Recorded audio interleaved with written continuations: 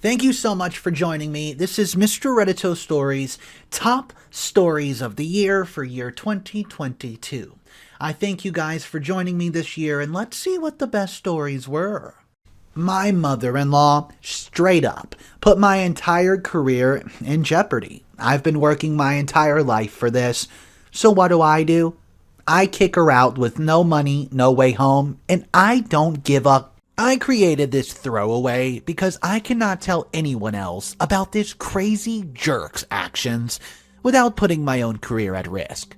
You guys, I need to vent. I'm still shaking with anger as this only happened a few hours ago. Mother-in-law is from a small town in the American South, and she has all the gossipy small town tendencies.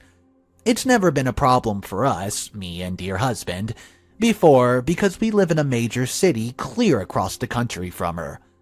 Aside from her usurping dinner conversations during visits to catch up on the scandalous comings and goings of people in her congregation, we did not really have to deal with this side of her too much until today.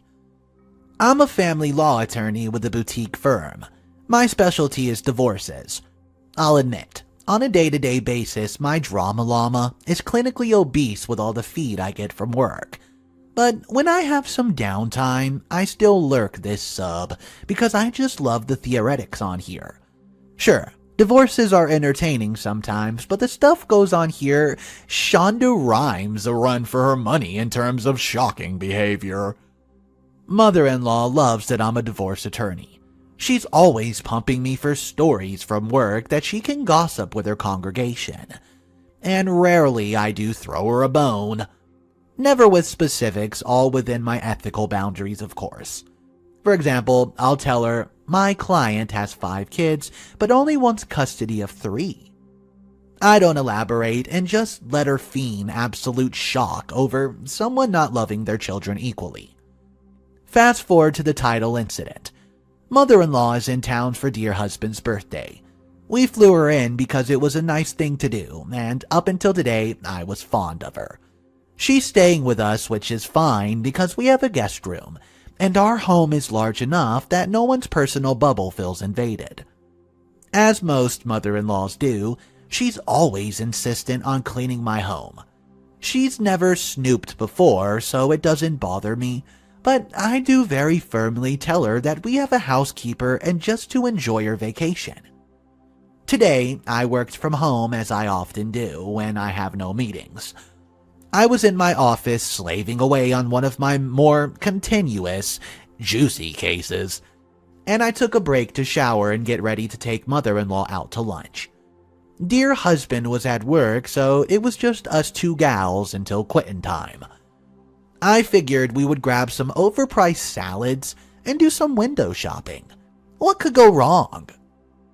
Immediately after the iced teas were served, mother-in-law says, "So, whatever happened to Mr. and Mrs. Smith's embryos? Did she get custody or were they destroyed?" And some very detailed questions about the case that I'm definitely too paranoid to even mention vaguely because of her. You freaking guys. I literally snorted my tea. It went everywhere. I look like the Bellagio's fountain. Mother-in-law had the audacity to go through my case files, my confidential case files, and read the facts while I was in the shower. I asked her how the duck she knows so much about the case I was working on, and she said she was cleaning my office when I was getting ready, and that I just left them out. First of all, no the freak I didn't. They make you take an entire class in school about doing shit like this. I would never. It's been ingrained in mine since my first L year that attorney-client privilege is paramount. And if pigs flew and I did leave it out, this case is a monster. To garner that much information about the divorce would require to turn several pages. So, me, quote, leaving it out is no excuse, and she would have to sit her dumb ass down and read through it. It's not like all the facts could have fit on one little sheet of paper that just so happened to be laying there. She said she needed to be in my office because it was filthy. Okay, I'll admit, a little dusty and there are a few coffee mugs in the room, but it's by no means filthy. And the reason it's in the minor shape of disarray in the first place is because I don't allow the housekeepers into my office for this very reason. I opened my wallet, threw some cash onto the table for whatever we ordered, and told her to get in the car. I could not even remember the ride home. I was just yelling and lecturing and lecture yelling. This was an incredibly shitty thing for her to do. Work at a boutique firm, my reputation's everything to my career. I cannot have word on the street that I just go around town spilling client secrets at the local watering hole. She can very well ruin my budding career by doing this. I think I threatened to sue her if she blabbed about this case. I definitely threatened to tell her son what an imbecile his mother is. This threat to never have her in our home again. It doesn't matter, because as soon as we got home, I told her to pack her things or I'll have her arrested for trespassing. Then I called her an Uber and listed the address on my app as the airport. I did not even pay for her plane ticket. I don't know what's going to happen, actually. I do know that she's at the airport right now because that's where the app dropped her off. My husband won't know about any of this until 5:01 p.m. because he works on a secure job site. There's no phone calls or texting. I have steam coming out of my ears. I do feel guilty because she might be stranded at the airport without my financial help. But what she did was so out of line that I think a few hours of time out would do my pettiness some good before I finally call the American Airlines terminal and get her a one-way ticket back to Gossipville, USA. As I said, I love drama too, but not enough to put anyone's livelihood at risk. It was such an intrusion that I'm at a loss for words. Am I mad for myself? Am I mad for my client? This is just the first just no thing that she's ever done, and I'm glad I demonstrated that this behavior is not to be tolerated. But part of me kind of thinks she's just too stupid to realize how bad her actions were. I'm going to wait until dear husband comes home before I try to contact her. I'm still much in state of WTF to deal with her right now. Update number 1. Kicked mother-in-law out of the house for putting my career in jeopardy. If your eyeballs are itching for an update, then you better sit down. It's a long one. I want to thank everyone for their support, and I wavered in justifying my reaction because it was so strong. But I honestly don't regret it. I was feeling kind of down for being so harsh on her right after she left. But you guys really drilled it into my head that everybody knows what privilege is. I mean, Law and Order has been on air for 400 years. There's no way she doesn't know that what you tell your lawyer is confidential. I acknowledge that it may seem extreme to some of you who don't practice law, but this is my livelihood. This is the only thing that I know how to do professionally. It took me a lot of money to be able to do this, and school, and the consequences for a breach like this is very severe. In all reality, I could lose my license for something like this. I exploded like I did because it was just so disrespectful to the life that I tried so hard to build for myself and her son. To answer the most common questions I got from my original post. Number 1. While I was tearing her a new one, she was very belittling of the severity of the situation. She would say things like, "It's no big deal, I don't even know them." Or, "You can trust me, we're family." I think that her not understanding that this isn't just gossip made my mind stop working. It literally broke me, and I have no more rational ducks to give to her. You want to snoop? Fine. But don't make me feel like the a-hole when you get caught. You were the one in the wrong the whole time. She was just trying to make me feel like I was overreacting. And that what she did wasn't that big of a deal. Yes, the freak it was. She acted like she was just humoring my temper tantrum, that type of, quote, "Oh, when you tire yourself out, I'll put you down for a nap" type of attitude. I'm not a toddler mother-in-law, but that mentality would explain why it was so easy to get her in that Uber. She probably thought she would be able to return in a few hours after I calmed down. Number 2. My home office has a 6-digit numerical code lock. We installed this not because I ever anticipated something like this would happen, but because dear husband also owns a lot of firearms. How did she get the code? Guess. Freaking guess. She absolutely needed dear husband's original birth certificate. Why? We're grown-ass adults. What could you possibly need it for? And instead of getting it for her like a person who's been specifically trained on the importance of security, DH just stayed on the couch playing video games and gave her the code, and told her exactly where to find the birth certificate. All my freaking whats. All your whats. Everybody's whats. Don't worry, he understands his colossal mistake now. Yes, we can trust her with guns. No, we can't trust her with anything else. Number 3, thank you for all your concerns about my job. Some comments were very sweet, and I can't believe you guys care so much. I'm just a screen name to you.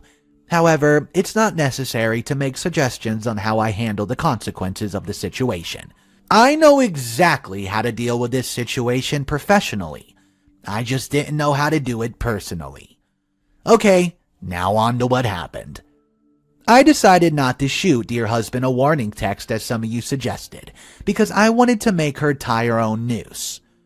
I wanted her to tell him such a vivid story so rich with fake details that it would be impossible for her to backtrack when I disprove her version of the events. I even wrote out a bunch of pointed questions that dear husband can ask her, in order to corner her into telling the truth. Not unlike questions you would use in deposition. I don't know why I was preparing a litigation strategy. I guess I was swinging the pendulum too much to the other side because of how emotional my reaction was earlier. I wanted to be extra rational now. It's a little embarrassing in hindsight.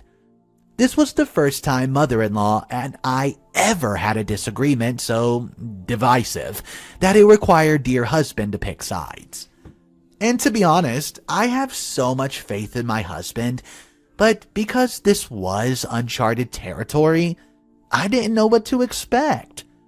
I was pretty sure he's my partner in love and in life, but y'all really freak me out sometimes with those mama boy stories. I'm glad I was right about him. A little after 6, dear husband walks into the house and asks me bluntly, "Why are the cops going to sue Mom?" It was so far removed from what actually happened that I started laughing hysterically. "That's not what happened today, baby. I told your mom I would call the cops on her if she did not leave immediately, and I'm ashamed to admit that I did threaten to sue her when I was yelling indiscriminately. I have no actionable cause that I could prevail on, really." I told him what happened and he was just confused. He already talked to mother-in-law, so he knew that she was at the airport, and he did know the situation. Luckily for me, she did not come up with an elaborate lie to tell him. She truthfully told him her version of what happened, and tried to make it seem like I blew it out of proportion. I half expected this because if she thought she was doing something truly, really wrong, she would not have brought it up so casually over lunch. I told him we need to buy her a plane ticket because she wasn't welcome back in our home, and he agreed. He did not try to justify her actions, and he understood so clearly how bad this could have been for me. And for us. We just closed on a home 2 months ago, so again, down to one income would be a financial disaster. We're both kind of sad that the trip ended this way, but it's not something mother-in-law and I can just heart to heart right now. I need time, I need space, I need wine. Here's a little bonus before update 2. She was having a pity party at the airport for almost 9 hours because she, quote, forgot her wallet at our place. She wanted dear husband to drive it to her because how else would she board a flight home without an ID? Of course, she could not call me because I'm so scary when I yell. So please, please, please, dear husband, you have to find her wallet and bring it to her. It was on the neatly made bed. I mean, come on. At least toss it behind a nightstand or something so your story would have been more believable. She probably just wanted to see dear husband without me and convince him I've lost my marbles being so upset like that with her. Joke's on her. I made him buy her a non-refundable plane ticket online before we left the house. See ya! Update number 2. Kicked mother-in-law out of the house for putting my career in jeopardy. Welcome all llamas. This is my last and final update. Also, I'll probably delete my previous post soon for obvious reasons. I took a personal day today to deal with the fallout of her idiocy, and have just enough time during my lunch to sneak you guys a snack. You guys, we won. Kind of. Me, you, and everyone here on Just Know Mother-in-Law. All victory is shared as it was a collective effort. I got a groveling apology this morning from mother-in-law. I listened to her, I mean truly listened to her, and you know what? It was a weird freaking apology. I said a bunch of neutral, yeah, okay. But I did not really accept the apology yet because why should I? You can be as sorry as you want for something you did, but it's the other person's prerogative to forgive you. Saying sorry isn't a carte blanche to be a jerk. Mother-in-law, I think I need more time. Dear husband knows I'm not a quick one to forgive. Okay, so when we left off, dear husband was driving her forgotten wallet to the airport. Here's where some background is helpful. You guys, my husband is a monk. He has the temperament of an iceberg. I'm the one with a fiery disposition. Can you tell? What can I say? Opposites do attract.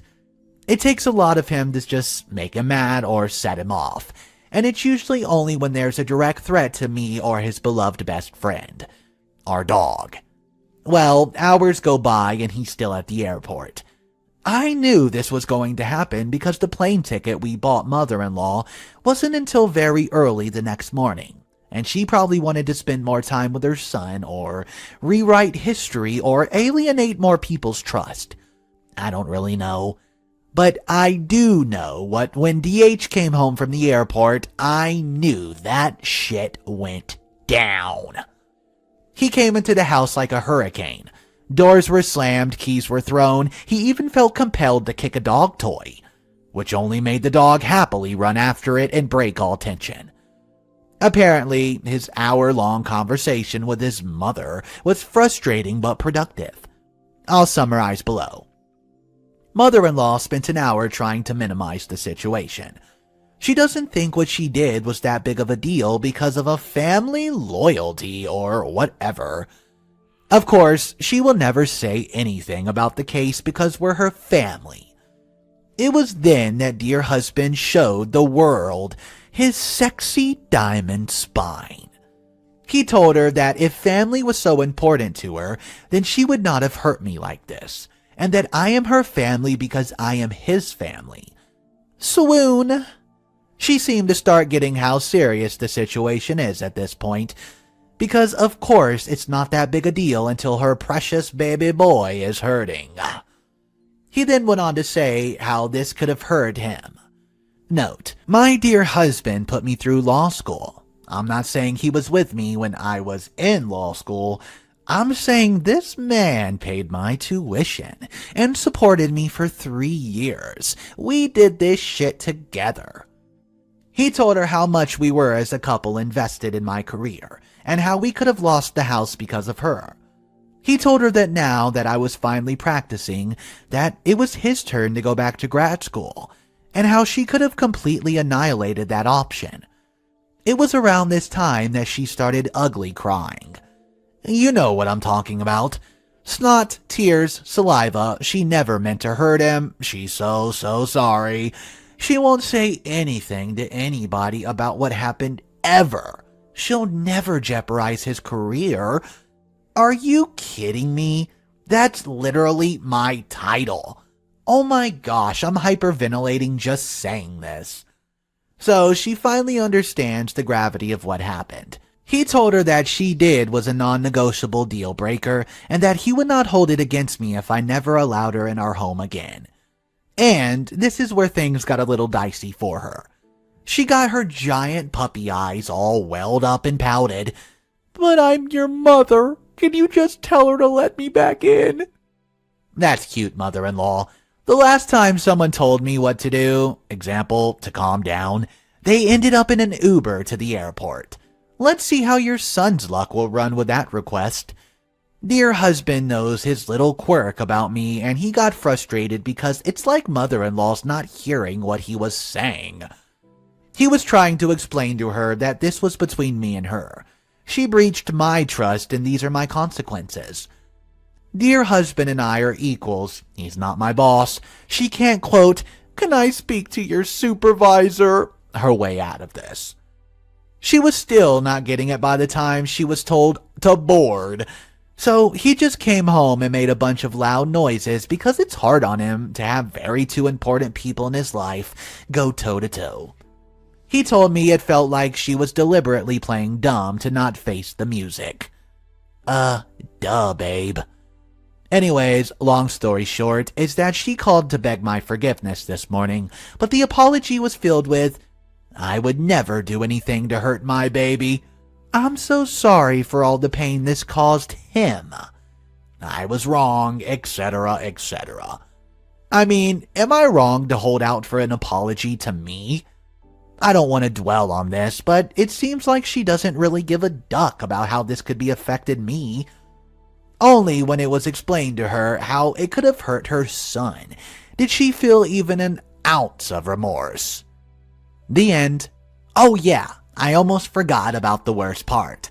Okay, so you know how she quote forgot her wallet? Well, if you've been following closely, we did not finish lunch and mother-in-law decided to pull a poorly executed power move by leaving her wallet behind. So of course she must have been hungry waiting at the airport all that time. Did she have to beg for money? Did she have to depend on the kindness of strangers? Of course not. This is just no mother-in-law. She used her Apple Pay from a phone we pay for, linked to an account we also pay for. Dear husband had to explain to her that if I lose my job, we won't dual income household anymore and we'll have to trim the fat. So bye-bye QVC and random church rummage sales. We would have to cut your allowance off, lady. This got her attention, and I firmly believe it's what got her to even muster an apology to me, as insincere as it was. Wait a second. Another update. Holy crap. I was so ready for all this to be over that I didn't even realize how blind she's made me. Of course, it doesn't matter what she thinks it's true or not. She still went into my locked office, opened a file that was put away. How is any of that okay, no matter what the explanation is? I'll tell ya, dumb is contagious sometimes. If you did find yourself exposed to dumb, have a shortness of breath, blurred vision, please contact your local emergency room for a mother-in-law amputation. Nope, screw her, I'm still mad. Also, not that I own anyone or an explanation for what I do with my own damn money, but mother-in-law gets an allowance from us because she makes just enough to cover her mortgage and bills. A few $100 a month for us, it's not a lot. But to her, it's the difference between eating fresh, healthy foods or processed crap. One missed paycheck can equal disaster for her. That's how tight her budget is. We pay for some day-to-day stuff because, to be frank, I don't want her living with me. Sex in the kitchen is fun. Sue me. Laugh out loud, don't. I'm very busy at work already. Okay, so I know what I said was my last update, but was going to be my last update until I needed an outside perspective on this situation. I don't even know how to process what mother-in-law said to me. It broke my brain.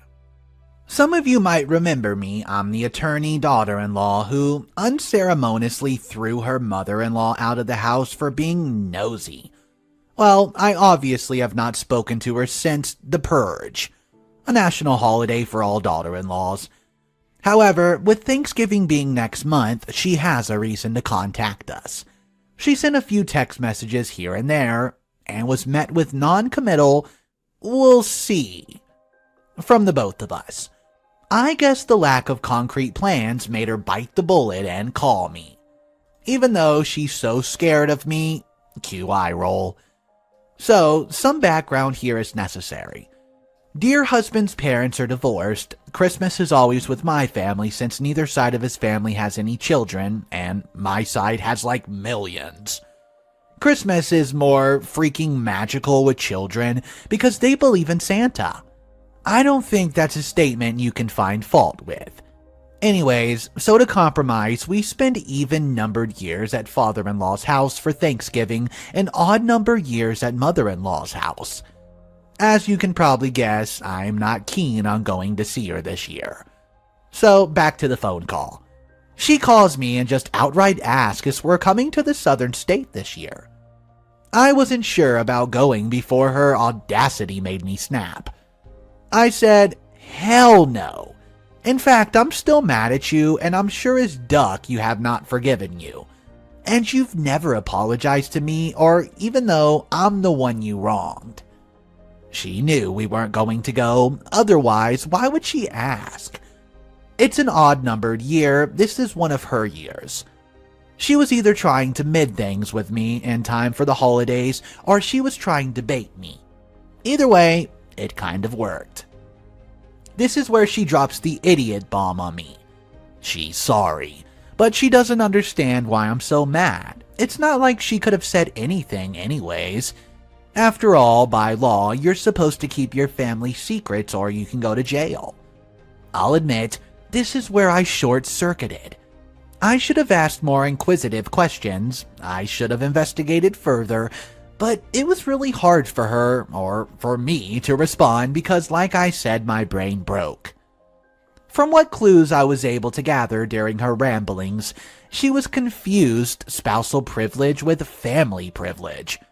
Alert, this is not a thing, so please don't say you learned it from me. So, she thinks that because spouses cannot be compelled to testify against one another, that this means families can't tell on each other. Okay, I want to make things just once very clear. I did not marry into the mafia, so at this point you should be laughing so hard that you're peeing your pants. Why would the family need that much protection, mother-in-law? Why? Second, how does this mean you can snoop at my files? No one in the family is on trial. Spouse privileges only come into play when there's a criminal or civil suit occurring. It's a doormat thing. I just can't. Third, yes, spouses cannot be compelled to testify against each other, but they can absolutely waive their privilege not to. That she cares, but I just wanted to announce the fact as a PSA, so that no one will ever get this so wrong again. I'm still going to eat turkey at her house and make nice because the situation's just too recent for me to genuinely cordial to her yet. But you guys, I'm inclined to begin to forgive her. Her explanation of why she thought it was okay to read my files is just dumb enough that I can understand it's being mistaken of ignorance. But it's honestly too, quote, smart for her to make up out of thin air. She's not complex enough of the thinker to backtrack and make up an explanation. She really isn't. This is where I need your help. I'm clouded by my legal education. Of course I think this is beyond stupid. And the fact that anyone can even fathom the concept of familial privilege makes me want to stick a Phillips head screwdriver into my ear and swirl. But not everyone went to law school. Can someone reasonably have made this mistake? I don't want to be mad at her forever. It honestly takes too much energy to be mad at someone you love. Bonus. We sent her a credit card instead of depositing cash into her account every month. It was small and petty thing, but knowing that we can see her purchases really cut down the splurge spending. It's really only groceries and gas now. I did this under the guise of, quote, "Oh, we'd really like the airline miles." But really, it was a quote, "I'm super duper mad at you, but I already kicked you out of my house, so really, what else can I do?"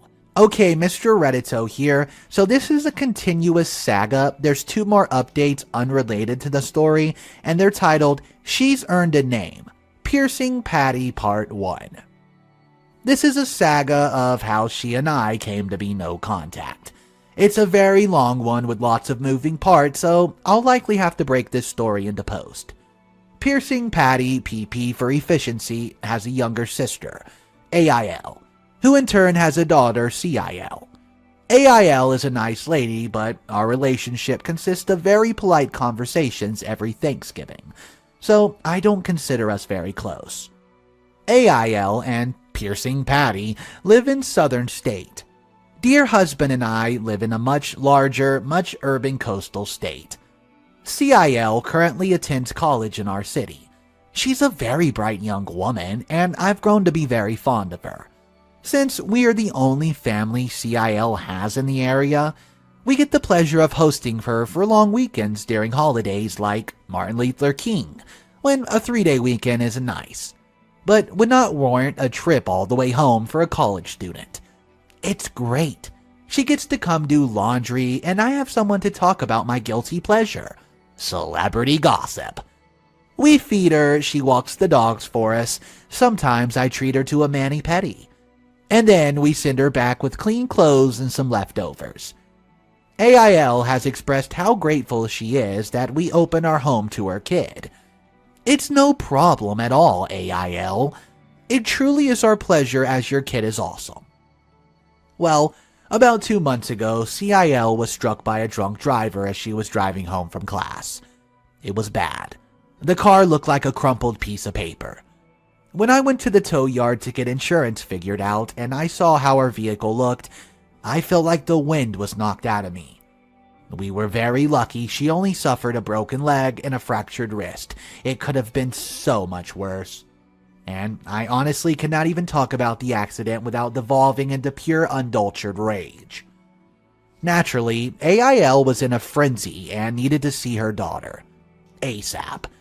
Now, this part is unconfirmed, but the story is that AIL was so emotional about the whole ordeal, she asked Piercing Patty to come along for support.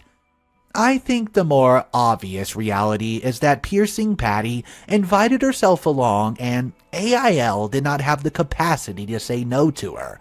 Because, well, hello, her child's injured. Piercing Patty, I'm on to you.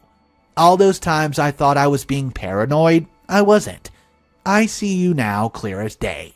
You were committed to the long con. I know this won't make sense to you guys yet, but it will in my next few. Dear husband and I obviously got to the hospital first. We saw CIL and made sure she was okay. Dear husband stayed with her while the doctors did doctor things, and I went off to do lawyer things because if you think you can drunk and T-bone the only person in my life who even knows the name of all the Kardashians, you got another thing coming. AIL and Piercing Patty arrived mid-afternoon the next morning. They literally booked the next flight out.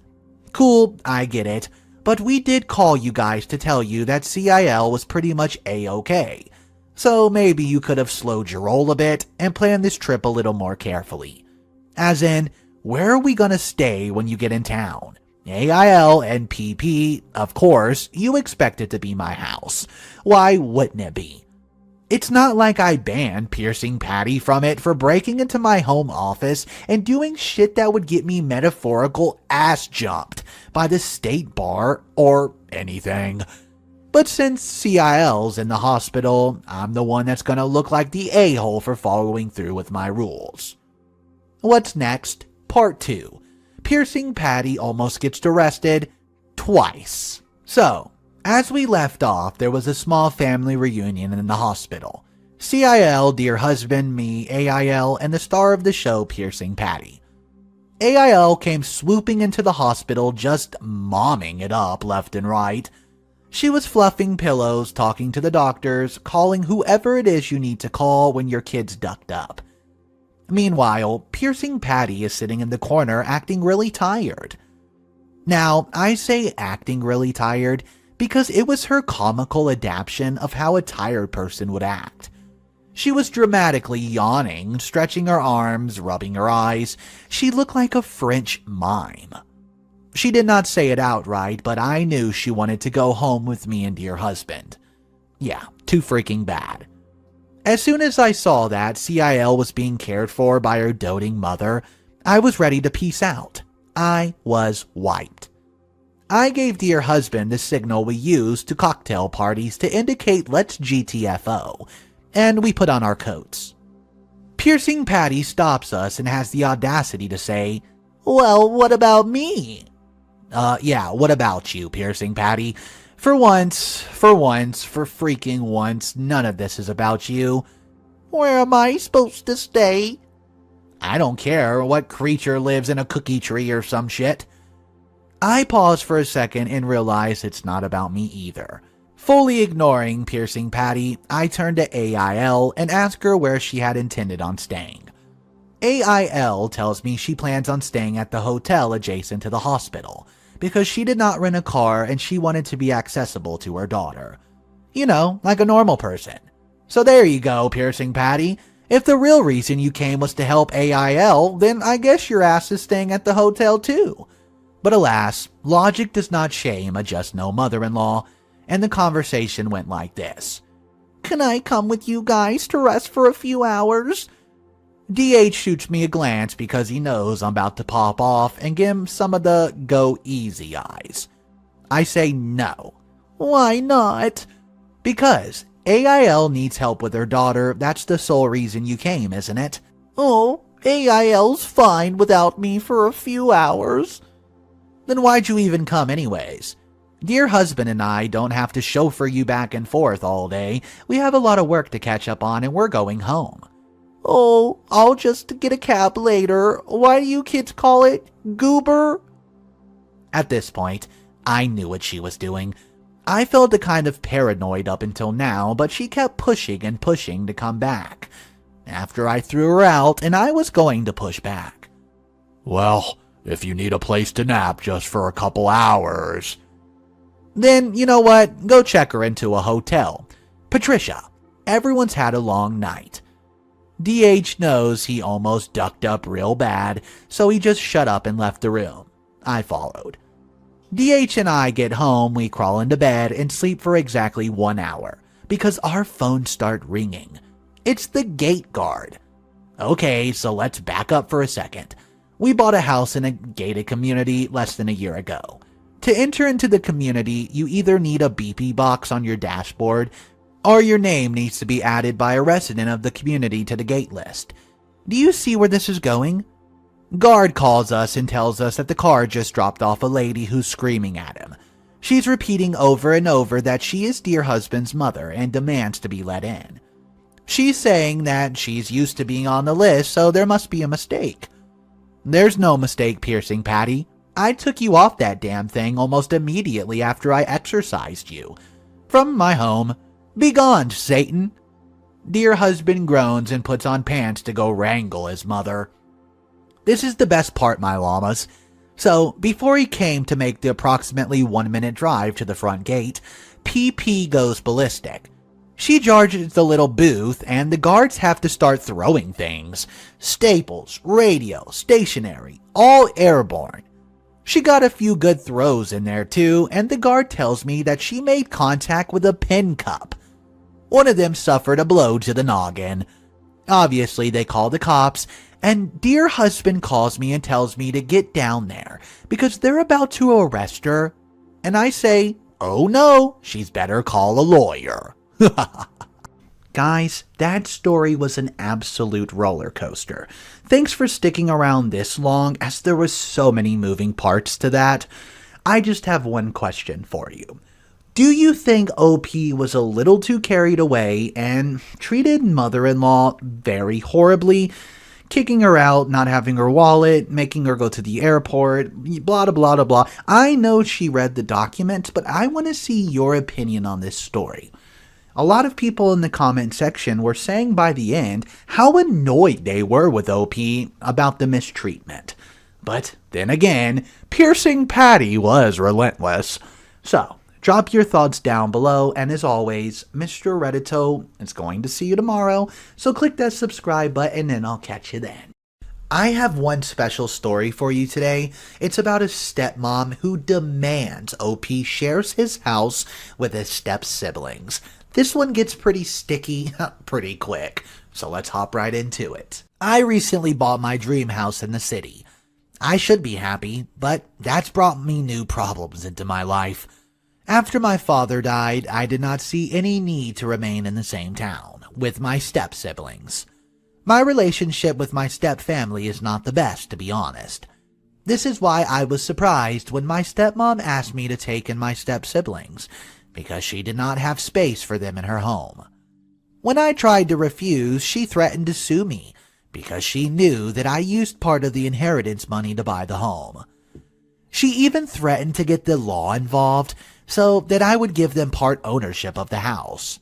My stepmom, Sophia, still thinks she can bully me, even though I'm 26 and male. And now that I'm not the teen I was when my dad married her. My father has barely even rested yet since she went to stir up trouble as usual. I got a promotion to move to a different city about a year after my dad died, and I moved out of his house, which he left to her. He did leave me part of the money, but he was not a super wealthy man, and the money had to be divided between the 5 of us. He worked hard in his prime years, started a company, then sold it so he could enjoy his retirement. With the promotion came a very huge increase in my salary, so I was able to pay for most of the house using my own money. I did not have any contact with my stepmom until she called me one day, telling me that she wanted to sell my father's house to pay off debts and then retire. I was okay with that since the house was hers after all, but I was not prepared for her telling me that she wanted me to take my step-siblings in. My older stepbrother is the only one who's decent out of them. He was smart and managed to get a job in Australia, and does not get involved in his mother's schemes.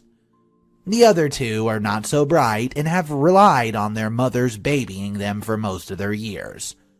The youngest one flunked out of college and is in between jobs, but all she cares about is shopping and social media. I did not see her getting serious about anything, nor would I want to live with such a huge slob. When I lived with them, I was the only one who cleaned up after myself, and they would wait for the helpers to do it. Not to mention the kind of companies and friends that she keeps. Those are not the sort of people I want to be visiting my house. My stepmom really lacked discipline when bringing up her children. Before marrying my father, she had 3 of her own kids, who were so entitled. They took over everything that I had, and my dad, wanting to be a father figure to them, let them.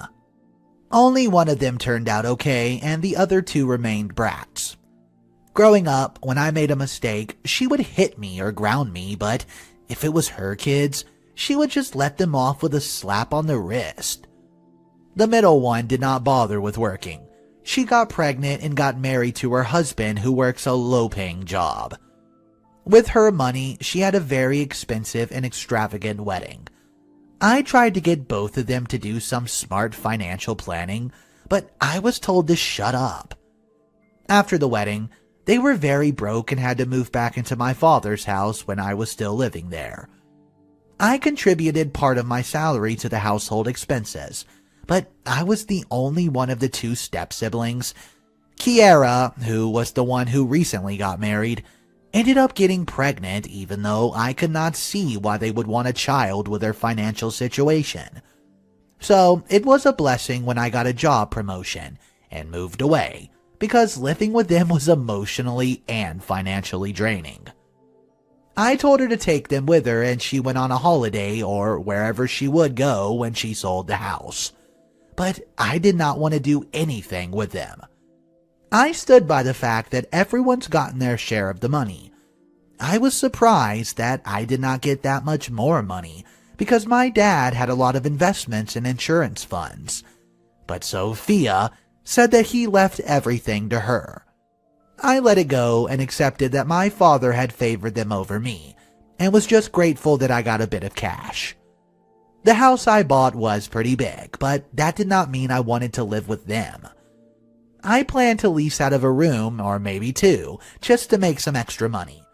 And if I do end up getting married in the future, then I'll have space for my family. I thought that my stepmom was going to let it go and leave me alone. She's been bothering me and complaining a lot about my step-siblings, as if I was supposed to care. When I lived there and pointed out their entitled behavior, I was always silenced. They felt that the world owed them something and milked my dad dry when he was still alive. The only one who has been decent was Alex. He worked hard for everything he had and he moved overseas. I asked her why she did not just send them to Australia to live with him. At least he was their brother. I did not have any blood relation to them and therefore I did not owe them anything. She got very upset and ended up hanging up on me. She said that I was spoiled after everything she's done to raise me. All she did was the bare minimum and, to be honest, her kids were always number one. Everything was paid for by my dad's money. She only worked for a few years, then she became a full-time housewife, wasting her husband's money after just a few years.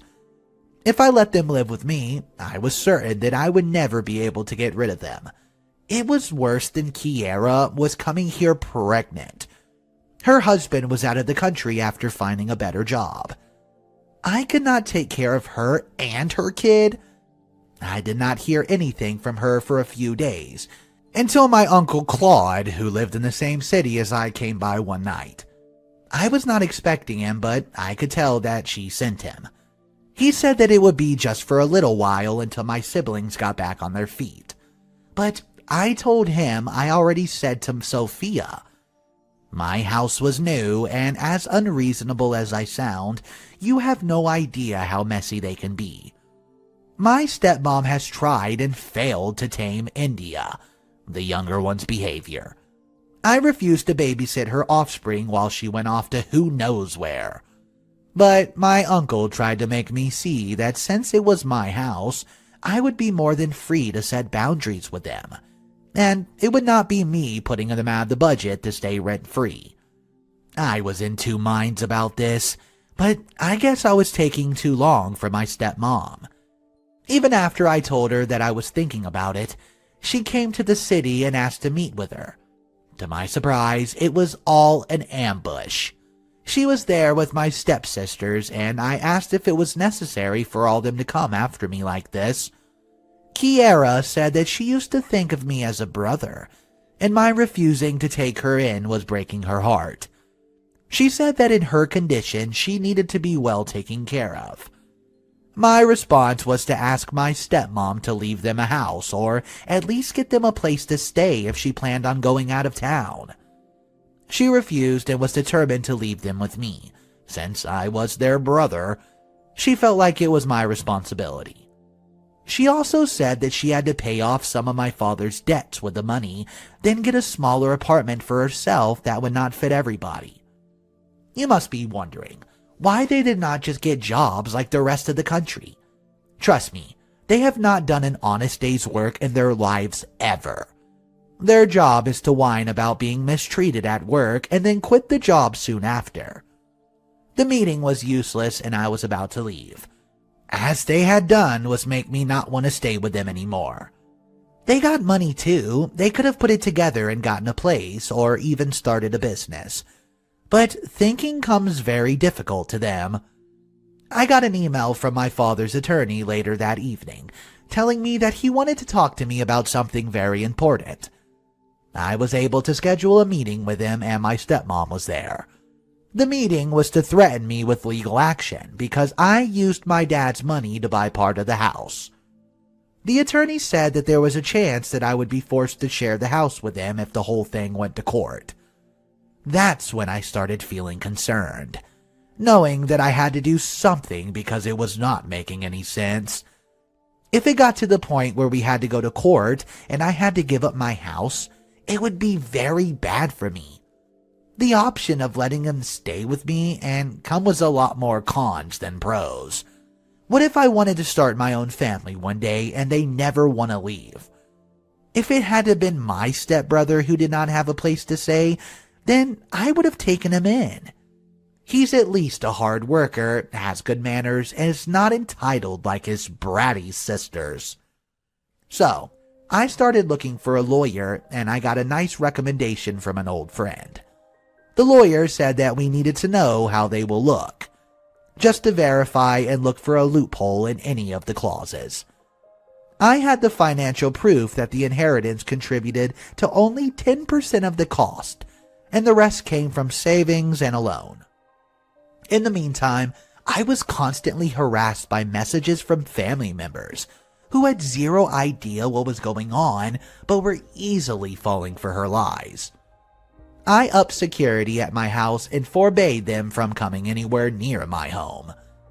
It's worth saying that my whole family was against me in the whole matter. They thought I was being unreasonable and discriminating against them because she was very good at fooling them. All I was doing was preventing further problems that I knew would happen if I stayed with them. I worked hard to pay for that house and shoot me if I want to preserve it. Despite my request, Sophia could not provide me with any proof that there were debts that my father had left unsettled, that were so bad that she had to sell the house. A lot of stuff just did not make sense the more I thought about it. It was not just the staying with me. She wanted me to transfer part ownership of the house to them just because Dad's money had contributed to me paying for the home.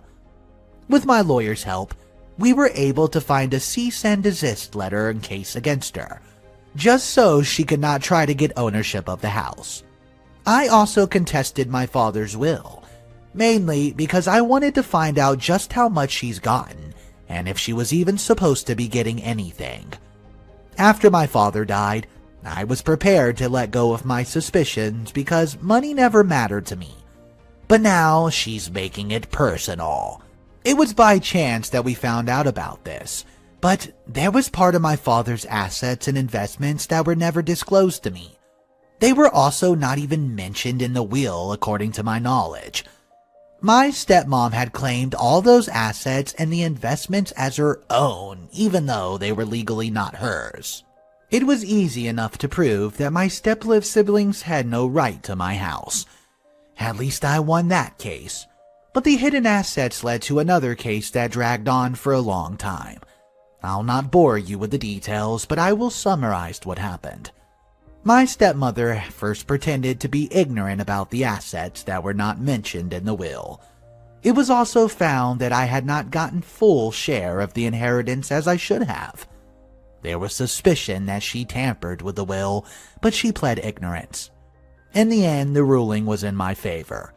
I got my proper share like I was supposed to in the beginning, and there was also no loans that she wanted me to pay off after selling my father's house. My guess is that she wants to dump her offsprings with me while she went on holidays somewhere expensive. My step-siblings did not also have any rights to the $20,000 and investments my stepmom had been hiding from me. She had to back pay me all the money that she had used, which was rightfully mine in the end. She was not found guilty of tampering with the will, but an investigation into her and my father's attorney was done. The family members who have been against me all along now started to crawl back to me just because I now gained some money from my father's estate. But I did not want any sort of relationship with them. They've decided to trust her lies like they have been doing for all those years. Even my dad's been blind to the way she treated me badly when I was growing up. When he died, she told me that I had to start paying rent in the house because I was a grown-up, and she was not running a charity. I saw the envy she had when I told her that I was moving out and I bought a house. The problem with people like her is that they're always greedy for more money. By the time the case was settled and she had paid back all her money, I got a call from Kiera. She said that she had been kicked out by her mom after the case was concluded. It seemed that the woman was still determined to sell the house and go live out that lavish lifestyle. Even though Kiera was always been terrible to me, I remembered that she was carrying a child.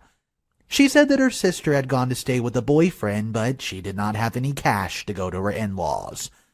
I let her stay in my house for one night and gave her money to do her in-laws the next day. I figured it would not kill me if I would let her stay for one night. I was not heartless after all. It was a few days ago when I helped her, and she left. But after she left, I regretted it because a lot of my stuff has been missing. I could not get a hold of her, and my stepmom does not want to talk to me. The stuff she took was very valuable, including watches that my dad left. That was just the one night with my stepsister living in the house.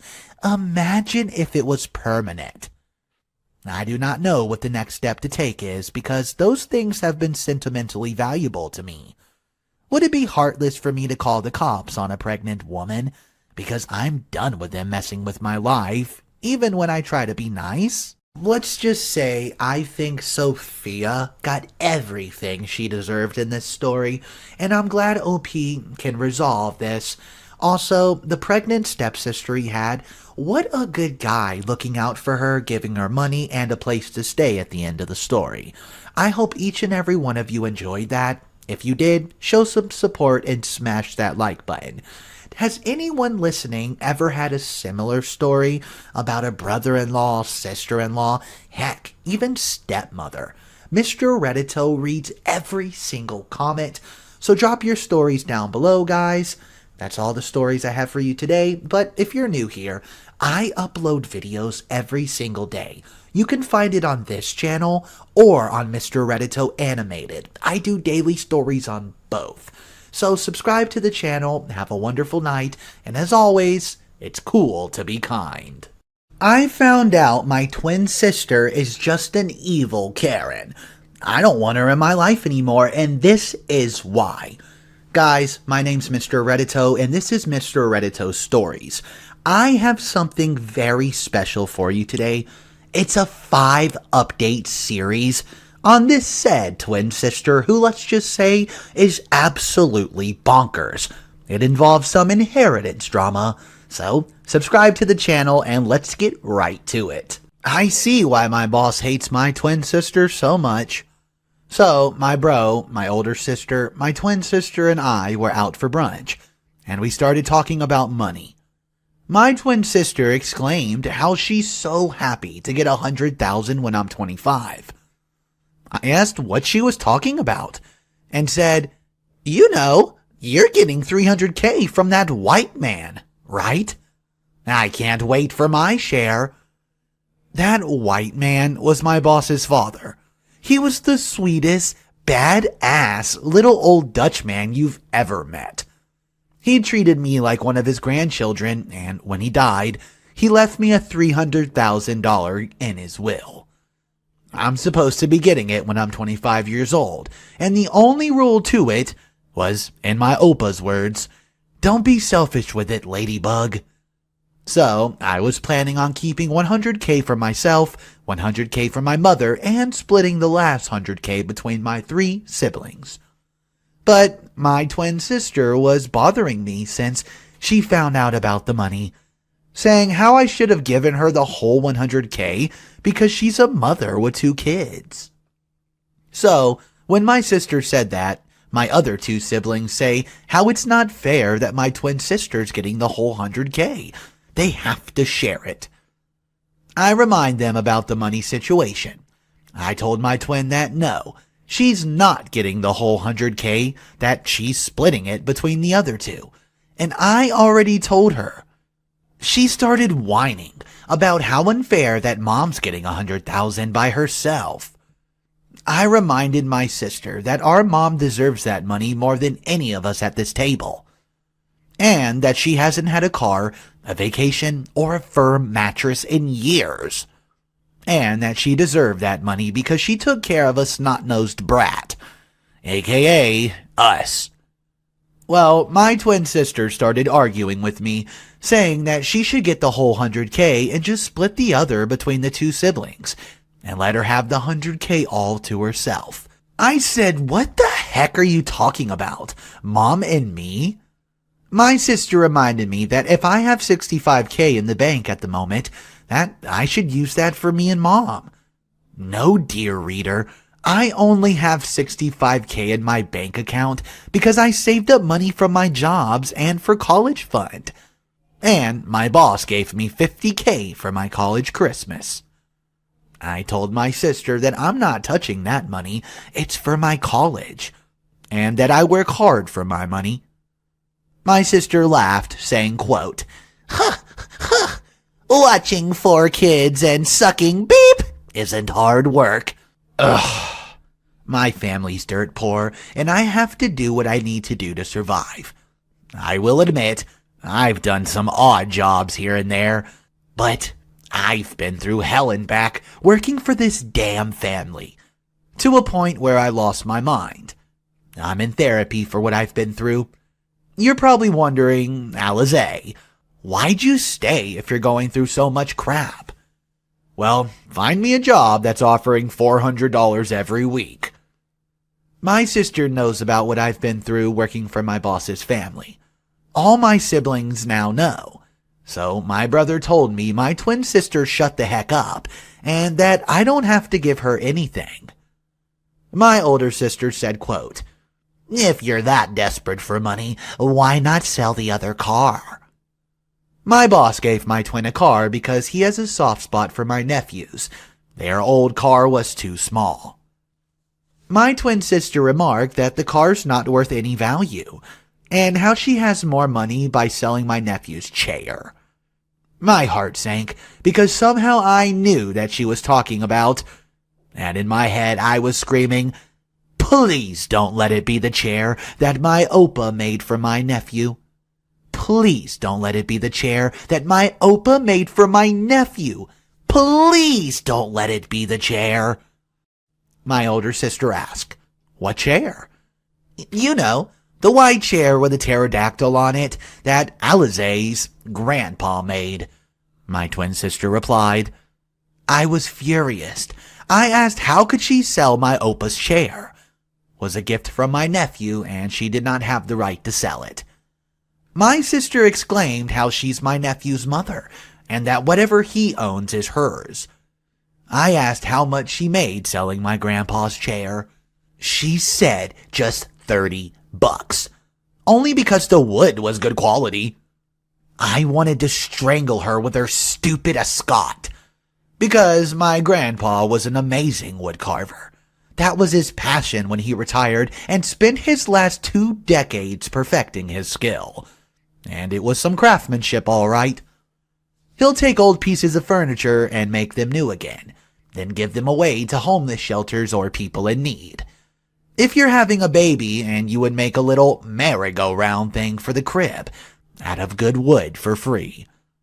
My grandpa donated a lot of his money to people who need it more than him. He was an amazing parent, and there's a plaque in his hometown square. It's dedicated right to him.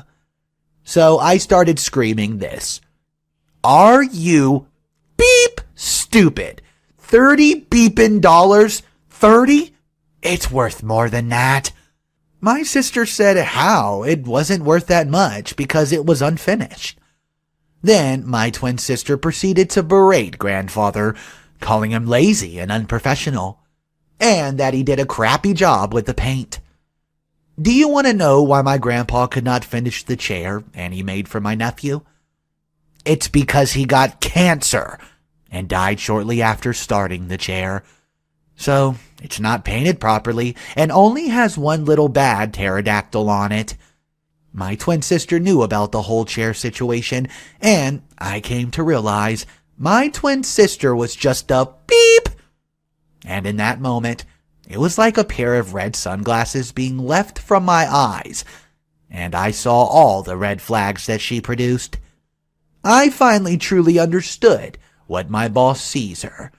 She's an ungrateful, evil jerk. I understand why my boss called her the 2.0 version of his daughter. I understand now. I see now what he meant when my boss said, "Why do you give a crap about her? She's just going to hurt you in the end." It all makes sense. For years, this scummy girl tortured me, messed me up physically and mentally. She will admit that she tortured me and laughed and played it off like it was a joke. I had to walk on eggshells around her, to the point where I won't even talk around her because I'm just so afraid to say something, quote, stupid. I remember now as I type this out that I actually told my sister about what Lucifer did to me, the name I gave my boss's brother. And then she makes jokes about it not once but twice. When I try to confide in my freaking twin sister, she makes jokes about me being forced to give sexual acts, and she won't kiss me on the face anymore because, quote, I don't want my lips to get pregnant. Or when she started calling me a deacon butt. I know how it could look like a weird name if you don't read much into it. Hell, my mom thought it was a weird version of chicken butt. No. It was my sister making fun of me for getting sexually abused. So I was boiling at this point. So when she said, quote, "Oh, I also hate his name, Warlock.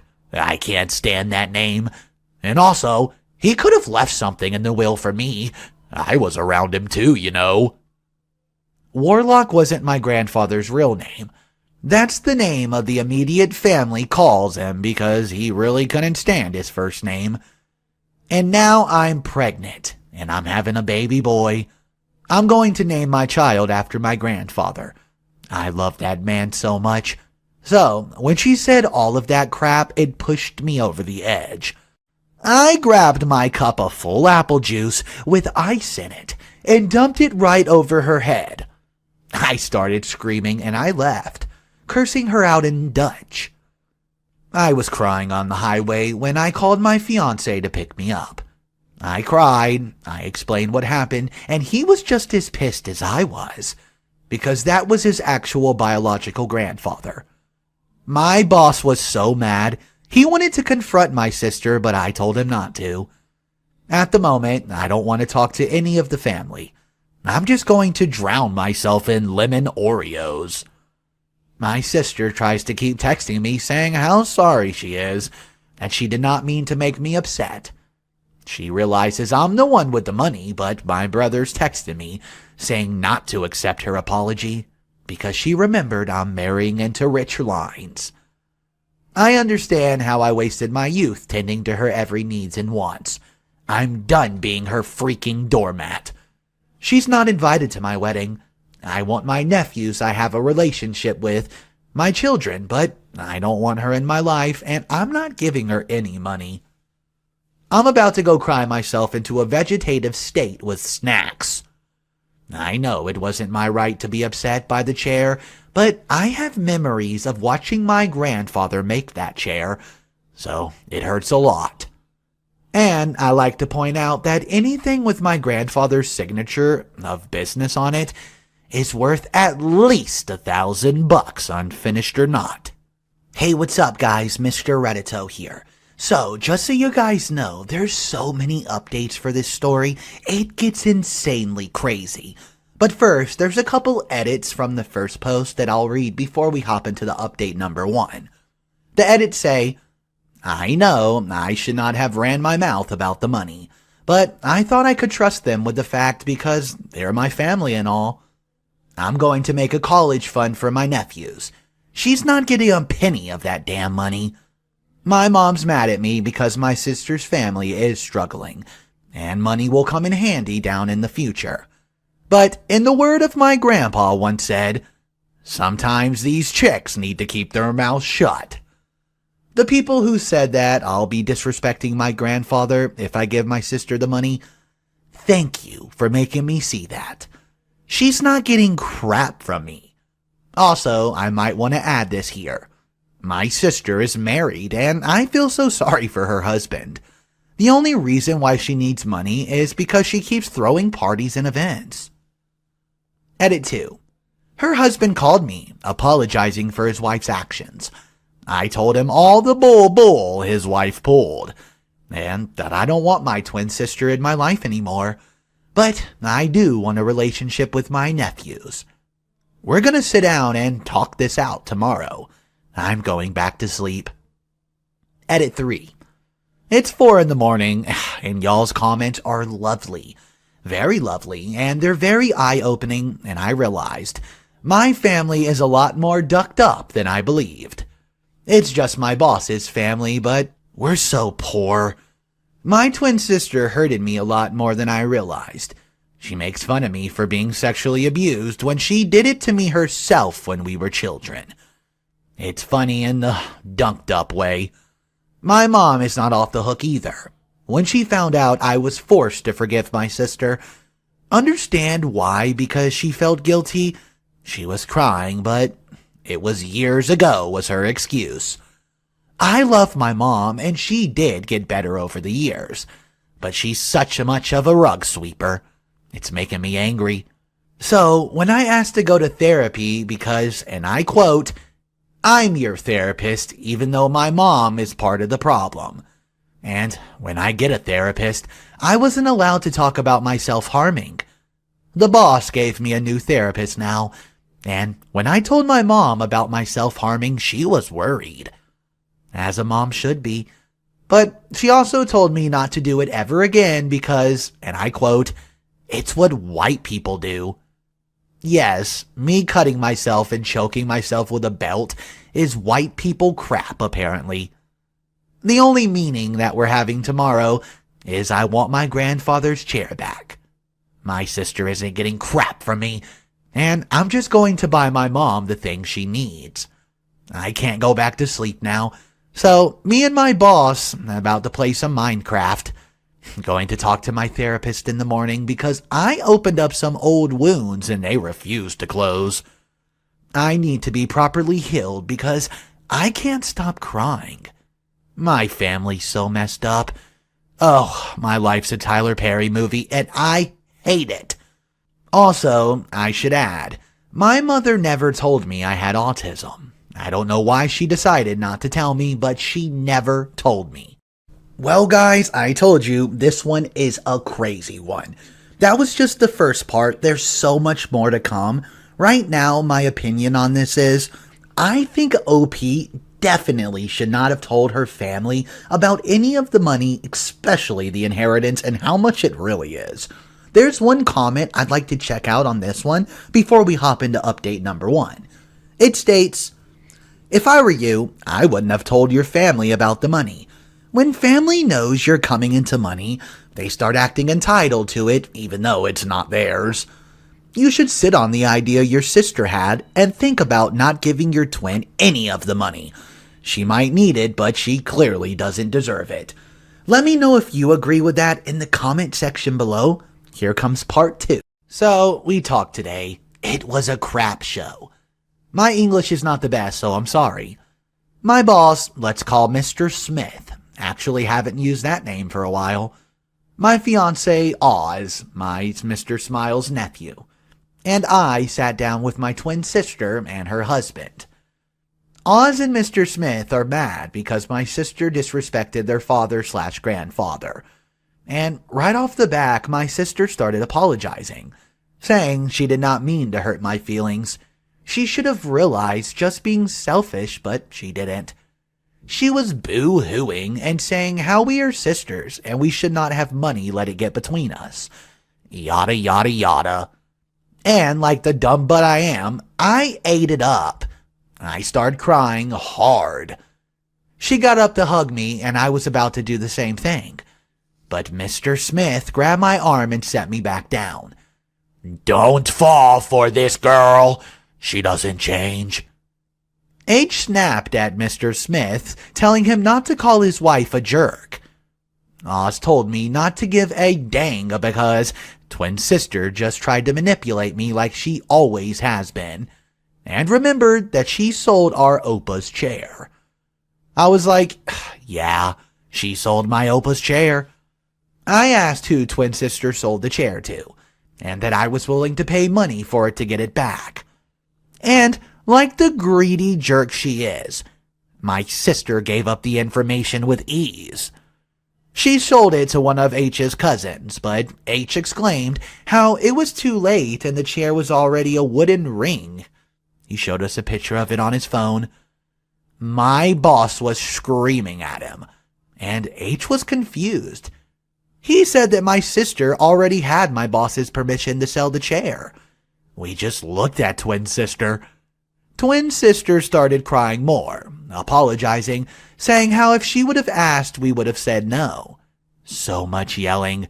It was going back and forth. Mr. Smith and Oz were calling my sister a lot of names, saying how she's a liar, and H was trying to settle all of them down.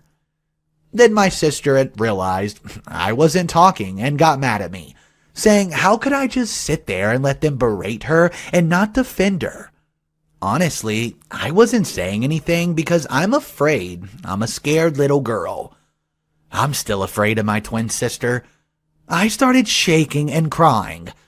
Oz and Mr. Smith started freaking out, trying to calm me down because, one, stress on the baby isn't good, and two, the last time I freaked out was really bad, to the point I bit down on my hand, and I broke the skin. I also have autism, so yeah, me freaking out won't be good. My baby did not like what I ate this morning and tried to force it back up, so I vomited all over my sister's pants. She ran to the kitchen sink while I ran to the kitchen garbage to vomit more. I started crying more because I hate vomiting, and my sister was screaming at me because I vomited on her expensive pants and called me a ducking idiot. Oz yelled, "She's pregnant, you moron!" Everyone stopped and looked at me. I looked at Oz because, well, we wasn't supposed to tell anyone until we go to the doctor. Everything has been backed up, so we can't get to the doctor until late October. Then my sister became sickly sweet, asking if it was true. I just nodded because I tried to say something, but vomit came out. So this is what Odd told me because I had my face buried in a garbage can. Twin sister was smiling and coming up to me saying how she's going to become an aunt, when my boss stepped in front of her. He told her to leave and they started arguing. Oz helped me up by putting me into a room and tried to get me away from the noise, because honestly, I was covering up my ears and telling them to stop screaming. I was sitting on my bed and Oz was making me use my inhaler because I was having trouble breathing. I was just freaking out bad. Oz was trying to calm me down when my sister came in and made me choose between my boss or her. Oz said this, "Do you really think she will choose you?" And my sister explains how I'm her sister and nothing breaks a twin sister's bond. So I just looked at her like, I don't know how to describe. So I'm going to put it in Oz's words. It was like a red airplane flying overhead with a banner. "See this? This is a red flag." I looked at my sister and then my boss and thought about the all good Mr. Smith did for me. He's everything to me. When I had no one, Mr. Smith was there. When I was sad, depressed, suicidal, or just wanted to be around someone, he was there for me. He came and paid for every art show, guitar, violin, piano recital. He bought me all my instruments. He bought my first computer, and he treated me like one of his own. He encouraged me, and he pushed me to be greater than I think I am. He never discouraged me. I wouldn't be here today if it wasn't for him. He's my best friend. He applied me with so much alcohol. He protected me from my family and his. He opened up his house to me. He did not have to, but he did it anyways. I love him. Then I thought about all the things my sister did for me. It's love there. It truly is. but there's a lot of misery and regret. So I took a deep breath and said with all the pride my broken mental state ass could produce, "Get the hell out of my dad's house." She was flabbergasted and I had a smile on my face. The boss screamed, "You heard the witch! Get the duck out!" My sister was like, "You're gonna regret this." Okay, and she stormed off. Not before she grabbed my tablet off the shelf and threw it at my head. It missed as I dodged it and smashed right into the wall, shattering the screen. As she stormed out of the house, she screamed this, "You're going to be a terrible mother." And I screamed back, "I'm going to be a better mother than you." After that, I just broke. I became a crying mess. It's been a few hours since, and I talked to my mom about the money situation. I'm willing to buy her the things she needs, but she's not getting my money for herself. If she has to go through me. Oz and Mr. Smith are proud of me. I don't know how to feel. I'm sad and scared, and I'm questioning things. This is a setback, and it hurts my therapy, and my paranoia is through the roof right now. If I want a relationship with my nephews, I can just go to my mom's house and she watches them. So I'm not worried about all that. I'm tired. But Grandpa, thank you. You greeted me with open arms and love. You're the most kind-hearted man I ever met, and I'll never forget you. It's still hard for me to walk in Grandma's house and not see you sitting in your chair.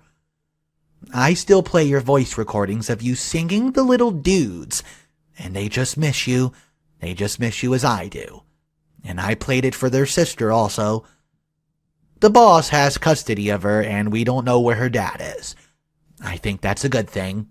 She doesn't remember you, but I'm going to tell her all about you, Grandpa. She turns 2 in a few months, and she's a ball of energy, just like her brothers. Your other grandchildren are still the same, but the middle one is talking more in public. He's doing a lot better than he was. My boss is doing his best to be a good dad and uncle. You raised a good man. He's an amazing person, and I see you in him. It's all the time. He got back in contact with his youngest daughter, and they go for coffee once a week. They're making up. I finally convinced him to go to therapy. He stopped drinking, and at the moment, I'm trying to get him to stop smoking. He's better, but sadly, he caught cancer. But we did catch it early, and he's going to chemo. I'm taking care of him like you asked me to. I'm mad we cannot get your chair back, but I still have the memories and the pictures of you making it.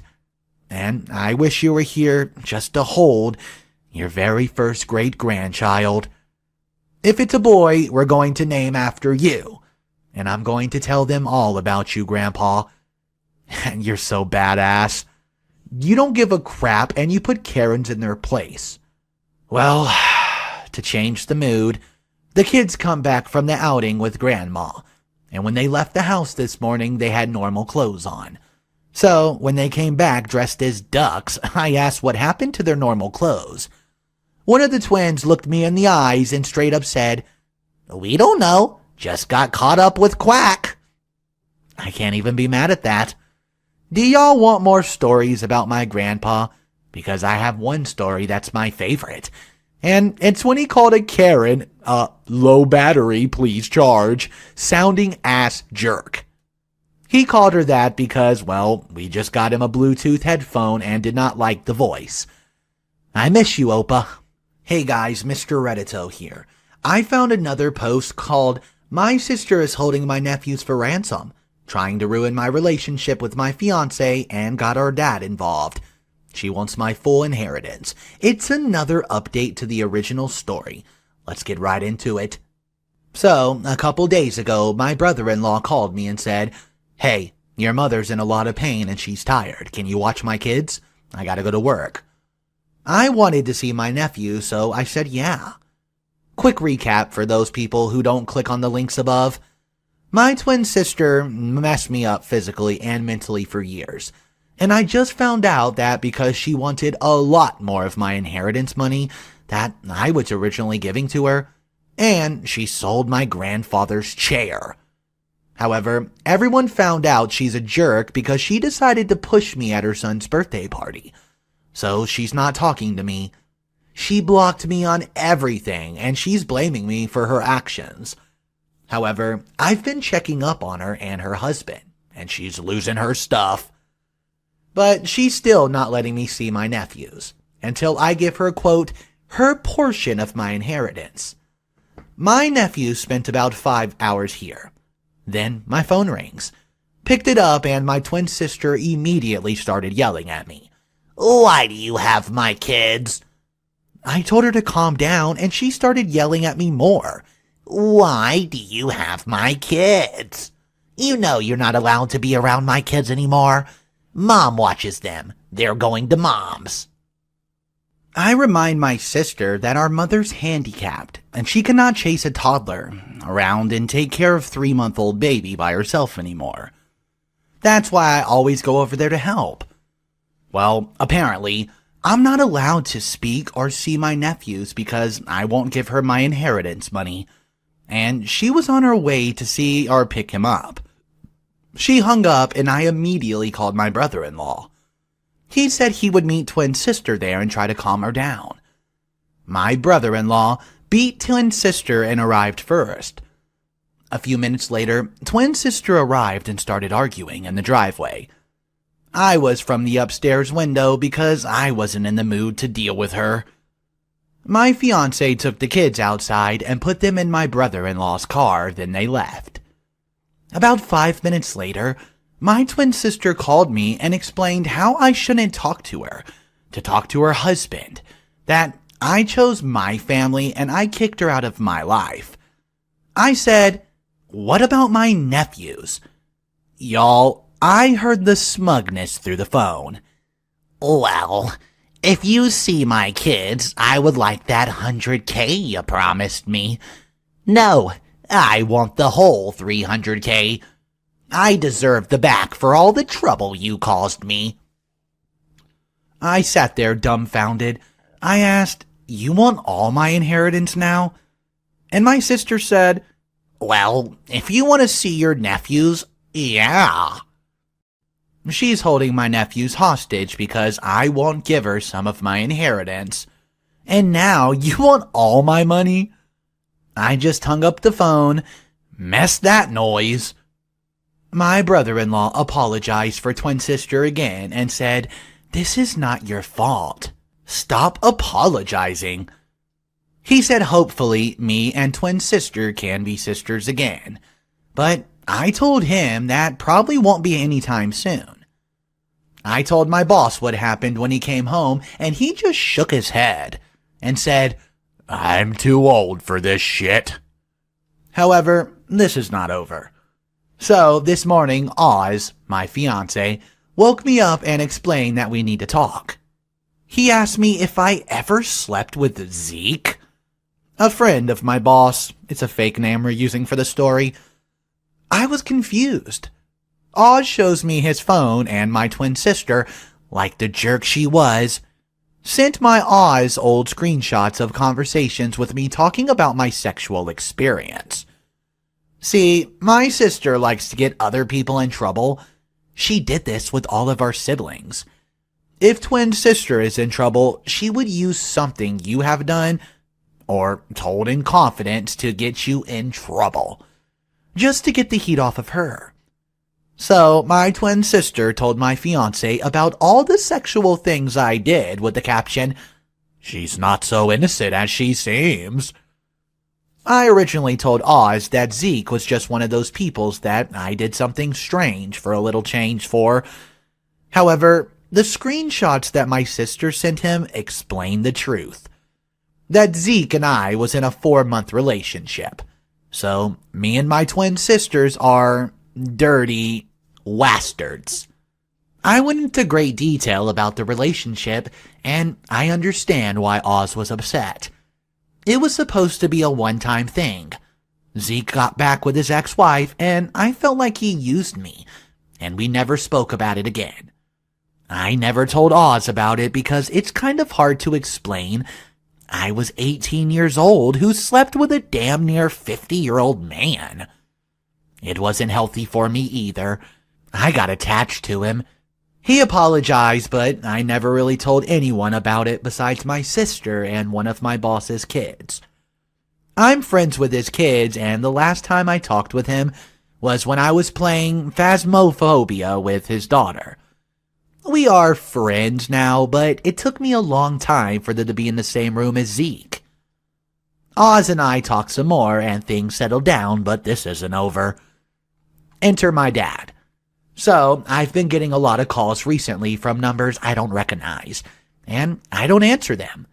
But this morning, I woke up to a phone call. I thought it was one of my friends, so I answered it. I was surprised when an angry Egyptian man started cussing me out. "Alize, what did you do?" I was like, who's this? Then he yelled at me in Arabic, and I realized it was my father. He started screaming, saying how I'm really hurting my sister. I'm taking food out of his grandchildren's mouth, that my sister needs that money. I don't respond to anyone talking to me in Arabic. You can talk to me in English, but in Arabic, I will not respond to you. I don't call myself Egyptian because I try to disconnect myself from my father, and the only time I talk to him is when to check in on him, because he's currently dying. So I said, "Dad, I'm not going to talk to you if you keep talking in Arabic. Speak English." He stopped and talked to me in English. It was quiet then, and he started ranting on about how I could disrespect my culture, blah blah blah. I just hung up on him and did not take any more of his calls. Then I went back to sleep. Until the boss came in and on the phone says, my dad was at our old house screaming at his nephews, who are the new owners. I rolled out of bed and drove to the old house, and when we arrived, my sickly dad and my stepmom was yelling and banging on the old front door looking for me. I just rolled down the window, and they both charge at the car and ask my dad, what the heck was he doing? They immediately started screaming at me out of breath. You are ungrateful, child. You disrespectful. Your sister does everything for you. You've always been jealous of her business, her successful career, of her husband, and you're jealous that you're single and don't have a man, and no one will love you because you're fat and ugly.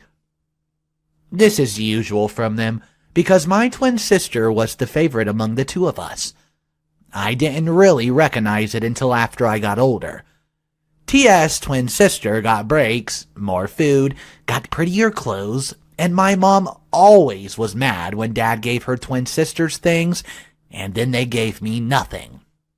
My father's other children took their hatred for my twin sister and put it all on me. The only one I bonded with was my transgender sister. Eventually, I stopped going over there because I was getting sick and tired of being mistreated. Oz rolled up the window and asked what I wanted to do. Call the big guns or call the cops. I was sad, tired, and I wanted to go back to sleep.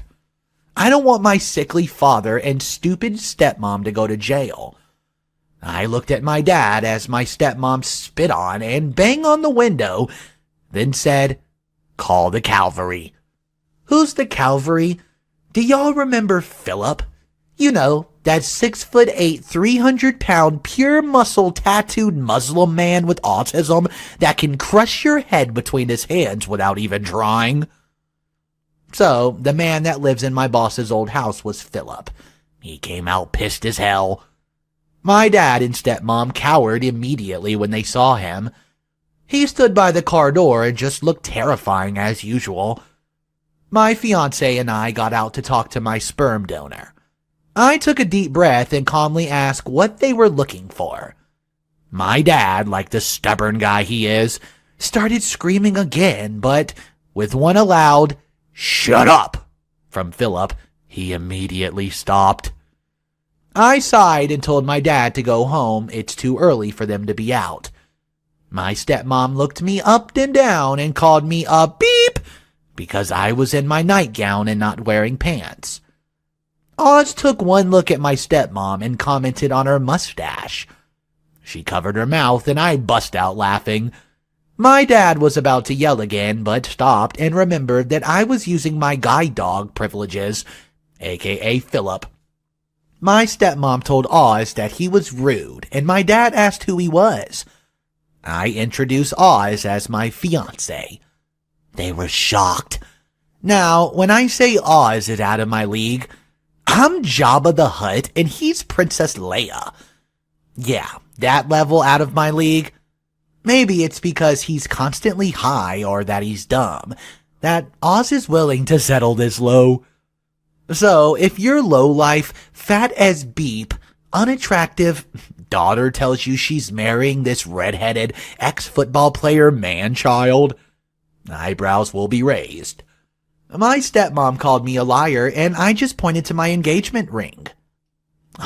Oz shook out his hand to my father and said, "Nice to meet ya, Dad." My dad just stood there. This man has called me every name under the sun to make sure I knew I was trash, and no man will ever love me. It finally hit him that I am lovable, and I can get a man that's built like a Greek god. And it really pissed him off, to be honest. See, my dad wanted me to marry a man from his home country, to a point where he would try to set up arranged marriages and try to sell me off to the most disgusting man you ever saw. He started screaming, "You can't marry this man. You can't marry this man. You can't marry this man. I'm your father. You have to listen to me." Philip was about to step in, but Oz beat him to it. "Shut up, you two-faced jackass. You're just a beep and a catty-ass TS." My dad said that Oz shouldn't have called his daughter a jerk. And Oz screamed, "What the duck is Alizé then? Because you've been calling out her name, insulting her this whole time. You're a poor excuse for a man, and God, I hate you." Now, you have two options. Stay, and this huge mother ducker, gesturing to Philip, can make you die quicker. Or you could also stay, and this dude, points to Philip again, charges you with trespassing, and that person behind you, the cop who lives across the street and's witnessing the whole thing, can arrest you. So, are you gonna piss off? My stepmom was like, "So, you're just going to sit there and let this man insult your father like this?" And Oz said, "He isn't her father. Any man can be a dad. It takes a real man to be a father." With that, my father let out a and stormed off to the car, dragging his wife with him. After that, I just needed a hug. I did not cry, so that's good. It was a weird experience, but I needed to do that. I needed to confront my dad, even though I did not like to talk. It still felt good to get it off my chest. I thanked the cavalry for helping me, and he told me to pay him back in pizza. And now I'm getting phone calls and text messages from relatives that I haven't talked to in a long time. Because my dad went to my Instagram, took one of my photos of me and Oz, and acted like a proud father on Facebook, saying he's proud that his lovely daughter is engaged. Thank God he doesn't know I'm pregnant. At this point, my opinion is OP should just cut her sister off. I am glad that OP's standing up for herself, but man, this is starting to get drama-filled. Okay, there's one comment I want to read before we hop into another segment. It states, "Personally, I would cut your sister off. She's ruining her nephew's relationship with you. Do not give her any money. Say you give the money away to a charity if your sister asks, or just don't tell her you have it. To be honest, the only person who seems to support you is your transgender sister. You do not own money to any of these people." What do you guys think about that? Drop it in the comment section below, and I would love to hear your opinion. Here comes the next part of this story. My sister is an a-hole. This just happened. So, I'm in the family group chat talking about my baby. Then my brother-in-law came in and said, You should kill that baby like you killed the first one. That baby's going to be miserable. You should just get rid of it since you already have experience in that field. Well then. Okay, back in the early part of 2020, I got pregnant when I was 19. I had an abortion and soon found out because I don't want my mom to know, but my boss's daughter found out and her. And the jerk of mother started giving me crap for it, to a point where I tried to kill myself. Then my boss's daughter told my mom and tried to ruin my relationship with her. It didn't work. But the only thing that happened is I can't live in my mom's house anymore because it's tainted for me. It's brought my mom and I together, and now my mom doesn't hate my boss like she used to. I still am not over the abortion, and it's still hard for me to not cry. So, the shit my sister said, yeah, felt like a punch in the gut. How do I know it was my sister instead of my brother-in-law? Because my brother is not an a-hole, and my sister's mute in the chat. So, yelling about me through her husband's cell phone is the next best option. I'm not going to deal with that today, and it's not even noon yet. I'm running on 3 hours of sleep, and I'm going to play Stardew Valley, try to date Sam, and go back to bed. Also, can we talk about how much my sister bounces between not believing I'm pregnant then believing? I don't know. I just think she needs a muzzle. Well, guys, I got some good news, even though this last part was kind of bad or dark. Anyways, OP has finally got a duck. She named it Grapes. Let me read you this comment before we hop into the final update. It states, safety first. Take care of yourself. Take all the time you need to heal. Also, don't forget to block her too. And finally, enjoy your farm and Sam. I love your pets. OP responded to this comment, and this is where it gets interesting. I am being safe. I'm trying to take care of myself and be better and stronger for my family and my future crotch fruit. She already blocked me, and I'm enjoying my farm. I finally got a duck and named it Grapes. Okay, guys, here comes the final update. Yeah, I guess this goes here as well. I feel like y'all appreciate this too. So, this happened last night. My English is not the best, so forgive the grammar mistakes. Also warning, this is going to get dark, kinda. It was about 3 a.m. when I woke up to my phone going off. TS is for twin sister, and this is a short version of the text message. Alize, I'm sorry, please talk to me. Alize, please respond. Me, thinking it was my dad.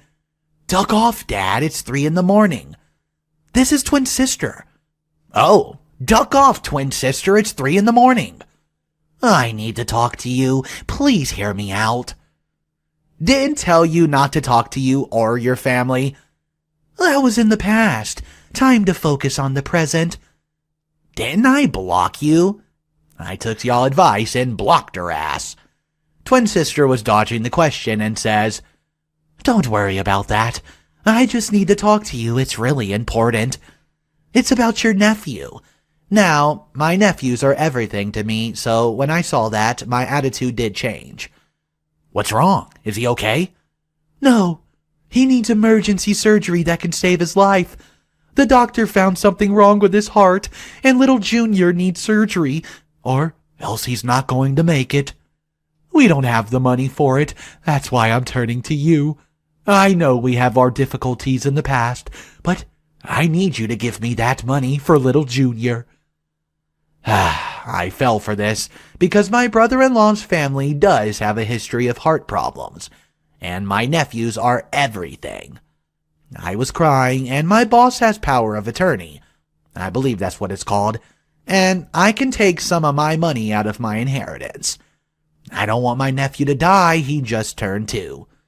How much? $133,000. I'll see what I can do. Thank you. This means so much to the family, more than you can think. Then something hit me. See, my boss and my brother-in-law are very close. Like talking on the phone every night close. Because my boss doesn't want my brother-in-law to turn into him, to be a doormat. He doesn't want my brother to feel like he has to stay in an unhappy marriage, always having it out through my boss. Well, the night before this, my boss was talking to my brother and he did not say anything about my nephew's health. In fact, my brother-in-law showed off my nephew's Halloween costume, and my nephew looks so darn adorable. And healthy. I feel like an idiot, but I thought about twin sister and maybe she's telling the truth. Maybe they found out that my nephew's health is not moment, so I wanted to test her. My brother-in-law is not with her at the moment, so this was a perfect time. So, I talked to my brother-in-law. Twin sister, are you lying? What? Why would you do that? You couldn't leave well enough alone, can you? Yep, I'm stupid. I didn't say shit to him. Why the heck would I do that? Using with your nephew's health to squeeze money out of me, that is low. Oh, you're so selfish. Give me that money. You won't give me it, so I have to do what I have to do. So, you decide to lie about your son needing medical surgery that can possibly save his life? What the heck is wrong with you? No, what is wrong with you? You think you're hot shit flaunting around your wealth, taking pictures of you and your fiancé and posting them everywhere. You're just trying to upstage me and the family as rich. You don't need the money. Give it to me, and I can put it to good use. Ha, just piss off. I'm so stupid for falling for that. Are you still pregnant? That one stunned me because she does not ask about my pregnancy. She flip-flops between being rude about it and also not believing. What? Are you still pregnant? And if you are, you should kill yourself. I just stared at my phone. It wasn't something I was expecting from her. I should have been expecting it because she told me to kill my unborn child already. You should kill yourself and your baby, 2 birds with 1 stone. You already tried to kill yourself once. Just go through with it this time. You're just going to be a terrible mother anyways, and no one loves you. Not mom, not brother, not sister, heck, not your boss. Not even your fiancé, not no one. We all hate you. And if you have that baby, it's going to hate you just like we do. So, just do it. And she would go on and on and on. She got to me. She broke me. I just laid back on my bed and cried while my twin sister was telling me to kill myself. So, I was just thinking that maybe she's right. Maybe I wouldn't be a bad mother, and this world's better off without me. It was my baby, or I'm just allergic to my twin sister's bullcrap, because I started vomiting all over my bed. I ran to the bathroom to vomit in the toilet, and my hair got in the toilet as well. So my hair was covered in vomit and doo-doo water, and I was crying. Then I was surprised to feel a tiny baby hand patting on my back. I looked up to find the youngest son, Peter, patting my back, saying, "It's okay, let it out." He's the sweetest little 4-year-old I've ever met. Eventually, Peter left and came back with his dad, and my boss immediately went to dad mode when he saw me. My boss helped me up and washed my hair for me. He was drying my hair, then I asked, "Do you love me?" My boss thought I was joking, but realized I was serious. Twin sister got under my skin. My boss said, "Ladybug, I wouldn't be taking care of you, high yellow ass, if I didn't love you." That made me cry even more, because I feel I did not deserve his love and told him as such. He was consoling me when I said I'm gonna be a bad mom, that I'm going to duck up with this kid and that I'm already ducking up with this kid. Then Peter said as he ate out of a box of mini wheats, "You're doing your best, and that's okay." He just shrugged, put another handful of mini wheats in his mouth, and went to his room. Peter doesn't know how much those words helped me. After this, my boss chilled with me until I fell asleep. I did not tell my husband what happened last night, and he knows that if he pushes things, I will bury them. So, when I show my boss the messages that my sister sent me this morning, I don't know how you would describe how it felt in that moment other than, I want to commit murder face. He was so mad, and I had to physically stop him from leaving the house and kicking my sister's behind. But one of those comments sent both of us over the edge. My twin sister said, "Be careful around your boss. He might pull a that man on you." Twin sister means Lucifer. Lucifer forced me to give him sexual acts when I was 18, and proceeded to groom me and sexually abuse me when I was 19. Hell, I can say, quote, "Be careful around your sister. She might pull a twin sister on you," because she did the same thing to me. Plus the several years of torment and her thinking my boss might do the same thing. I've never wanted to sick two violent-filled 9-year-olds on someone more than I want to do at that moment. The boss asked what I wanted to do. I told him I don't want my fiancé to know about this because I don't want to ruin his trip. And I want my mother to know. So that's what we did. We took screenshots of the messages and sent it all to my mother. And I'd never even seen that sassy French black woman pissed more before. And my boss told my brother-in-law it's because he has the right to know what his wife is doing, and that he felt like she isn't safe to be around kids. My brother-in-law gave my sister an ultimatum, to go to therapy and a psych evaluation or divorce. She's not getting the kids. I don't think they're getting a divorce, but my brother-in-law's over here with my boss and he's filing paperwork for a new apartment. My boss is helping him set it up. My twin sister is losing her mind. Calling my brother-in-law, my boss and I, going between pleading and begging to get the kids back or being a rambling mess. I'm okay after everything. I just need a hug and I'm doing okay. Twin sister just got to me and I'm better than I was last night. The boss had a long talk and wanted me to know that I was loved and finished it with the usual, "I love you." He responded in kind with a, "I love you too." Now I'm about to crochet me a ghost, and I'm highly debating with myself to give it boobs or not. Well, in the end of all this, it seems like OP is the one who's coming out on top. I know she's been through so much, but at least it seems she's happier now. There was one comment that I do want to read before we wrap this up. It says, "The only things you have to do is make sure you are doing your best, and trying to avoid the mistakes your parents made with you. Give as much love as you can to your child, hugs and kisses, and tell them you love them as often as you can. Even if you make mistakes, your love will show them you care, and that you only want what's best for them." I think that was great advice, and I had to read it to you guys. What do you think of this final update? I know a lot of you are so cheering for OP as I am, but drop it in the comments down below and let's talk about it. That's all the content I have for you guys today. I do hope you enjoyed this wild ride. If you did, the best way to support me is by smashing that like button, subscribing to the channel, and checking out the stories tomorrow. Have a wonderful night. I'll catch you later. So, my family disowns me, then I have my wedding, and now they're mad because I didn't invite them. This story's really deep, and let me just tell you, it's a wild ride.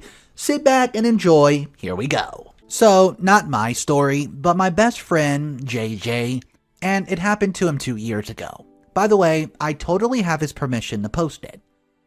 JJ came out to his family when he was about 27 years old. Aside from them, everyone else in his life knew he was gay. There was a good reason for it. As he expected, his parents reacted horribly to the news, basically disowned him at the moment. They later told both extended families, and his uncles and grandparents completely cut him off too. His maternal grandmother went as far as to try to take him out of the deed. She failed due to the will's condition. No one could modify it, not even the main representative, aka Grandma. And homosexuality was not listed in the conditions that could make the inheritance void.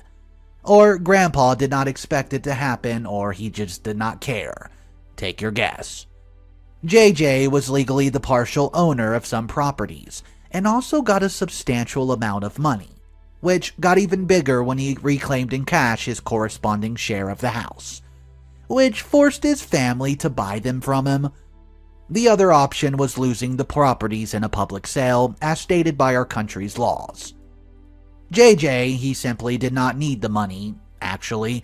By this point, he was moderately successful professional, and lived in his own apartment, but it severed any legal binding he had with his family that could become a problem in the future. He still kept good relationships with his sister and most of his cousins, but even if they invited him to the family gatherings, he would always decline. Fast forward 3 years. JJ's getting married to his longtime boyfriend Sky, whose family was the polar opposite of JJ's.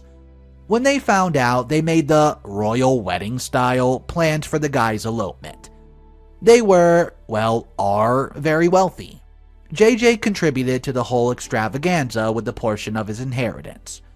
He invited as his guest his friends, including yours truly as his best man, some co-workers, his sister, and the cousins he still spoke to.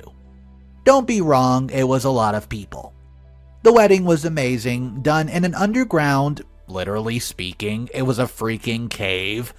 It was a cave venue. His sister took him to the altar. There was an orchestra playing, totally fairy tale style. And, the after party, I can't remember half of it because I was so drunk. But it was from another world. They said go big or go home, and they went home run grand slam. But enough of the context, you came here for the juicy part. JJ told the good cousins not to tell anything to his parents or other family members about the wedding, because he did not want trouble. But obviously, the next day their social media accounts were full of pictures and word spread like fire. At first, it was small things. He started receiving calls of some aunts about why they weren't invited. The bad cousins complained via Facebook and other nuisance. He just ignored them and blocked numbers and accounts.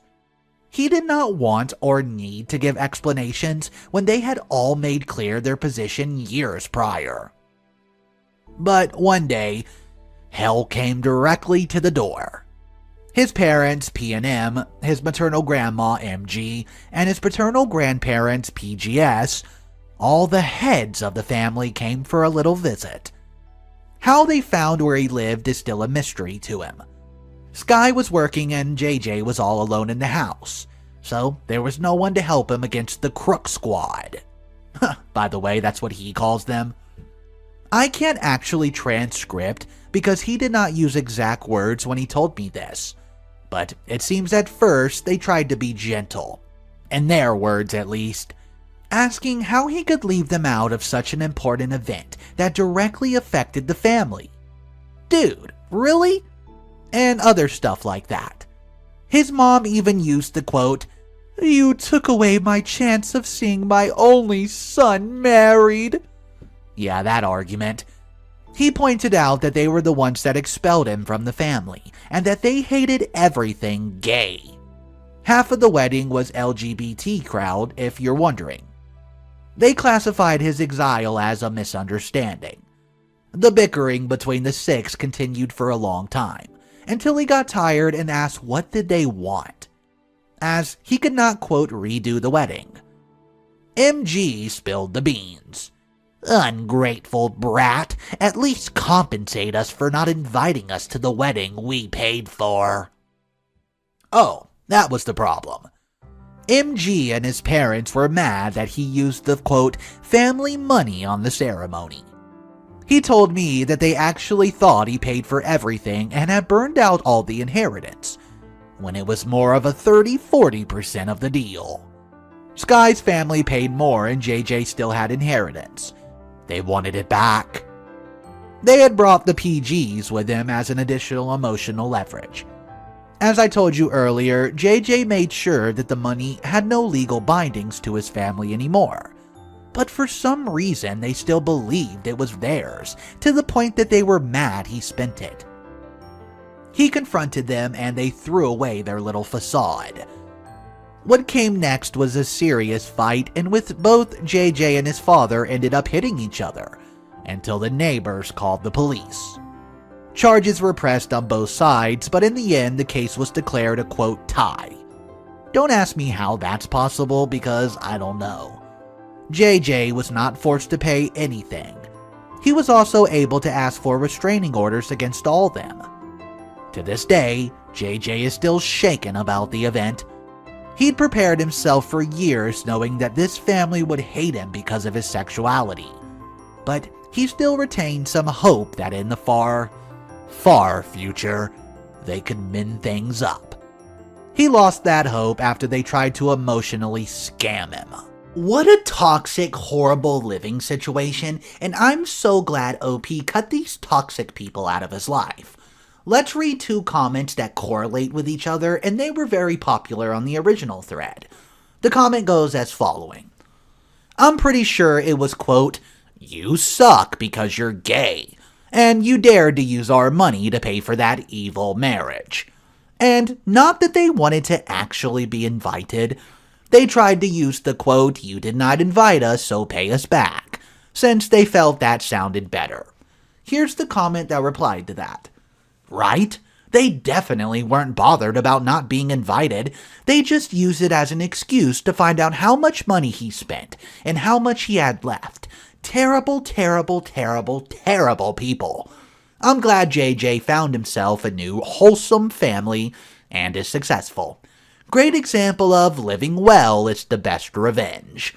Guys, I really like that story. Let me know your thoughts on it. The next story we're going to look at, it's an Am I the A-hole story, and the title is, Am I the A-hole for threatening to move out of my mom's house? If you're enjoying the content so far, click that subscribe button, as I would love for you to be here, and let's jump into story number 2. I'm 28 female and currently living with my mom and stepdad in their house. Mostly to help them out financially, though I definitely benefit as well. I'm living in a basement apartment, though I do have access to the rest of the house, particularly the kitchen, and spend time with them in the main part of the home. I'm paying over half the mortgage/utilities, as well as contributing to groceries. What I pay is far more than they would get from anyone else that might live in there. And I'm doing it to help them as my stepdad has lost his business. On the other hand, my mom is cooking for me and doing other things so I can concentrate on my job and my online master's degree, which is saving me a great deal of stress. I have a stepsister, Amy, who's 25, that I do not get along well. I've refused to speak with her since I was 23 after she slept with my then boyfriend, for the sole purpose of hurting me. She even admitted it. This was the last in a long line of stunts she's pulled against me, and I decided that I'm completely done with her. When I was still a teenager, maybe 18 years old, I actually stopped spending time at my mom's house because of Amy's behavior and for the fact that my mom/stepdad could not make her stop acting out against me. This did cause a lot of resentment on my part, and I'll admit I'm not completely over it. I don't consider Amy or her kids to be part of my family. My life is better without her in it, and all she did was start drama.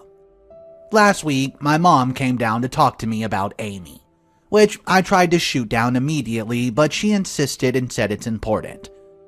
Amy's current boyfriend has decided to leave town, which means that Amy will have nowhere to live. They want Amy and her kids to move into the house with us. I said no. I will not live in the same house as Amy. Mom insisted Amy had nowhere else to go and that she wasn't working. Yeah, big surprise. I repeated no, I was not going to compromise on this. Mom said that this was her and my stepfather's house. I said yes, and if you want Amy to move in, I'll move out. I know that right now, if I wasn't here, they would not be able to afford the house. So my statement that I'll move out is basically blackmail to keep Amy homeless, according to them at least. I view it as having stated my boundaries, and I'm going to reinforce them. I've tried to keep my mom and stepdad out of the middle of me and Amy. Honestly, it seems that if they do not need to choose, they always pick her anyways. I simply go to my dad's for holidays and special occasions. I never even asked that she stopped visiting them at the house while I lived there. I would just lock the door to my area and go downstairs. But I will not live under the same roof as her. I've told my mom that if I need to move out because of Amy again, that I'll be going no contact with her as well. Am I the a-hole? Update number 1. Well, the pressure's begun. I have my mother giving me a 20-minute lecture about how I was asking her to let 2 innocent children become homeless, and how disappointed in me she is. I told her I would move out if she wants me to. Update number 2. I wrote a standalone post, but the mods denied it. In short, as many people foresaw, my mom informed me that Amy and her kids were going to be moving in. I left the house and signed a lease for a new apartment that same day. When I got back to my mom's house to pack, I told her I was moving out. My mom was upset and actually blamed me for leaving her in such a tough spot, though I don't know what she was expected. I have decided to go no contact with my mom once I moved out. I wrote her a letter telling her that and explaining my feelings. Knowing about all the abuse OP had to put up with, and the resentment she was holding, I do not blame OP at all for what she decided to do. Here's a comment. Not the a-hole, good on you for sticking to what you want. I get here when you updating saying they're putting more pressure on you. I think you should look for apartments just in case they go through with letting Amy into their house, so you can move out as fast as you can and not have to deal with staying there for however long it takes to find a good enough place to move into. Well, I guess that commenter did not read the update, because ding ding ding, it looks like it happened.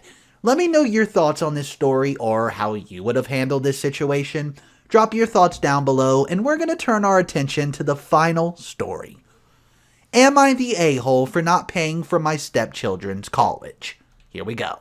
I'm 49, have 2 stepchildren, Leo and Adam, both male, 19 and 17. I entered their lives when they were 7 and 5. Despite my efforts, they never warmed up to me. I wasn't trying to be their mom, but just another loving parental figure. They told their dad how much they disliked me when we told them that we were engaged, and told my husband that they did not want him to get married. Their dad reassured them that they would always be a big part of his life, and asked them to give me a chance.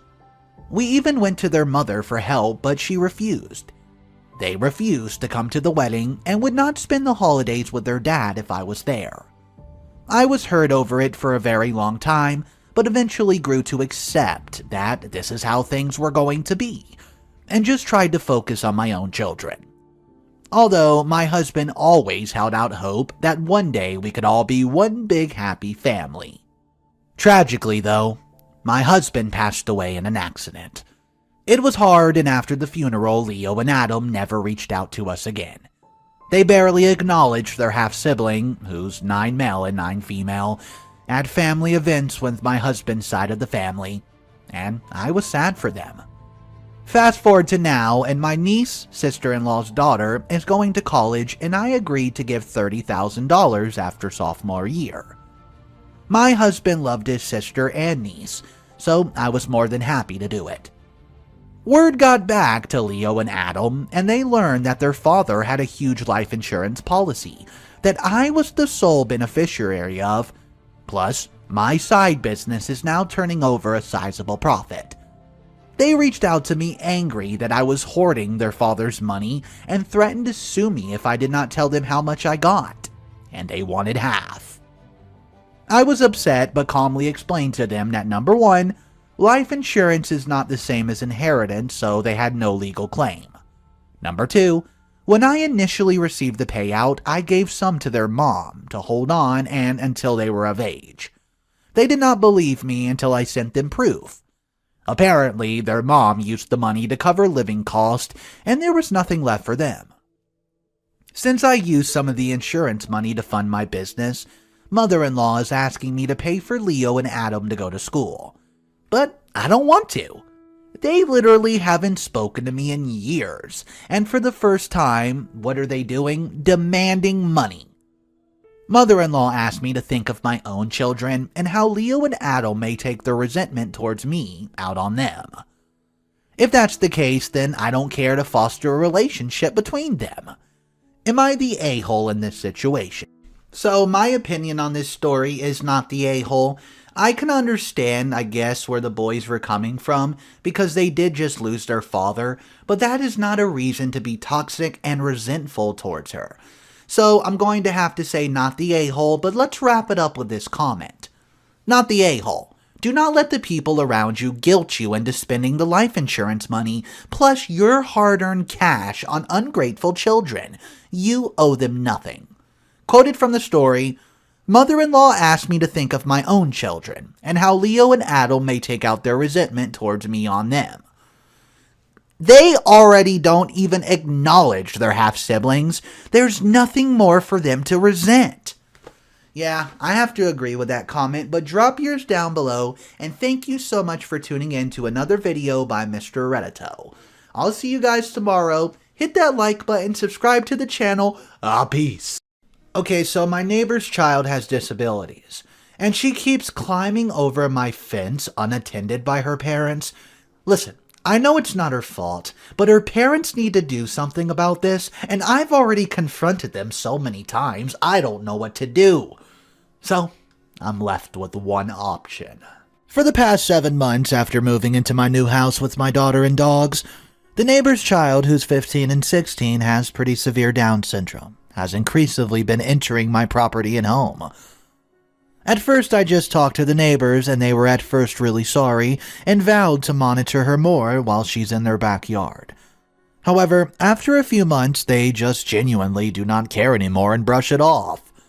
I've installed security cameras in the backyard and front yard purely for my own safety, insurance-wise, because we do have a pool. She'll climb the fence into my yard. Keep in mind, it's a 6-foot wooden privacy fence with a ladder from their shed and let my dogs out. I fixed her from letting my dogs free, as she says, by using chains and padlocks on the 2 gates. Before this became a common occurrence, she even would let the dogs out of the house and then free them. Numerous times, if my garage door's open, she'll leave their backyard and just walk into my house to free my dogs. I don't know what the purpose is, other than it's something she just has to do for whatever reason. Whenever she climbs into the backyard, sometimes when I'm not home, and she cannot get back out, she begins screaming and crying and just shuts down. Before I started chaining and locking my gates because of her releasing my dogs, her parents would just walk in and get her and leave.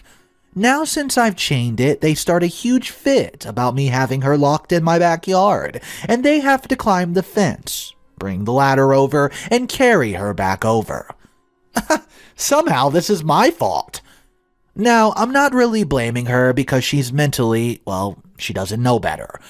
She has some very severe issues, and she's damn lucky my dogs are super nice, being a purebred German Shepherd and an English Bulldog and a mix of Shepherd Bulldog. I just honestly worry about her safety in my backyard, climbing fences, and her seemingly not being watched as she needs to be. I have a pool. If she falls in when I'm not home, she could very well drown. That's why I installed security cameras to cover my own butt, if that ever happens. I truly hope it never does, but it seems her parents just put her in the backyard and that's it. I've called a local child and family services, it was the CPS office, several times in the past 2 months to report it because I feel she's at risk with her parents' inattentiveness and their seemingly not caring attitude of her just going into other people's yards, garage, house, etc.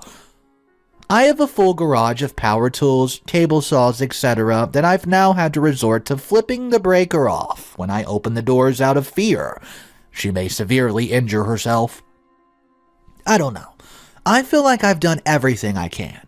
Talked to the parents numerous times, called Child and Family Services, installed cameras, locked my gates further. I just have no idea what to do now. I've debated calling the police when she enters, but I don't know how this will escalate. What's up, guys? Mr. Reddito here. I hope you're having a wonderful day. This is a very serious situation. Imagine how drastic it could get if this baby would just slip into the pool. That would be very unfortunate, and I don't understand the parents' point of view for not watching their child. I hope CPS does get involved, but let me tell you guys, there's an update for this story. If you're not subscribed to the channel, click the description button right now underneath this video, and you can subscribe to all 3 of Mr. Reddito's channels, and you can feel free to start binging. Alright, here's your update. I'm sad. Well, I'm sad. I'm sad about this update for the kid. I took the majority of the given advice and called the police non-emergency number and asked for an officer to come out because I had a question about the issue I'm having and briefly explained it. So, officer shows up, I invite him in and explain the whole situation.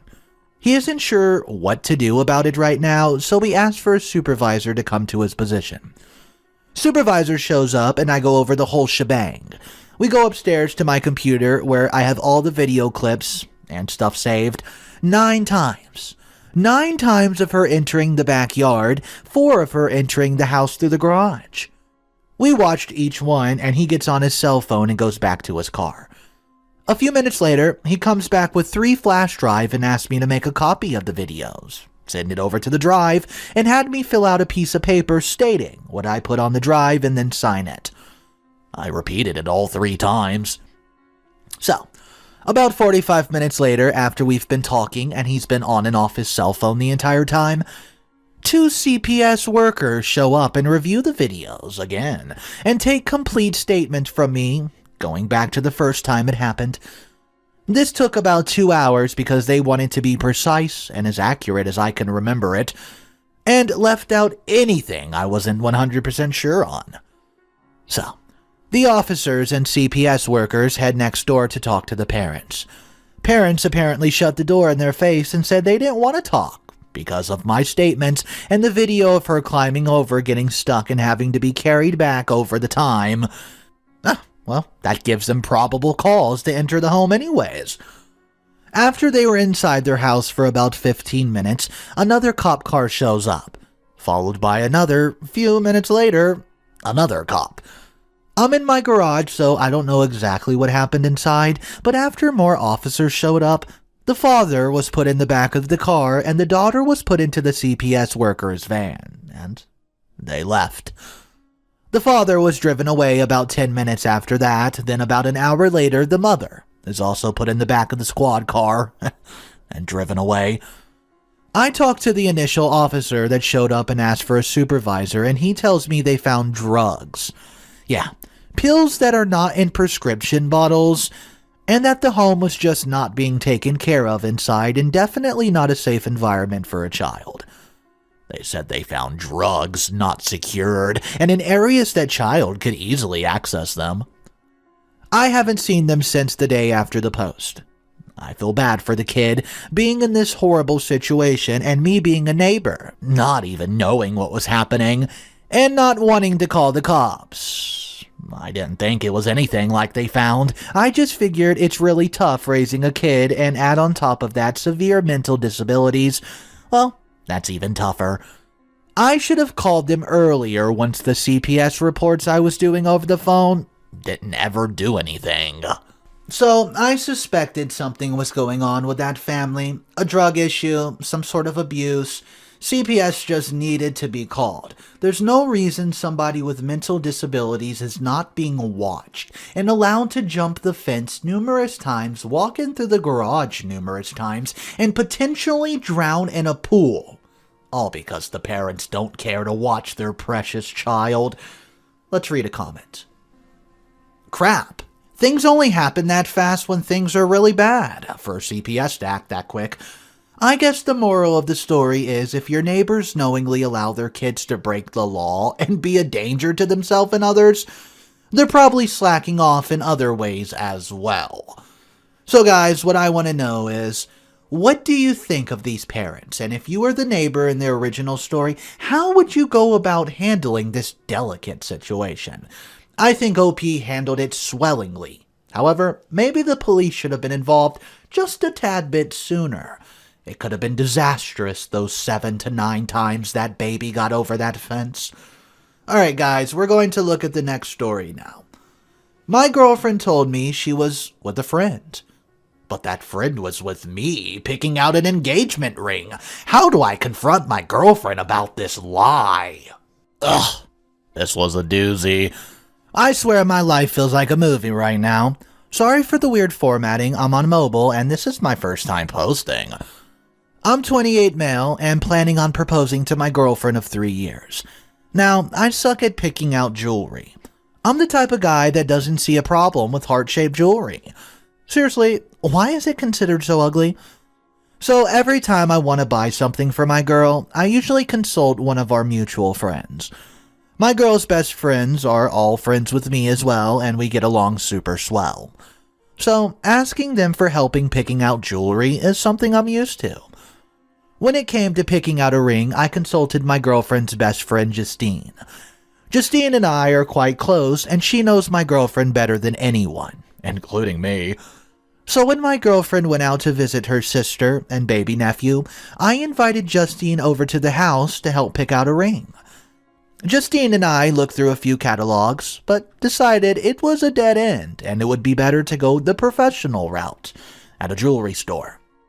However, I did not know when my girlfriend would be coming home, so Justine and I thought of a clever text to a gauge of how much time we had. I asked her when she'd be coming home as I was ordering takeout and wanted to know when to tell them to have the food ready by. She responded by saying it would be a few hours, and she met up with Justine to go shopping. Now, obviously this took me by surprise since Justine was standing inside my house. I showed Justine the text and she looked at me, confused. It isn't out of the ordinary for my girlfriend to meet up with people out of the blue like that for shopping, lunch, etc. She was a very spontaneous person and loves making plans on the fly. So ordinarily, I would have believed this text in a heartbeat. However, obviously this had to be a lie. When she came home, she acted completely normal, and I played along, but it's been really hard to act like everything's fine. We got takeout, ate together, and cuddled on the couch after. So far, she's caught on a little that something's upsetting me, but I can't just tell her what. Looking at her kills me. I don't know what to do. My girlfriend and I have zero trust issues, and we tell each other everything, so this is killing me. I want to ask her about it so bad, but if I tell her I knew she was lying, I'd have to explain why, and I really don't want to do that. What do I do? I know she lied to me, but I don't know how to confront her about it. Should I just forget it? This won't stop gnawing at me. Please help. Hey guys, Mr. Reddito here. Man, this situation is an awful one. Just imagine how much thought that OP's thinking. What could his girlfriend possibly been up to? Was it good? Was it bad? Maybe she's planning a surprise for me. Huh. Imagine the thoughts running through his head. Anyways, guys, there's a complete update, so let's jump into it. I decided to confront my girlfriend. I thought about using some of the lies people suggested, but they just would not make sense. To say I ran into Justine somewhere, well, I told my girl I had to stay home and do stuff around the house, and that's why I could not go with her to see my sister-in-law. To say Justine was helping me pick out jewelry, it doesn't make sense for her to come all the way to our house to help me pick out a set of jewelry. Unless it was a serious piece of jewelry, like an engagement ring. If I just wanted to get her a piece of jewelry as a gift, I'd ask her friends for suggestions or ask them to send me pictures of jewelry she might like. It all happens over text. None of the excuses made sense, so I decided to be honest. Well, guys, I basically just said that I knew we'd been thinking about marriage and she probably knew a proposal was coming soon. So I invited Justine over to help me find the perfect ring. And that so happened to be the day that she said she was going to see her, so what's the deal? She immediately started grinning like an idiot and prodding me about proposing and the ring. But then we got back into the topic of where she was and she confessed what she was really up to. No, she wasn't cheating. And no, she was not picking out a ring for me. The amount of times that was commented was crazy. So some people are dog people and some people are cat people. Well, me, I'm a snake person. I grew up with snakes my whole life, but I've never felt I was able to get one because my girlfriend's always been uneasy about living with a snake, which I completely respected. Also, the process of buying and raising a snake is very different than of buying and raising a dog or cat. It's quite complicated. So you can imagine my surprise when my girlfriend showed me a picture of her holding the cutest Kenyan sand boa I've ever seen. Needless to say, my girlfriend was going to surprise me with a snake. We're picking her up next week. I definitely did not expect this, and I feel bad for ruining the marriage surprise, but oh well. Life's good. Sorry if this isn't the ending you guys wanted or wanted something more spicy. It's just a snake. Thanks for listening. Alright guys, so I know on my channel, a lot of times the stories don't necessarily end with such a happy ending, but thankfully we can wrap this video up knowing their relationship is fully intact, nobody cheated on anyone, the secrecy was about a pet snake. So guys, let me know what you think about this story. Here's a comment. Seriously, I love that in this relationship filled with honesty and communication, the only secrets they kept from each other are surprises to make the other person happy. And even then, they get found out super quickly because they're both in touch with each other's lives and friends. Well done, you two. You get the award for the video.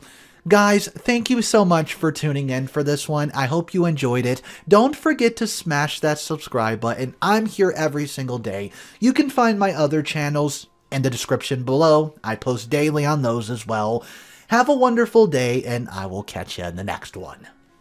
So, you might have heard of a messed up family tree before. Well, wait till you see the family tree of this next story. It might have you thinking. I was adopted at 3 months old. I had a dysfunctional family growing up, but I was cared for and loved. Both my adoptive parents passed away in separate car accidents. My dad when I was 17 and my mom 3 years ago when I was 24. I had a semi-open adoption, but my birth parents requested my adoptive parents stop sending them photos and updates about me when I was less than a year old. I had a vague idea of who my parents were. I grew up knowing their names, and I did have several photos of them. I did a DNA test and was matched with 3 full siblings, which shocked me. I was always told they were young and that they barely knew each other and wanted to further their education. About 3 months ago, I decided to Google their names, and I found their social media. Turns out they're married to each other now, with 7 more children they had together. I stalked them on Facebook for a bit, and it seems like they have a relatively happy life. Well, I was shocked to find out that I've 7 full siblings, and that my sister, who's closest to the age of me, is actually only 11 months younger. I was even more shocked to find I have an older full brother who was not adopted out, who is only a year and a few months older than me. I ended up reaching out to my birth mother via Facebook, telling her that I would love to get to know her, that I have a great life, and that I have no expectations. She took a month to respond, and when she did, she said she was surprised that I reached out, and pleased to not contact any of my siblings, as they aren't aware of my existence. I did not respond for a few days, but I ended up just asking her why she chose to give me up, and why they never told anyone about me. She responded and said that I was a NICU baby, She and my birth father were 17 when I was born, and they weren't prepared to raise a disabled child. She said at the time they were under the impression that I would never live independently, and that they weren't in a place to have a special needs child. I was again shocked. I definitely was always in the lower price tiles for growth until puberty, but according to my grandmother, by the time I was 8 months, I was hitting all the markers for regular mental development. I have an MS in mathematics from a Tier 1 university. I was an athlete in high school and never had issues in school, beyond really just being horrible in art class. I'm married, with a child, and I'm fully functioning adult with a successful career and a family of my own, and it hurts to know I was given up on because of the slight chance I would not turn out perfect. Part of me feels like I missed out on life with my siblings as I was raised an only child, and that I could still have a chance to know them and love them, that my daughter would have a chance to have cousins. My youngest siblings aren't even in elementary yet, and I could have a normal sibling bond with them, or at least be part of their lives from a young age. And I wish I had that chance. I'm not angry at my birth parents for giving me away. I don't hate them. I'm hurt, but I'm not angry. I'm angry that they've requested I not reach out to my adult siblings, and I'm considering doing it anyways. What's up, guys? Mr. Reddito here. I have updates for this story, and let me just tell you, things are about to explode. The first update comes 30 days after the original post. We're going to jump into that now. But first, if you're not subscribed to the channel, go ahead and click that subscribe button right beneath this video, as it does help support the channel. And if you want more Mr. Reddito videos, just know there's 3 full channels that have daily videos. You can find the links to all of them in the description below, and let's get on with this update. I've now met all my siblings. What originally turned out to be 7 turned into 8 when I learned I had a full sister who was also an adoptee. I've spent every day for the past 9 with one of my siblings. I have 3 adult brothers and 2 adult sisters. My sister, who is also an adoptee, reunited with them 2 years ago. You would never know she did not grow up with them. The 5 of them mesh so seamlessly. I'd be dishonest if I said that they felt like strangers to me. I feel like I've known the 5 of them my entire life in some way, despite only a bit more than a week having passed. Well, they call themselves the first batch, and they call our younger siblings the second litter. It's funnier and more catchy in our language, haha. I am now part of the first batch text thread and social media group. It's odd and insane. They're unfamiliar to me in almost every way, but it's more like seeing a best friend after being torn apart by war or tragedy. My oldest biological brother is 29. My younger biological sister and I are both 27, though I will be 28 in a few weeks. My younger sister, who is also adopted, is 25. She'll be 26 on the same day I turn 28. The twins, who are the youngest of my grown siblings, are both 23. We'll have all winter birthdays. I cannot imagine what my birth parents went through. My birth mother had 6 children between the ages of 15 and 21. I understand why she adopted out 2 of her children. I can't imagine the weight on her shoulders. 6 of us are adults, and then there's a considerable age gap. 3 of my siblings are minors, and my brother's 12, and 2 others are under the age of 6. My birth father arranged through my biological grandparents for me to meet 3 of them 4 days ago. My youngest biological sister is 4 years old. She's the cutest little girl, aside from my own daughter that I've never met. She came to me, tugged me down to her level, and then touched my hair. She said, "Do you know you have curly hair?" I nodded, and she told me that now we were twins, because we were the only sisters with curly hair. I cried and laughed. My youngest brother is younger than my own daughter. My 12-year-old biological brother hugged me, and cried a lot. We're the only 2 of 9 who have brown hair. The rest have shades of blonde and strawberry blonde. He and I are strikingly similar. I'll say this again. It's so odd to see your own face in the face of others. It's never something I've had before, and in the last week and a few days, I've been overwhelmed by the shock of sharing mannerisms and features with these around me. I met my birth father.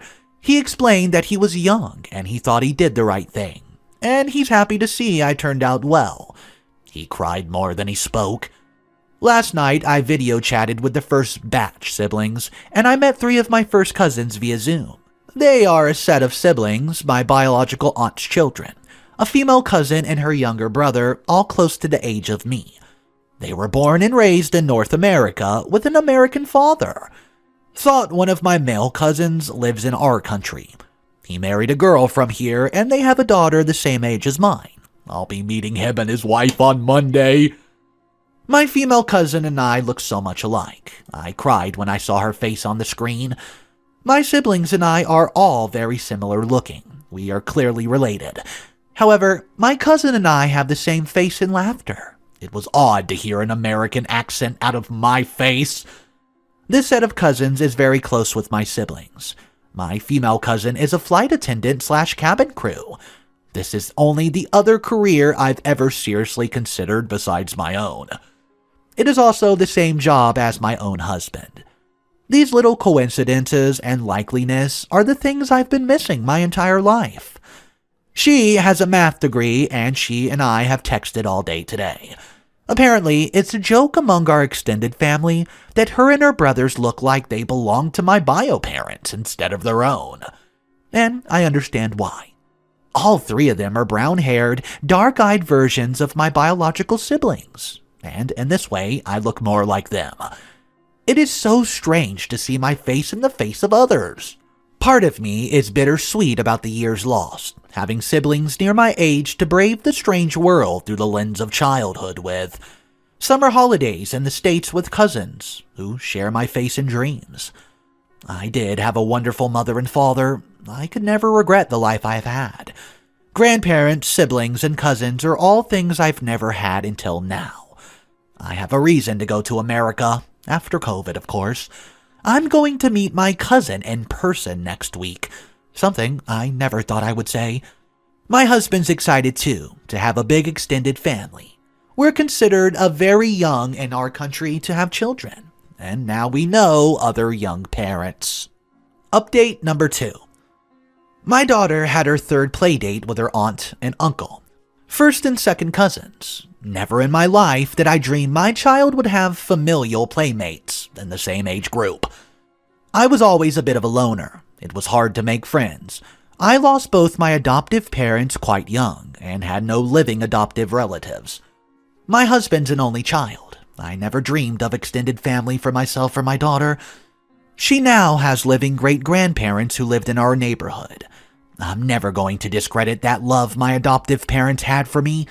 They were amazing. However, my childhood was dysfunctional and heartbreakingly lonely. My life has been lonely. Now, I feel like I really would have people there for me, for my child. If anything crazy were to happen, I have a support system. Okay, so let's read a couple comments from the original thread. The NICU and health problems expectation really made me buckle down on my expectation for it too. It's interesting that OP says nothing really about the parents after that. I'm curious to know how that relationship's developed, how her mother responded when she reached out to the siblings, etc. Yeah, says the next commenter. The bio father seems to have supported her, but the bio mother, not mentioned again, and I'm surprised if she found her siblings via DNA test. Those siblings weren't immediately made aware of her existence. But I guess some people don't check those notifications. Guys, let me know what you thought about this story, and if there's an update that's going to happen, make sure you subscribe because I will post it right away. Now we're going to turn our attention to the final story of the video. The title of this one is, Am I the A-hole for blowing up at my husband, for lying to me about my sister and her baby leaving when he actually kicked them out? My sister, 20, got out of a terrible relationship and moved in with me and my husband and brought her 5-month-old son. She's dealing with a handful of issues from PPD to depression. I asked my husband if he'd be okay with her moving in. He said absolutely. Not just this, but he was the one who picked her and brought her home. She stayed for 2 weeks and helped out around the house. My husband started complaining about the baby crying, but a newborn is expected to cry, especially at night. He said it causes him stress, although I suggested he just puts on earbuds. He suddenly told me to forget it, so I did. Last week, I had to go out of town to attend a friend's funeral without my husband. He said he wanted to stay with my sister to make sure she's okay. Well, I returned home the next day and did not find her or the baby home. My husband said she contacted a friend in another town and wanted to move with them and left that morning. He handed me a letter that he claimed was from her. This felt so odd, especially after reading the letter. I called her phone many times, but turned out my husband found it and said she must have left it behind. Well, I was worried. I had no means of contacting her to make sure she was okay. I contacted relatives, but they knew nothing. Yesterday, I got a call from an unknown number. It was her. We talked and she told me that she did not leave on her own. My husband kicked her out after telling her that she was no longer welcome, and she needed to take responsibility for her own decisions. I was in shock as she explained that she's not with a friend, but at a shelter, has no money. I waited till he got home and I blew up. He admitted he faked the letter and hid her phone, then argued that it's his house too, and he has a say. But he shouldn't have lied to me about my sister and causing her to be homeless. And he said I was being unfair and wrong to lash out at him for wanting peace in his own home. I went upstairs and refused to argue. I told him I'm going to pick her up tomorrow. He said he changed the locks while I'm gone and I won't be allowed to bring her. I'm thinking of going to a hotel, but he kept saying that I'm letting my sister affect our lives by prioritizing her, but now there's a baby involved. My nephew and I can't leave him homeless. I get that it's his house too, but I don't see why he's so against her staying. So let me just be the first to say, almost every comment in the comment section was against the husband. I have to agree with them. OP, you are not the a-hole, and let's read a comment. Not the a-hole. He waited until you were out of town so that you could not object, so that you could not protect her as he not only kicked her out, but took her ducking phone so she could not contact you. He's a dangerous man. He threw a woman and her newborn onto the streets without a care in the ducking world. Guys, this guy truly is a vile creature. Let me know your thoughts about it though, because if you don't agree with me, that's alright. Just post your opinions below so we can talk about it. That's all the stories I have for you today. Please subscribe to the channel if you did enjoy, because Mr. Reddito has daily videos. You can find me on 3 different channels: Mr. Reddito Animated, Mr. Reddito Stories, and Mr. Reddito Office Drama. All the links will be in the description. I'll catch you guys later. Am I an a-hole for not contributing to my older brother's wedding after his fiancé demands I put down a large sum of money? My name's Mr. Reddito. Today I have 2 stories for you, and they both come complete with updates. If you're new to the channel, check us out. We have daily videos of some of the most soap opera worthy stories. Okay, let's get right into story number 1. A little background story for setup. I was widowed a little over a year ago. My husband has a substantial life insurance policy, as well as the successful business that I had recently sold. I have no financial issues. I can raise my daughter without worry. My older brother proposed to his girlfriend back in January.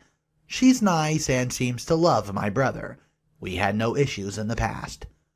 Well, COVID hit, so we haven't done family get-togethers or anything. Their wedding planning was being put on hold until recently. Our state was slowly starting to reopen. No one has been sick, weather's been good, so my dad and stepmom decided to have a family dinner on top of their outdoor patio to discuss my brother's wedding. With my future sister-in-law's parents in attendance, so they could all get on the same page. I tried to dip out because wedding planning is not my thing. I eloped, but was told my presence was requested by future sister-in-law. My stepmom said she thought I was going to be asked to be a bridesmaid, which would have been a no, but that's beside the point.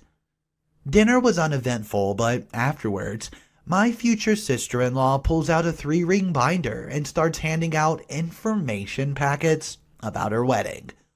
When and where she wanted it, pictures of dresses she was considering, colors, ideas for catering, pictures of cakes, everything a well-prepared bride could come up with. My favorite page was list of expenses, how much she expected everyone to contribute. Her dad, her mom, stepdad, my dad, stepmom, brother's mom, and me. I said, quote, exact words. You expect me to contribute? That's hilarious. I was met with a stern gaze from my brother. Oh my gosh, you're serious? Yeah, that's not happening. Cue the meltdown from the bride-to-be. Her dad speaks up and tells her that she was already told that combined between him and her mom and stepdad, she would be given $70,000 to do what she wanted, just like they did for her sister. She started crying. My dad chimes in and says, yeah, between the 3 of us, we will pay for a nice rehearsal dinner for 30 people and an open beer and wine bar at the reception. That's it. She started screaming, like holding her hands over her ears and screaming, why is everyone trying to ruin my life? So I said, this is where I leave. She stands up and comes to get me and gets in my face, telling me it's all my fault, I have money, so I should be willing to spend it on her, because she's going to be, quote, family. I just laughed, looked at my brother and said, good luck with that, bro, and walked out. My future sister-in-law blew my phone up for 2 days, calling me names and telling me how awful I am. I haven't talked to my brother, but my dad said the wedding planning has been put on hold while she reevaluates whether she wants to marry into a selfish family. Laugh out loud? I know in my heart I'm not the a-hole, but a friend seems to think I should contribute just to keep the peace, which I don't really care about at this point, and my dad and stepmom agree with me. My other siblings do too, but they're trying to stay out of it. Quick little edit here. Because people keep asking on top of the $70,000 her parents are willing to contribute, she wanted $50,000 from my dad and brother's mom and $30,000 from me. Yes, $150,000 for a wedding. Also, I think she originally asked her parents for $80K. My stepmom says she has some things to tell me either tomorrow or Wednesday, whenever we can catch up, so if there's something to update, I definitely will. Update. Let me start by saying that I truly appreciate everyone who took the time to comment. So, my stepmom wanted to talk to me, and she and I had a chat yesterday. The first thing she said was that my brother wanted to get together and talk this out, which we did today. More on that later. My stepmom told me that she and my dad had seen future sister-in-law act like a brat a few times towards my brother, but never anything like that night at dinner. My dad told my brother that what happened was completely ridiculous, and both he and her owed me major apologies. He also let my brother know that he now has apprehensions about my brother getting married to her, and he wanted my brother to really think about what he wanted, and that if he decided to marry her anyways, he doesn't know how much of our family could attend. My dad did apologize to me if I felt like he did not defend me to her. He just said that he was so shocked about what went on, he couldn't even react. My dad and I are fine. As for my brother, it's sort of uneventful. We met for lunch at my dad's house today. When I walked in, he tried to hug me, but I wasn't having it. He did apologize, sincerely, I believe. He told me that he knew about all the wedding stuff she had prepared, but not the expense sheet, and that he had told her weeks ago what his parents were willing to pay for, and that she could not ask me for money. When I started laughing, he knew that she did not listen to him, and he was mad, but did not want to cause a scene in front of everyone. He went on to say that when they left, he blew up on her, and she told him that she could not believe that he was okay with his family being so selfish. And it escalated from there with her packing a bag and going to a hotel, because her parents said she couldn't go to their house. I asked him where they stood, and he just shrugged. I guess if he still wanted to marry her, but before he answered, I said I didn't care. It was his life, and he could do what he wanted, but I, and my daughter, whom he adores, would absolutely not be there. And if he did marry her, that our relationship would be changed forever. I would never ask to my dad to choose between us, and that I am perfectly capable of being civil to him at family events, but that was it. I did hug him when he left and told him that I hope this is all the outcome he can live with. And I may actually be the a-hole now, but I really don't care. I'm okay with how it ended. I don't want an apology from her. She means nothing to me now. I feel like this is over and I can let it go. Thanks guys for the input. I think OP was completely right in standing up for herself and saying, hey, I'm not paying for your wedding. You're already getting $70,000. That alone is plenty for a wedding. Let me know your thoughts and opinions on this story. It did come with complete updates. And also, if you've ever had any similar situation, drop it down in the comment section. The next story that we're going to look at is a very interesting one. It says, OP City is threatening a lawsuit to get them to take down a website criticizing the town's air pollution and odor problems. If you're new to the channel, smash that subscribe button, smash that like button. Here comes story number 2. About 4 years ago, a large rendering plant purchased a factory in our small town in Iowa that's been causing all kinds of terrible odors ever since. We're talking rotten blood, dead animal, old beer fumes hanging in the air multiple days of the week for years. The smells are particularly nasty on warm and humid summer days. After living directly across the street from the plant, I decided to use my skills as a developer to create a website criticizing the government of our town and the city council specifically for taking no action and letting the factory pollute our town. At the bottom of the website in the footer, I left a blurb that says, quote, Money Town is still being polluted as a money current _ date. After a couple years of the site being up with little attention, I get a sudden spike of traffic, around 2,000 visitors over a few days. And we finally start hearing from the city that they'll be taking action. First, the city council holds a town hall and ask everybody for complaints regarding the rendering plants and smells. They also print the name and phone number of the city attorney and ask callers to forward their complaints there. After that, they began issuing fines to the plant, which they disregard as far as I'm aware and never pay. Eventually, the city sues the rendering plant, and the rendering plant countersues. I've updated my website after each development takes place. The last piece of news to come out was this whole situation was that each side had decided to drop their lawsuit around July 2017, but with no agreement about the odor.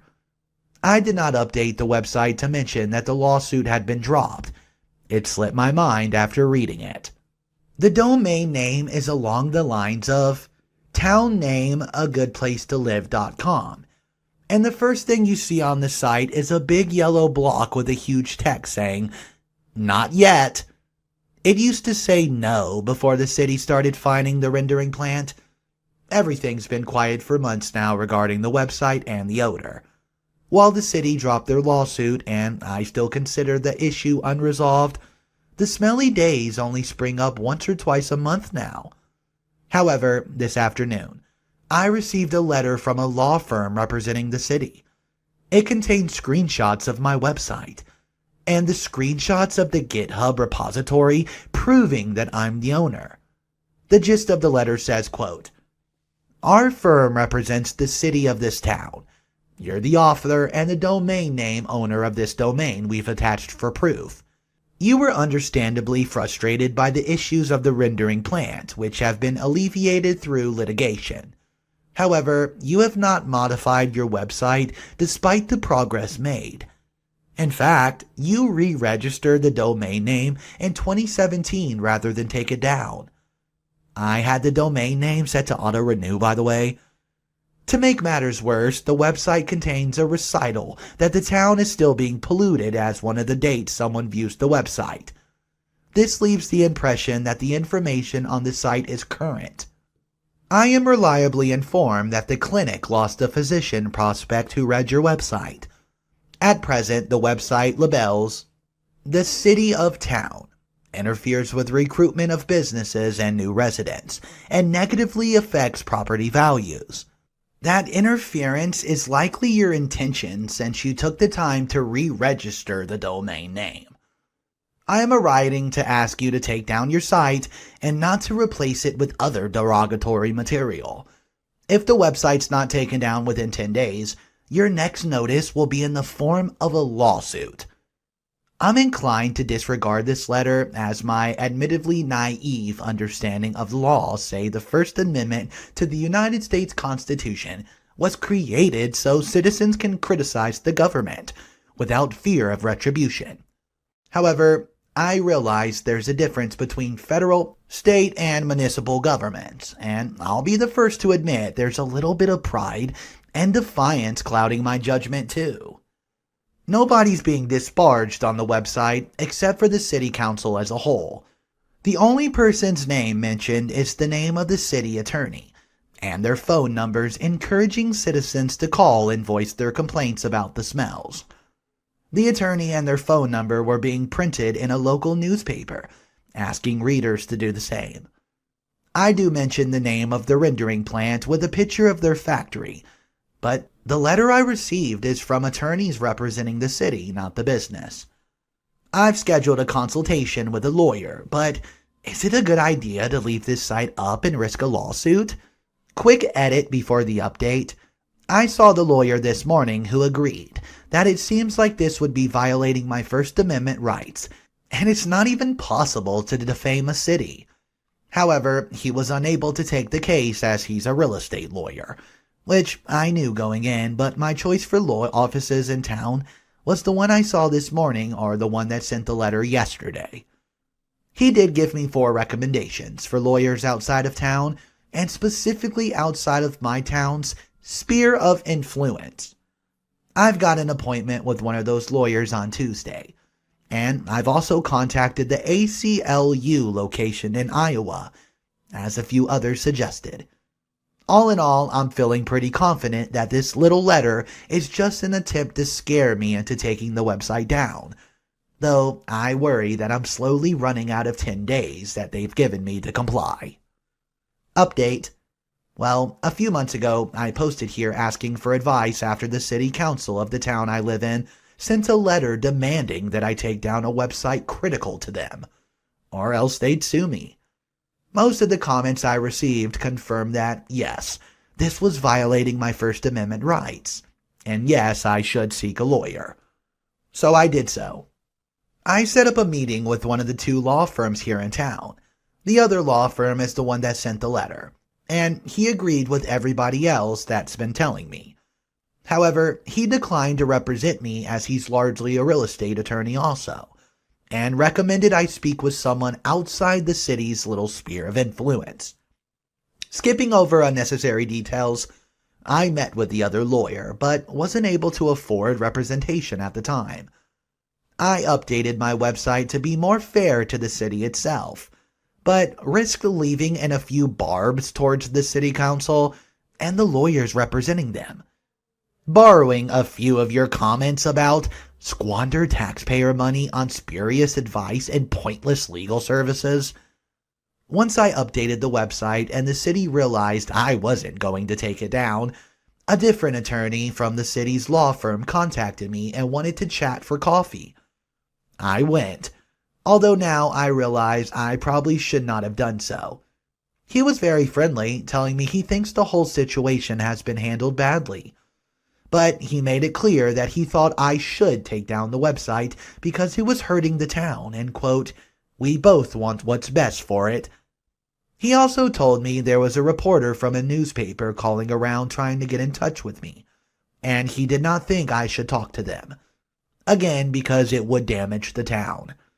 I declined the interview because I was afraid I'd get sued, whether justified or not, if I said something the city just didn't like. Of course, I was too naive to realize that the city themselves would have no problem talking to the reporter. So she ran her story. I was made out to be the bad guy troublemaker by the city officials she interviewed. What's more, a city councilman, the mayor, and the city administrator all denied sending a letter to me. They were also quoted as saying this: "There may be legal stuff coming down the road." A few weeks later, I received another letter from the law firm, and this one was weird. It was the attorney from the original letter writing on his own time to explain all the reasons he thinks he can sue me, citing several Iowa judicial cases and going on and on about disparaging property. He told me I was making a stupid argument and attributing unfounded legal arguments to him. The letter ended by saying it wasn't a threat of litigation and not intended to deter me from my exercising my legal right. Well, this was around middle of January 2018. I received the first letter mid-December 2017. Everything was quiet once again for 2 more weeks, until I got an email from the legal director at the ACLU of Iowa. And one of the advice I read on here, I had emailed both the ACLU and the EFF, but over a month with no response, I figured they were just too busy to look at my case. I was very happy when she contacted me and wanted to talk.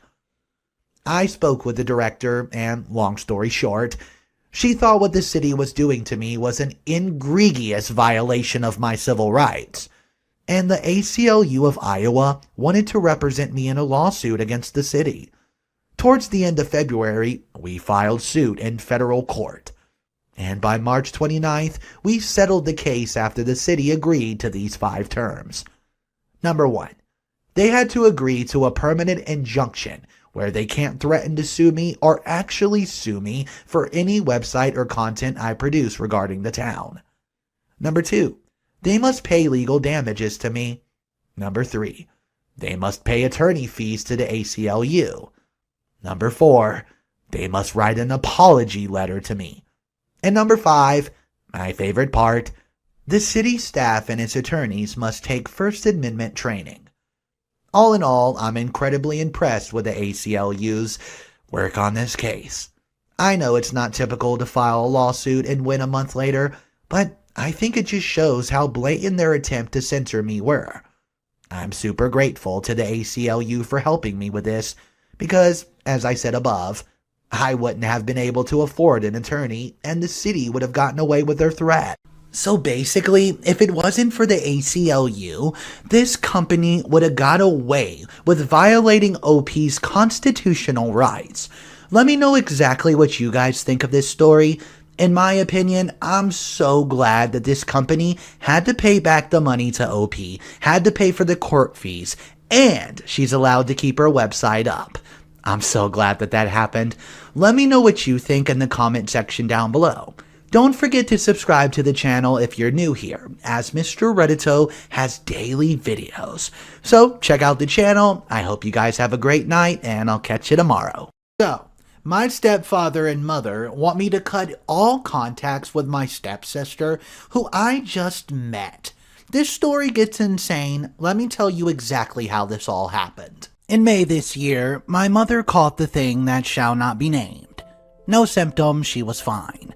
And my stepfather was presenting a few symptoms, but neither she or him were bad enough to be admitted at the hospital. So doctors recommended staying at home and all that. Because I, 15 female, have a weak immune system, both of them called some of our relatives who lived close by to see who could keep me for a few weeks. But majority of them could not. and the only one who could was making me share a room with 3 of my male cousins. So we all refused. With no options, my stepfather called his daughter to ask this favor, and she accepted.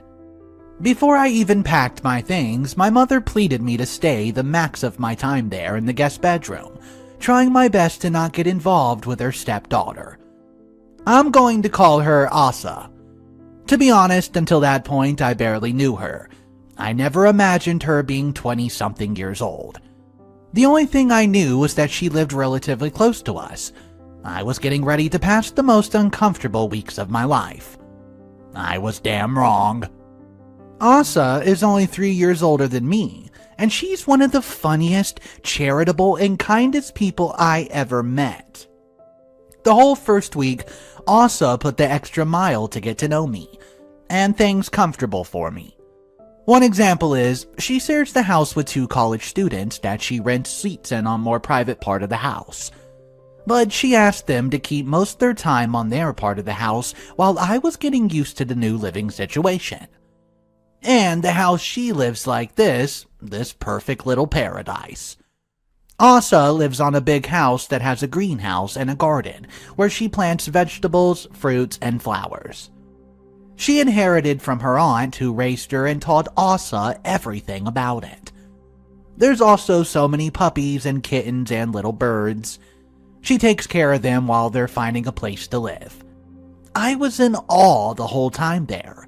She taught me how to cook a few foreign dishes, how to take proper care of plants, and she introduced me to Lonely Island, because I'm a new Andy Samberg fan, and she helped me with homework. I had such a wonderful time.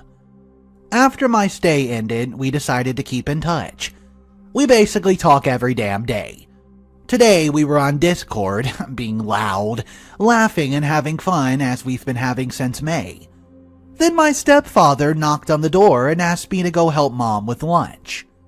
My stepfather asked who I was talking to because he did not recognize the voice. My mother chimed in and said she heard us talking another day and asked if I wanted to invite my, quote, new friend to dinner. I decided to stop omitting things and told them it was Asa, that we've been getting along pretty well. My stepfather made an annoyed face, and my mom acted like I punched her right in the gut. They started telling me that Asa was a terrible person, that she's always been since she was a child, that talking to Asa now that is not needed anymore was an act of betrayal. Asa was manipulative, a liar, they warned me. They warned not to get involved when I went there, and they only sent me there because they did not have a choice. When I tried to defend Asa and ask the whole story, my mother started crying. Like, really crying. My stepfather said that I don't have any idea the amount of pain Asa put them through. I tried to ask again the whole story, and said I wasn't going to stop talking to Asa until they tell me. So they told me to go to my room. I was calling Asa to ask the whole story, but my stepfather came in, took my phone, and canceled the call before she could answer. He yelled at me, called me insensitive, and left. I cried a bit in my room before lunch. After a silent and awkward lunch, my mother gave me back my phone and warned me not to contact Asa. She told me that they were going to tell me everything at night after work. What should I do? Should I try to call Asa again? She sent me a text asking, "Everything okay?" right after my stepfather took my phone. She's so kind. So I have no idea what she could have done. Maybe she is manipulative, is using me to get revenge, and I should listen to my parents. Maybe I ignored or am unaware of all the red flags she's been showing. All this is making my anxiety flare up. I don't know what to do and can't wait until tonight. Can someone help me with what I should do? Hey guys, Mr. Reddito here. So this story has a lot of mystery behind it. But don't worry, I actually found the absolute complete update, and we're gonna find out what's the mystery behind this Asa. So subscribe to the channel if you're new here, show some support, press the like button. Here's the update. So, a lot has happened this weekend, like a lot. Asa is aware of this post and gave me full permission to post it. I got all information that I wanted, and in the end, I really regret learning it. To be honest, I can't look at my mom and stepfather in the face anymore. Before I start, I want to make two things very clear. First, I would not do this update if it weren't for people genuinely concerned about Asa. And second, because I know a lot of you were thinking this happened because it's something real, and happens with a lot of people from all genders. Asa was not sexually abused. None of the sides of the story contradict each other, so I'll tell everything by the order of what happened. I will be calling Asa's deceased aunt Lily.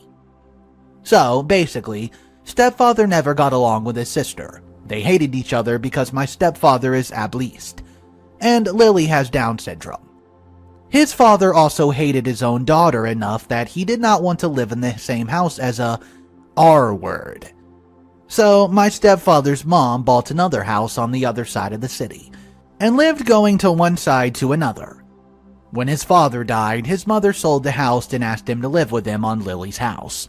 Because he said the same thing as his father, she will cut him out until Asa was born. Asa was born from a shotgun wedding. Her grandmother would take care of her together with Lily almost every day. When Asa was 6, her parents had a divorce, because none of them, quote, connected with her. They did not want to raise her. Where I live, the child custody battle only starts if the parents really or want/need to, as the child support would be like $100. Asa's mother just wasn't interested. They would put her to the adoption system when Lily decided to adopt her. Unfortunately, when Asa was 11, her grandmother died. Lily became depressed and barely left the bed, eated nothing. It got worse when my stepfather wanted to take the house and the inheritance from her and sell it. He planned on using the money to open a diner. My mother always hated to work, so she wanted the money to be able to be a housewife. And they wanted to put me in a private school, and in the future a private college. They tried to lawyer up, but the prices were insane, and they even lost way too much with only consultations. The last advice they heard was to wait for Lily to die. Yes, a lawyer actually said that, and they thought, quote, "Yeah, that's solid advice. Thanks, man." 2 years later, when Lily passed away, Asa and Lily's ex-caregiver told them that the house was never in Lily's name. It was always in the caregiver's name, as no one thought Lily was capable of managing the money.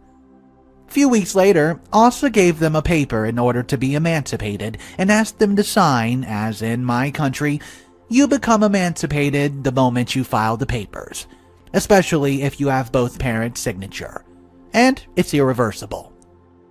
They both signed without even thinking, and Asa said the CPS, I don't know the right word to use here, so I'm going to use that one, was going to send her to live with one of them, and she wanted to keep living with the caregiver, without having to pass a few months on their houses.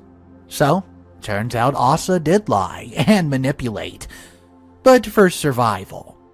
Everything was in Lily's name, and when she died it all went to Asa.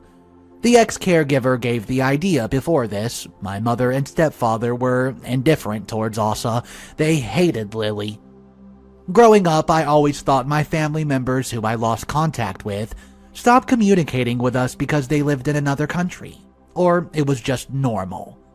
Some people in the original post pointed out that my mother and stepfather tried, quote, everyone before Asa. The everyone was like 5 relatives.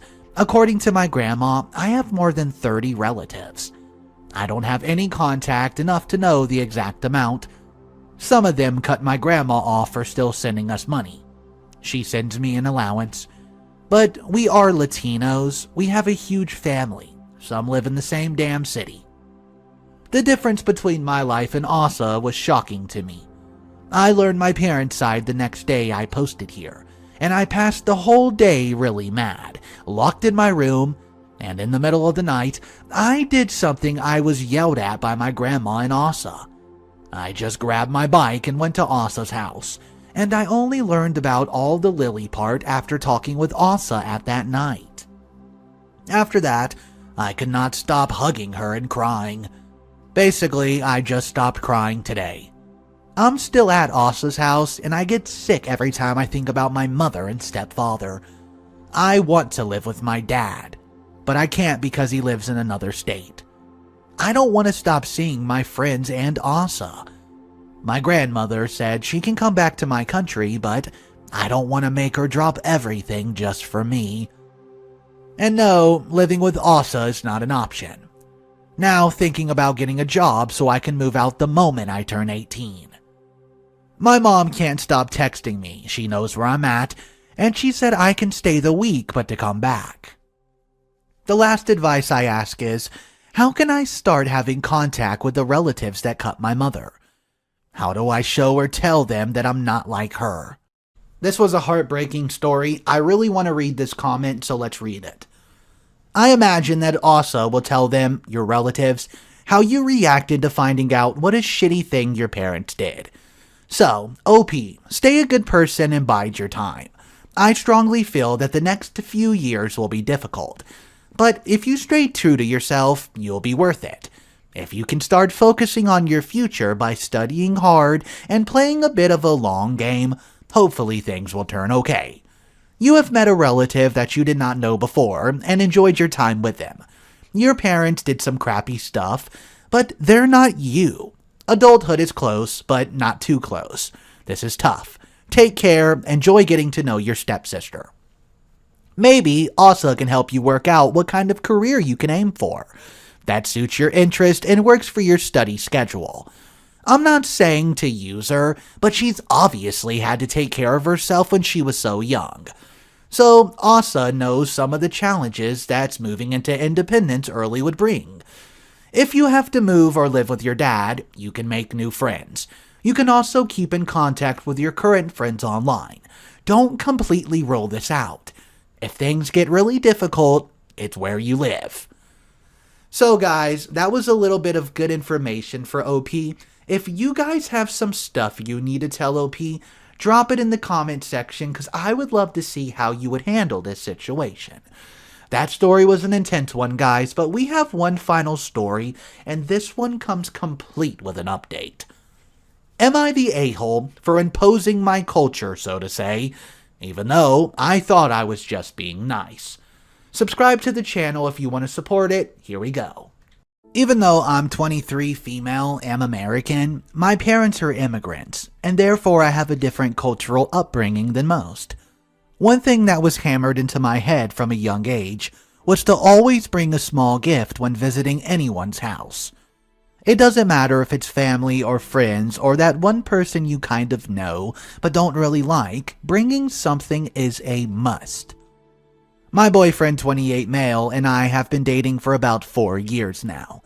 And since we both work from home, he suggested we make dinner with his parents a weekly thing, since we haven't been able to see each other much for obvious reasons.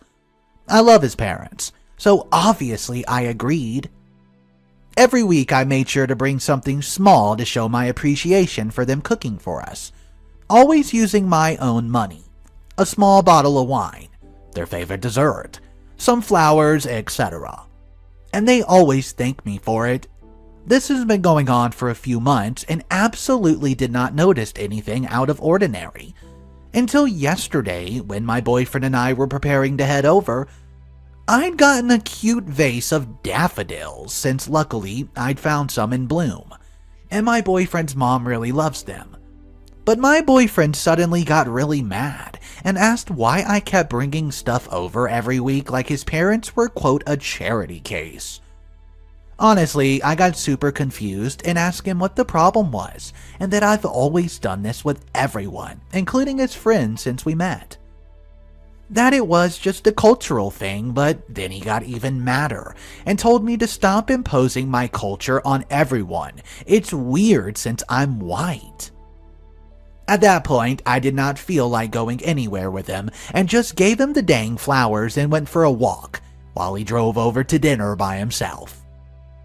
After he came home, he still had the flowers, which he gave to me, and told me he was sorry, but his parents really were super annoyed with me constantly bringing stuff over, like they can't take care of themselves or something.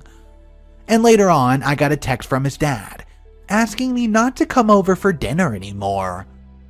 Now, my boyfriend's giving me the cold shoulder unless I give his parents a huge apology. But I really truly don't think that I'm wrong for trying to be nice to them. Am I the a-hole for this? Drop your comments down below. What's up, guys? Mr. Reddito here. I have a complete update for this story, and let me tell ya, this gets crazy. Were any of you guys listening getting any red flags from OP's boyfriend? Drop your thoughts down below, and if you're new here, consider subscribing, and let's get right into this update. After my last update, I told my boyfriend I was sick and tired of him dancing around the issue with his parents, and I was going to go over to their house whether he liked it or not. At this point, I think he realized that whatever he was doing had backfired, so he sat down all angry and told me he'd explain. I sat and he told me that he's done some very spur-of-the-moment stuff, and that he texted me from his dad's phone, then blocked the number but begged me to listen. Then he just needed to get his parents off me for a while and not to leave. Apparently, his parents have started hinting at him about marriage since my boyfriend and I talked a lot about it. I fully expected to marry him, as I said in another comment, and was honestly expecting a proposal in late spring, since that's when we met. 4 years dating did not bother me, but I was getting excited to settle down. However, my boyfriend apparently realized that he absolutely did not want to commit to anything, and wanted to experiment and have fun since, quote, I wasn't being fun anymore. Honestly, that just made me cry, since we were each other's first for everything, and usually very good at communicating our needs. His grand plan was to get him mad at me, so I would beg for forgiveness, and then he'd only accept an open relationship as an answer. Absolutely brilliant plan, I know.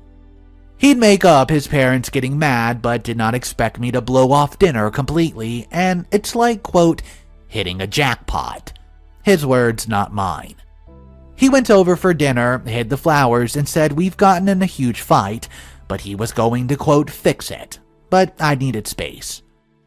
After he confessed all this, he said he was very sorry, but really did not want to miss out on new experiences when he was still young, and what I consider an open relationship, but pretend ours was strained with parents so they wouldn't get suspicious. And drumroll, please. I laughed. I laughed his ass right out the door and told him absolutely not and to leave me alone while I packed because I wanted to have some new experiences too. He never stopped begging me to stay, but I left to sleep at a friend's. After calming down for a few days, I cemented the breakup and finally actually went over to his parents. My ex-boyfriend's dad never even noticed the phone missing, but still apologized, and his mom was a mess. I did and still loved him, and will eat dinner there without him as often as I can. I won't lie, I'm sad about 4 years down the drain. But that's life. And if that's what my ex best possible planned, then I dodged the bullet by a mile. Thank goodness OP decided to know what was right for her in this story, and I'm so glad that it ended how it did. So many red flags that OP was seeing in her boyfriend. Oh my goodness. Let's read a couple comments. I love that you went over there and filled his parents in on the real story. He was so concerned about keeping up appearances for his parents that he straight up waged psychological warfare on you. But now it's all nice and out in the open. Gonna be awkward for him at holidays for a few years. Then, second comment said, I also love that OP now has friends around the world, looking forward to having her over for dinner. This is when OP replies to that comment and says this, hee hee, yeah, There's people from Bangladesh to Greenland having me over. I'm also going to be extremely busy going on dates with all the single sons and daughters whose parents commented on my first post. They're all so lovely. Well, guys, it seems OP's in a great mood, and I'm glad that this worked out for the best. Let me know your thoughts on this story. That's all the content I have for you today. It's cool to be kind and try something new in life today. If you've been scared to try it, just go for it. Have a great day, guys, and I'll catch you in the next one. So, my parents ghosted me for 5 whole years because apparently they didn't like something that happened at my wedding. Well, when I found out what the exact reasons were, I couldn't believe my eyes. Guys, wait till the end of the story because I'm telling you right now, this is crazy. Let's get right into it. My husband, 30 male, used to be my boss. About 9 years ago, I started working as his assistant. We spent about 2.5 years ignoring our mutual attraction until we gave in. We then went to HR, who reassigned me, and the whole thing was strictly above board from the time we began dating. I got pregnant about a year later, and my husband and I decided to just get married. While we've only really been dating for about 1.5 years, we knew each other completely. We loved each other, lived together, and there was a baby on the way. We knew how it would look, but I had to leave the company anyways due to problems with my new boss. So, we did not anticipate this causing issues except with my parents. They, 62 male, 57 female, have always been overprotective, so I knew they would not like me dating my boss, and I had not told them. But I had to tell them if I wanted them at the wedding. We decided to be mostly honest with them about how it was strictly professional until, well, it wasn't. How the second it got unprofessional, we went to HR, and how he had never taken advantage of me, but now we wanted to get married and we wanted them there. We did not mention the baby because, well, I felt that giving them that information in addition to the rest of all this at once could break them. I was only about 4 months along when the wedding happened, so the bump was easily hidden by a flowy dress. The wedding itself went on without a hitch, apart from my mother pulling me into the bathroom shortly before the ceremony to ask if I was sure about this, which I said I was. My parents seemed to take it well. The ceremony had reception where at 2 different venues, and we had to travel from one to the other, and my parents never arrived at the reception. Well, I called them and they got ignored. And then my brother called them and they told him that they were going home. I don't remember the exact reason they gave, but it amounted to them being tired and uncomfortable. I tried to contact them after the wedding, but found that I was blocked on everything except email, which I used to send them a long letter essentially saying that I'm an adult who made an adult choice, and I hope they can respect that. 5 years later, I've not heard from my parents since my wedding. My husband and I are not big on social media in general, but I recently posted something for our 5th anniversary, in which I mentioned our 2 children and 3rd on the way. Within a month of making this post, my parents left a voicemail saying they saw the post, and having had no idea that they had grandchildren previously, now want to meet them. I haven't responded, and there's been a few follow-ups since then asking why I haven't. I don't know what to do, but my gut instinct is that 5 years is just too long, and it's about the kids, not about them respecting my choices or relationship. However, I can't help but feel that I'm being unfair, and my brother agrees, because I told them in my email that if they could learn to respect my choice and my marriage, eventually, then we could talk. And now I'm retroactively applying a time limit. Quick edit. I can't find a way to work this in organically, but just so you know, my husband's not white. I am, as are my parents. I don't think this is a race thing or that my parents are racist, and neither does my husband. And we don't understand why they would want to meet our mixed-race children if they were racist. But this element is still gnawing at me. Should I reach out to them? If I did, how would we go about rebuilding the relationship? What's up, guys? Mr. Reddito here. This story is absolutely heating up. I have a full update for you that came out just shortly after the original post. If you're not subscribed to the channel, make sure you click that subscribe button just in case an update comes out later, and you will not want to miss those updates. Alright guys, update number 1 for story number 1. I asked to talk yesterday. We were on a Zoom within an hour. It was my parents and me and my husband. They asked to see the kids, and I said they could see them eventually, dependent on them earning our trust and convincing us they were going to be positive additions to the kids' life. They asked to start by reading me a letter that they claimed to have written on my wedding day. It said that they were uncomfortable with me marrying my former boss, as they thought he took advantage of me. So they left between the wedding and reception to avoid a scene. But they wanted me to know that they were here for my despite their issues with him. They added that they would have sent this to me morning after my wedding, but then I sent my email about them needing to respect my choices, and they were so ashamed. They couldn't bring themselves to send theirs. Seeing my anniversary post made them realize how much they've missed in 5 years, and they really just don't want to miss any more. Well, I had some questions, like what's the big deal and with me marrying my former boss? They said that it just wasn't what they had in mind for my wedding day and my future spouse. I asked why they even came to the wedding at all if they did not support the marriage. My dad responded that he wanted to walk his daughter down the aisle, as it was the only chance he'd ever get.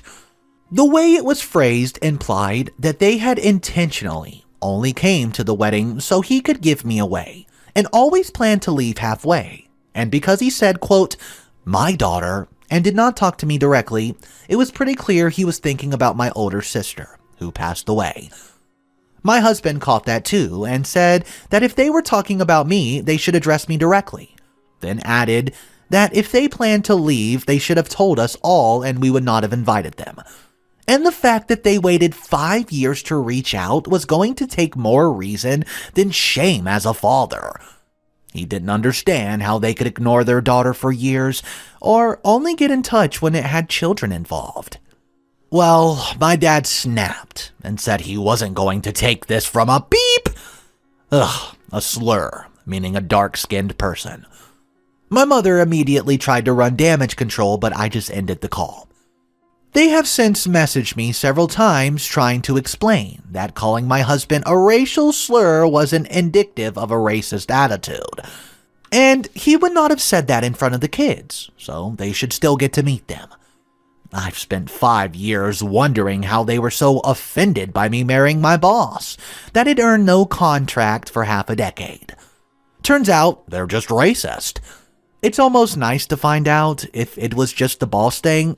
I would have sympathy for them, and we might even be able to reconcile.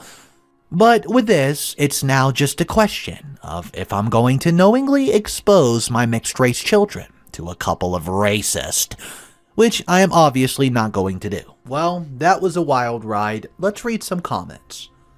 It's really odd when racism clashes with controlling grandparents' urges, but there you go.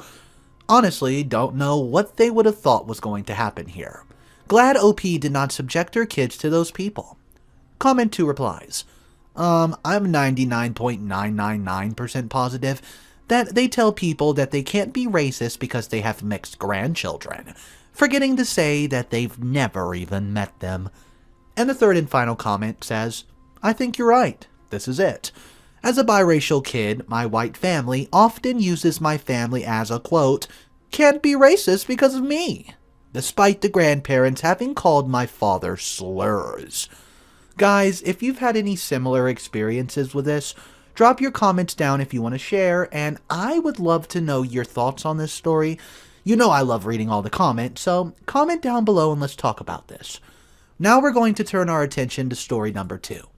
It's an Am I the A-hole story, and the title is, Am I the A-hole for weaponizing my femininity by crying since the teacher would not stop another student from harassing me? For a little backstory, I'm 15 and I lost my mom when I was 5. Dad raised me alone until last year when my second dad, whom I call Papa, moved to our home. Now we're a happy family of 4, me, 2 dads, and a dog. I'm not ashamed of my family, so I never hid it. I'm not really popular at school, so I just really told my friends that it was all good. Until about 2 months ago, a boy I'll call Duncan. He found out. Duncan started simple jokes like, "Wow, which one of them is the mom?" Which I promptly told the teacher, Mr. Smith, who was like, "He's just trying to understand. If you want people to understand, you have to be patient." Duncan started to escalate with, "Enjoy your time here. It'll get worse when your sinner family goes to hell." And once again, I went to Mr. Smith, who says, "You can't be prejudiced with his religion. It's wrong in the Bible. He's just trying to understand." Well, in my country, every class has only one responsible teacher, so I couldn't go to another. I have many examples, but this paints the picture. After 2 months that I realized that I wanted him to stop, I had to do it myself. So when he started with his homophobic stuff at the cafeteria, I started to remember the saddest thing I could. All movies where the dogs die. All the sad romance movies, Mufasa's death, The Fox and the Hound. It did not take long for the waterworks to come. I started to bawl, ugly sobbing while basically screaming at him, asking why he said I would go to hell, why he hated me and my dads. Just making the biggest scene possible. Duncan started to stutter and pled, trying to make me go to class with him and talk to the teacher. Yeah, I wonder why. I just cried louder and louder and flinched when he tried to pull me away. The scene was so huge that we ended up at the principal's office. Miss Yates. Miss Yates listened to both sides, and man, let me tell ya, she was mad. She was mad at Mr. Smith. She let me tell the whole story even when Mr. Smith tried to interrupt me to defend Duncan.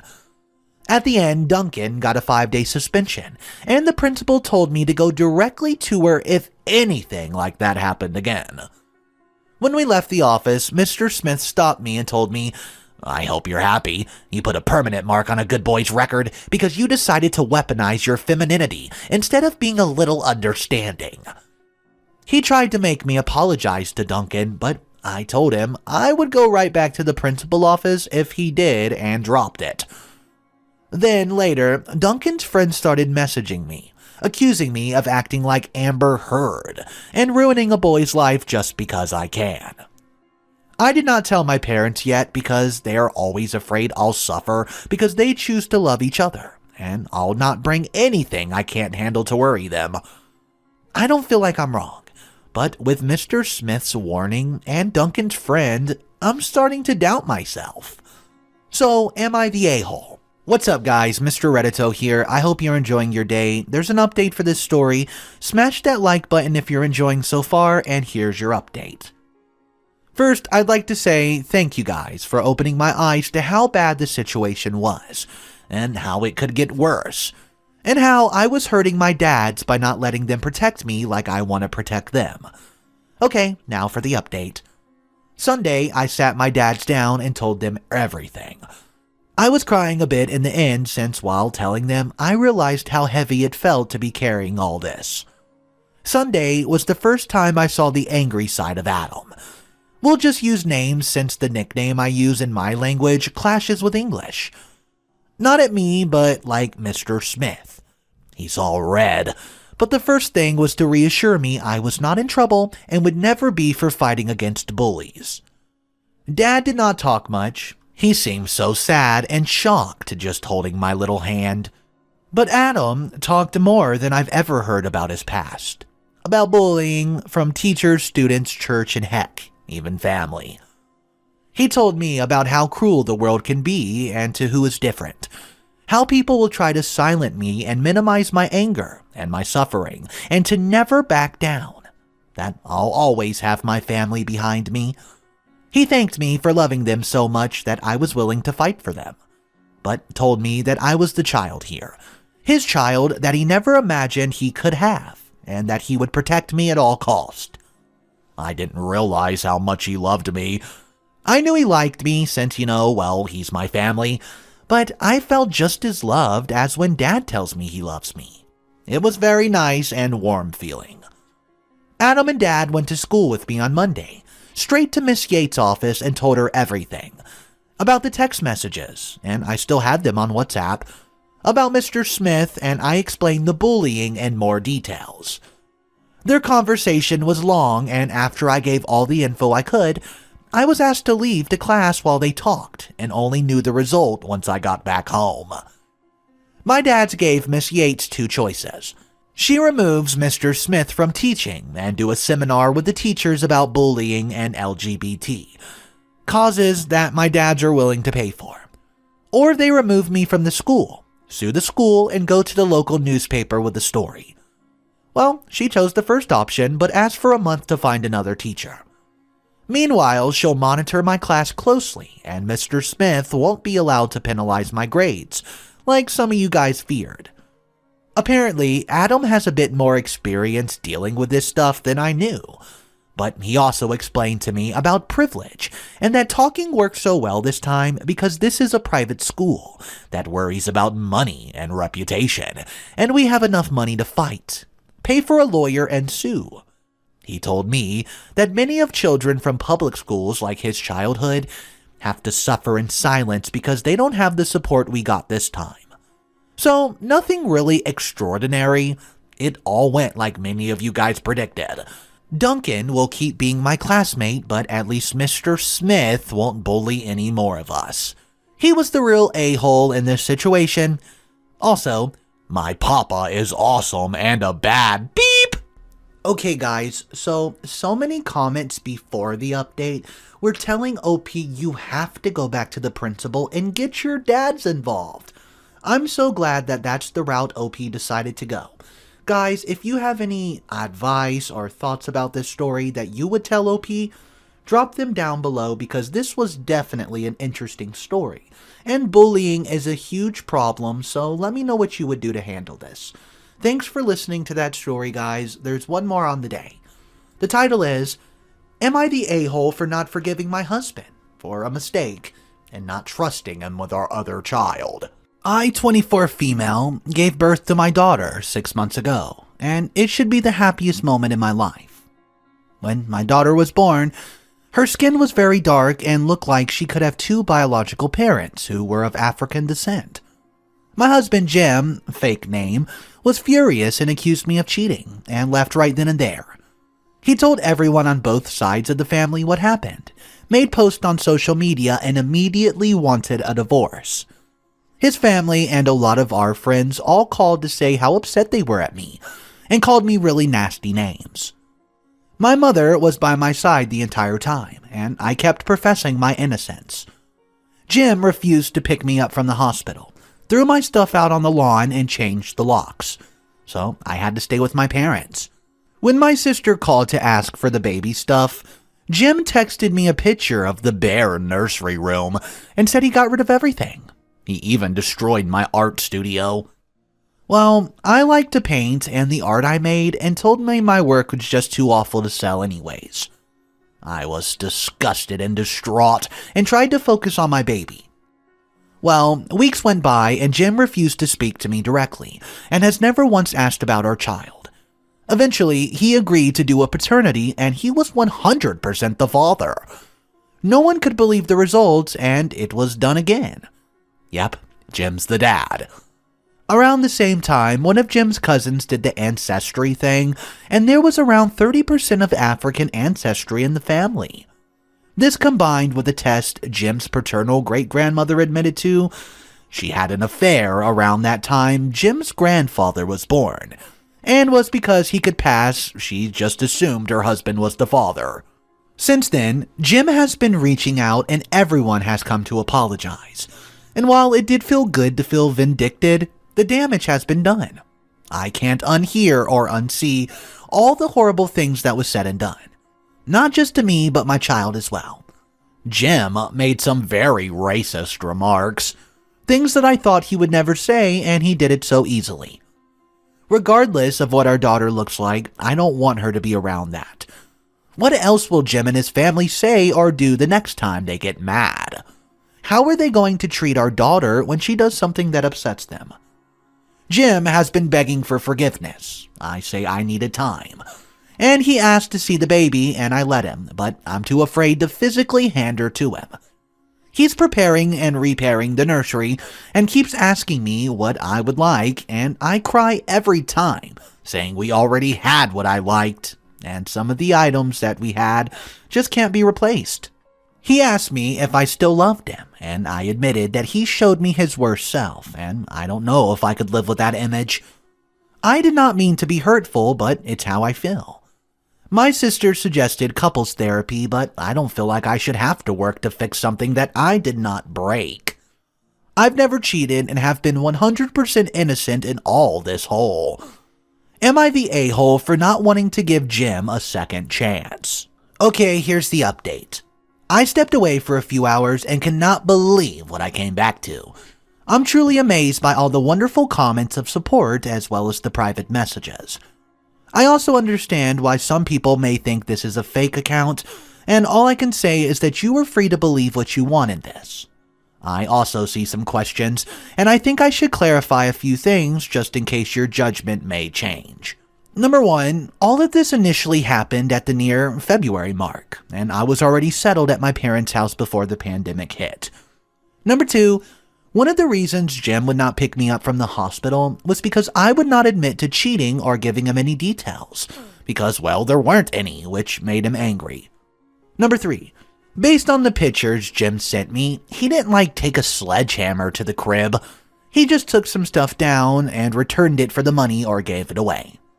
While deeply hurtful, I wouldn't call it violent, but maybe it is. Number 4, online he announced that I, quote, pushed out a dark-skinned baby and was going to say he was divorcing. His family started with racial comments and eventually he started doing it too, but only through my family. He refused to speak directly.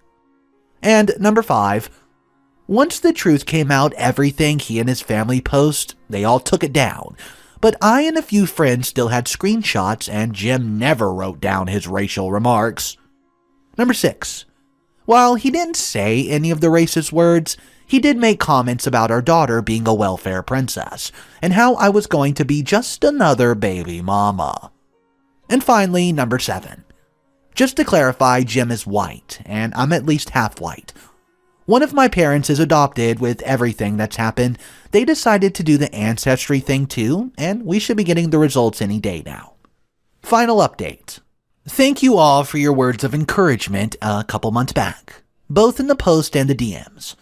A lot of things have happened since my initial post, and I just needed time to process it, and be in a place where I can write about on social media, so here it goes.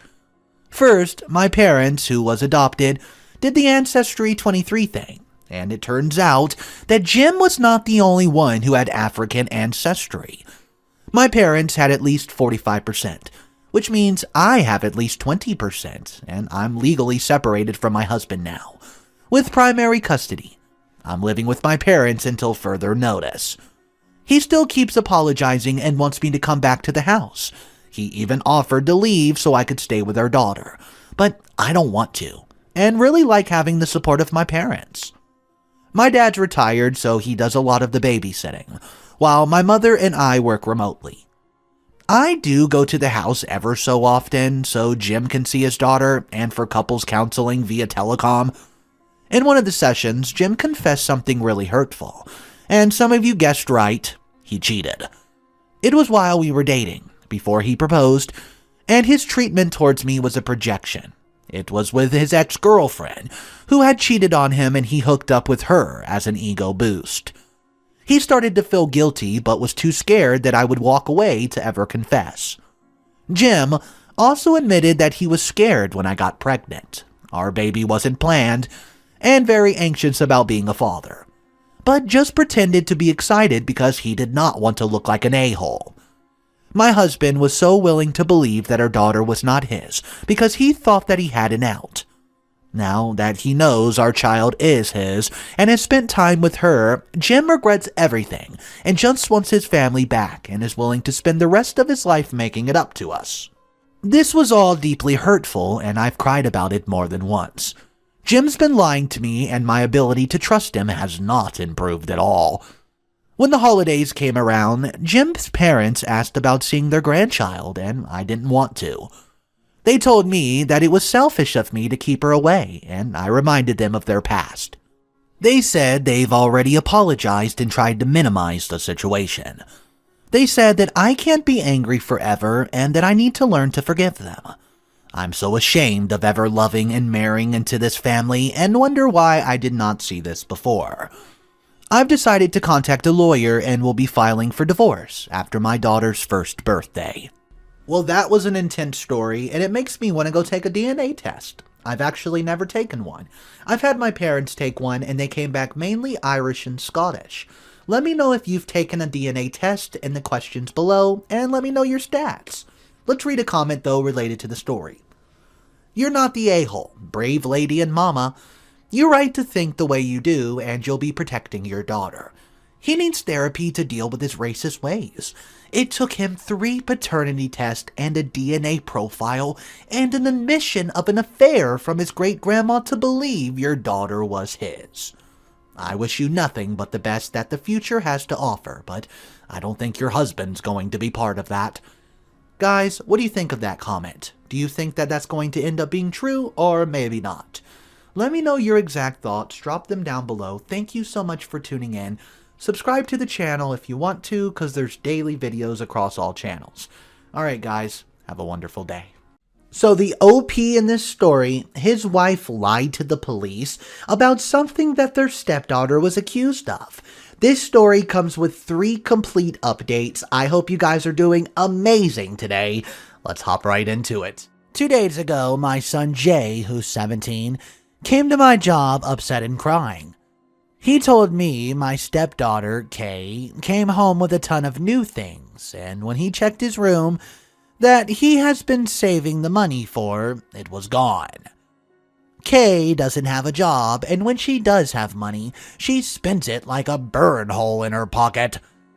My boss let me go home early, and I went home to ask Kay who took her shopping. Kay told me she used her own money.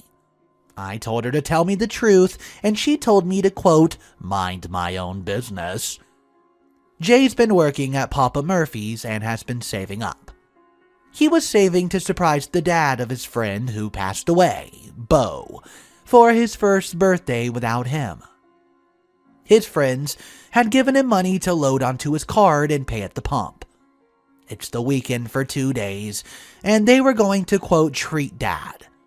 Most kids would be saving for their first car, or cool clothes, or Pokemon cards. But he wanted to just, quote, be there for his friend's dad. Instead of arguing back and forth with Kay, I checked the camera we had to check on the dogs. It only caught her legs, but it was Kay going into Jay's room. The rule in my house is we don't go into each other's rooms. It's a mutual respect of privacy. I told Kay she was caught and that she needed to get everything to return it all. Kay started throwing every excuse in the book. Quote, I had it saved for months. How do you know it was me? Someone must have broken in. Her mom came home and she burst into tears, saying we were ganging up on her. I showed my wife the video and told her what happened. Kay ended up saying, quote, why does he get to have all the money anyways? Maybe because he works his butt off? I told my wife she needed to make Kay return everything, and she said no, that it would be embarrassing to return it all, and that when Kay gets a job, she would repay Jay. I said, it'll be more embarrassing when she gets arrested for stealing $400. We argue, and I tell my wife Kay broke a non-negotiable rule, as well as the law, by stealing. She's 19, she doesn't pay rent, and needs to leave. My wife says, if you kick her out, I'm going to. So, I asked if she was willing to replace the money stolen. We have separate bank accounts. Force Kay to return, or she could give me her half of the rent early, since we split the bills. No. So, they packed a few bags and left. I was not going to rip the bags or stuff out of her hands. I don't think getting physical would have been the smartest thing to do. Before you make me out to be the a-hole, I do not have extra money for him to still go. I can only replace the small amount back to his friends, and it's not enough to make the trip. He went to bed without eating and has been crushed. I posted earlier, am I the a-hole, and was flooded with people telling me I should have called the coppers. So this morning, that's what I did. The solution was that the officer would call my wife to bring Kay to the station to talk, or she could return the items and pay back Jay. Sort of a scare tactic because I was told it's a civil matter. My wife straight up freaking lied to the cops and said she gave the money back to Kay. Since I don't have actual proof of Jay's money, no proof other than her walking into his room, nothing can be done. I'm livid. I literally watched Jay get his heart broken at the police station. Through tears, he said, quote, "How could they do this to me? What was this all for? I just wanted to see Bo's dad." Jay's my son from a previous relationship. I had to lecture him on not keeping large amounts of cash in his room, but he did not think it would get stolen. My wife and Kay have support staying with family. This won't affect them. Okay guys, Mr. Reddito here. This story's absolutely insane. It keeps getting more insane as we go. I have multiple updates for this one. The first update we're about to look at happens 5 days after the original post went down. If you're not subscribed to the channel, please take a second right now and just know you're helping support the channel immensely by clicking that red subscribe button underneath this video. Update number 1, 5 days later. Yeah, I know a lot of people are waiting for an update after reading the post. It was removed because too many comments about money. Please do not mention crowdfunding. I don't know if this update will stay up before it's taken down. I'm not deleting the post. In case you did not read my first message, my 17-year-old son has been saving all summer to go visit his dad's friend on the first birthday of Jay's friend since he passed. I did not know he had so much cash in his room. I would have told him to put it in a safe, but I'm not going to victim blame. My son should not have to worry about someone stealing from him. The rule in my house is no one goes into each other's room, parents included. It's not so much of a rule, but like mutual respect. My 19-year-old stepdaughter stole his money. Her mom refused to make her return the stuff she got, and I almost took the bags from her, but I'm glad I did not. Because my wife lied to the police about the money, so she could have easily lied about me putting hands on her. The police said it was a civil matter, since my wife said she gave Kay the money, which was a lie. My wife said if I was kicking Kay out, she was going to, and I did not stop them. My wife and Kay have family support. This won't affect them. Here's your update. This weekend, my wife showed back up with a sheriff escort. She came armed with receipts showing that she bought the furniture in our rental, and that's all she needed to take everything. I tried to explain I gave her cash for some of the items, but guess what? Just like with a J, cash does not have a trail. Her family helped her move everything in under an hour. With how quick this all happened, the cynic in me thinks my wife had this planned well before it went down. My wife contacted the landlord and paid a lot of money to break the lease.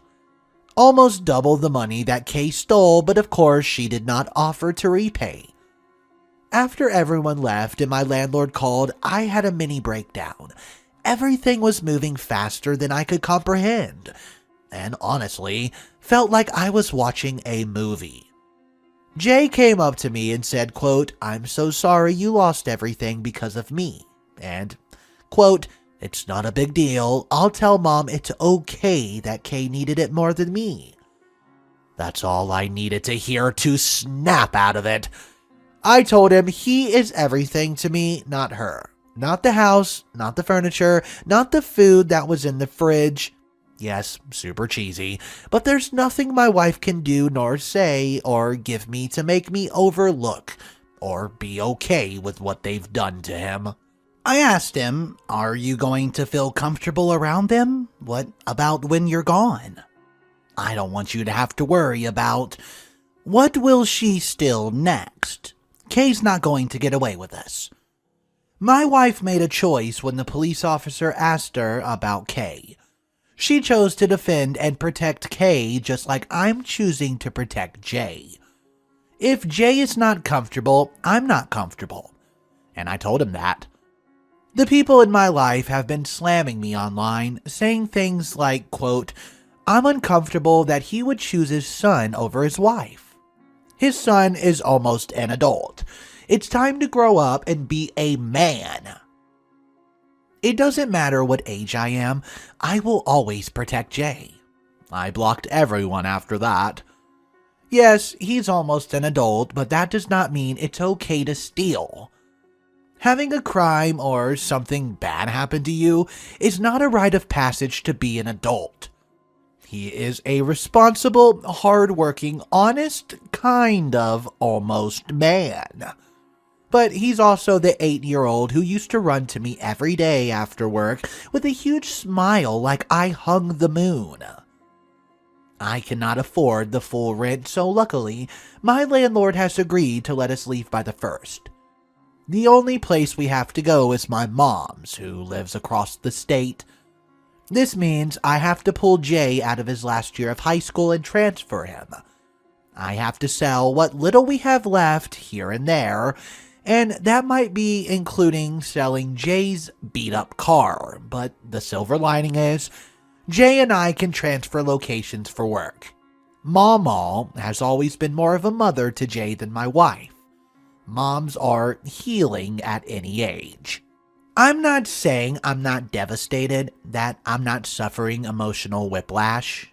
And I'm not saying the things that are being said about me in real life aren't affecting me, because, well, it is. But my son needs me. He's still grieving his friend, missing his senior year with his other friends, and I'm not the kind of parent to say, quote, because I said so, we're moving, and you just don't get a choice or opinion on it. That's just not me. Final update for my wife who lied to the police about my stepdaughter. If you told me 20-ish days ago that I would be searching for a decent divorce lawyer who does not require a retainer fee, I would have laughed in your face. For Jay's sake, I'm not going to, quote, expose you on social media, but I won't hold back if I'm asked about it. Your friends and family have your back and can't believe I would go through the, quote, shame and embarrassment of a divorce. It's mind-blowing that I'm getting the blame for this. Nobody cares about Jay except for me. Y'all have shown your true colors, and I realize that, quote, your people are the kind who victim shame. The, well, what was she wearing? Was she flirting with him? Did she let him buy her drinks? Type of people. You are who you surround yourself with, remember that. Quote, it's not our fault your dad is broke. Quote, Jay should have hit it better. Finders keepers, losers weepers. Quote, I'm uncomfortable he would choose his son over his wife. And quote, why did he have so much cash on him anyways? What did he think was gonna happen? That one stings because, WTF. He thought his belongings were safe in his room. It never crossed his mind that there was possibility of getting robbed. Kay broke a house rule by going into Jay's room. She flipped his room upside down looking for cash, and once she found it, she was consciously putting everything back in place. She then took the money and went shopping. When she was caught, she got an attitude and told me, quote, mind my own business, when I asked her about it. Because she can't have more than $5 before it burns a hole in her pocket. She played the victim, and I cried to you when you got home because she was, quote, scared of us for ganging up on her. She wasn't scared. She isn't sorry. She just simply does not care. Kay is a freaking sociopath. Kay committed petty larceny. I'm not going to tell him that he'll make new friends at his new school, that it's only for maybe a year max, or that in the grand scheme of life, this is really not such a bad thing. I don't need to remind him that there's a kid who are going through these worst things, that he needs to just get over it because he's just a kid, and I'm the parent, so what I say goes. He has to start his senior year at a new high school. I have to pull him from his friends that he's gone to school with since kindergarten. He cried with me when I told him we would have to rehome our animals temporarily because Mama can't have pets at her place, which is where we're moving to. So I'm going to sit with him in the quote, "Yeah, this frickin' sucks." He came into my room with a bag of Swedish fish to share and tell me it was okay to give up staying here. He told me he was sorry that you weren't this woman I thought you were, and that it must really hurt me. He also cracked the joke that at least we won't have to eat any more of your unseasoned cafeteria food. We can't stay in our home because you have better credit than me, so the landlord's requiring an additional security deposit for the new lease. I've been calling animal shelters trying to get info on temporary foster homes. Because, well, my mom's place does not allow animals, and we can't stay here. Just know that there's going to be a time where you metaphorically, possibly quite literally, can't bail Kay out. You're doing her such a disservice enabling her and cleaning up her messages because she isn't going to learn any life skills. No one likes a spoiled, entitled brat. Lord have mercy for her when she gets her first dose of karma. So guys, this was my last update about this. I know, I had a lot of people wondering what happened. Kay's still not being held accountable, and my soon-to-be ex has moved in with her coworker that I believe she's been having an affair with. They're fine, they're thriving, their world isn't crushed like ours. So I think ultimately in this entire story, the one person who suffered the most is obviously, in my opinion, Jay. Jay had to switch schools, had his life completely switched around and destroyed, all because his stepsister decided one day to walk into his room and take $400 that did not belong to her. So guys, what I'm asking is, do you think how this story ended was proper? Who do you think needs more consequences, and what exactly should they suffer the wrath of? Drop it in the comment section down below, guys. I want to thank you so much for tuning in, and just know, if you do want to help support the channel, super simple. Click the subscribe button, click the like button, and if you want to, drop a comment down below. Those are the 3 best things you can possibly do to help support the channel. Have a wonderful night, guys, and Mr. Reddito will catch you in the next one. Guys, I have a special one for you today. This story is about a mama's boy and how his girlfriend just can't cope with it anymore. This is the 2nd time now. Getting cheated on has led to me being dumped. At least this time it wasn't totally baffling. First time can be read about on my profile, but also to my followers waiting on the end results of Creepy Lunger. The court date set for July, and I'll update you after that, but this is not that story. So, I've been dating this guy for about 4 months now. He's not my usual type, and he's very naive and sheltered. Whereas my life has been a joyous ride of how in the name of flapjacks did I survive that BS. He's nice and funny. We met at university, and for the most part it was fine. There were a few red flags, like his mom still irons and folds his undies and socks. But let's be real, people in their early 20s living at home is not even a shocking thing anymore. I just think it's a bit psychotic to iron socks, but hey, that's just me. Anyways, on Saturday he went out for a lads' night with his friends. He hooks up with a girl.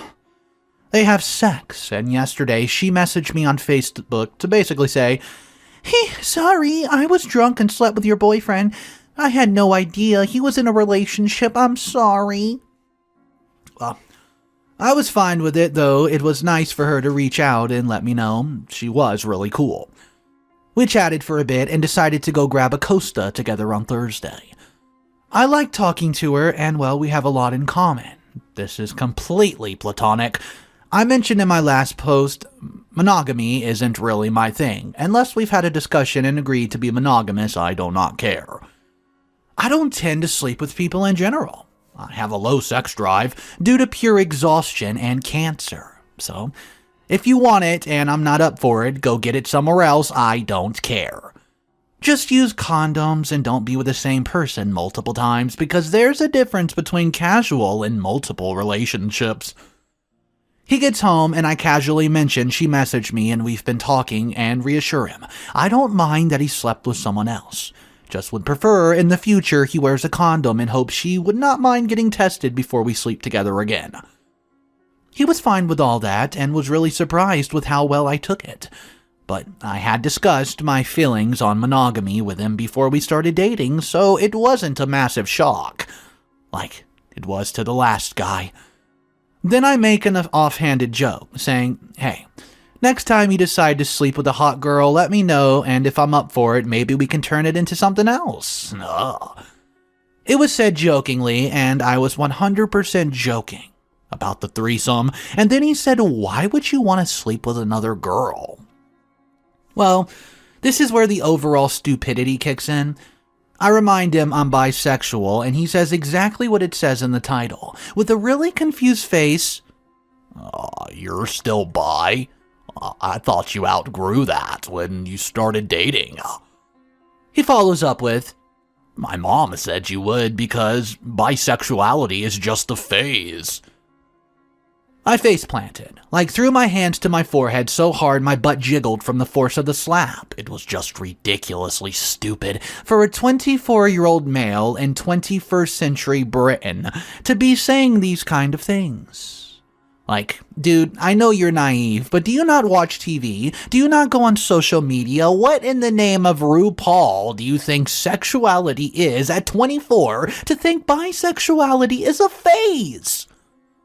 I didn't know what to say. I stood looking at him like he just sprouted another head out of his armpit.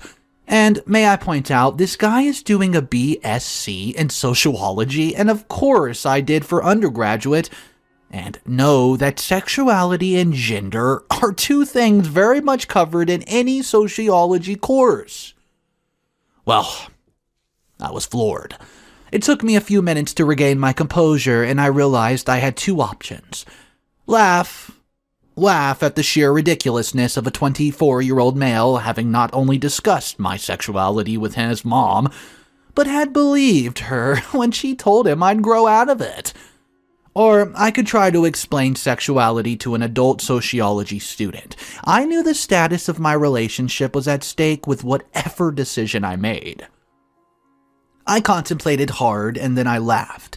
I laughed so hard my bladder nearly burst. Sorry, not the mature decision, but you know what? I don't care. It was freaking hilarious.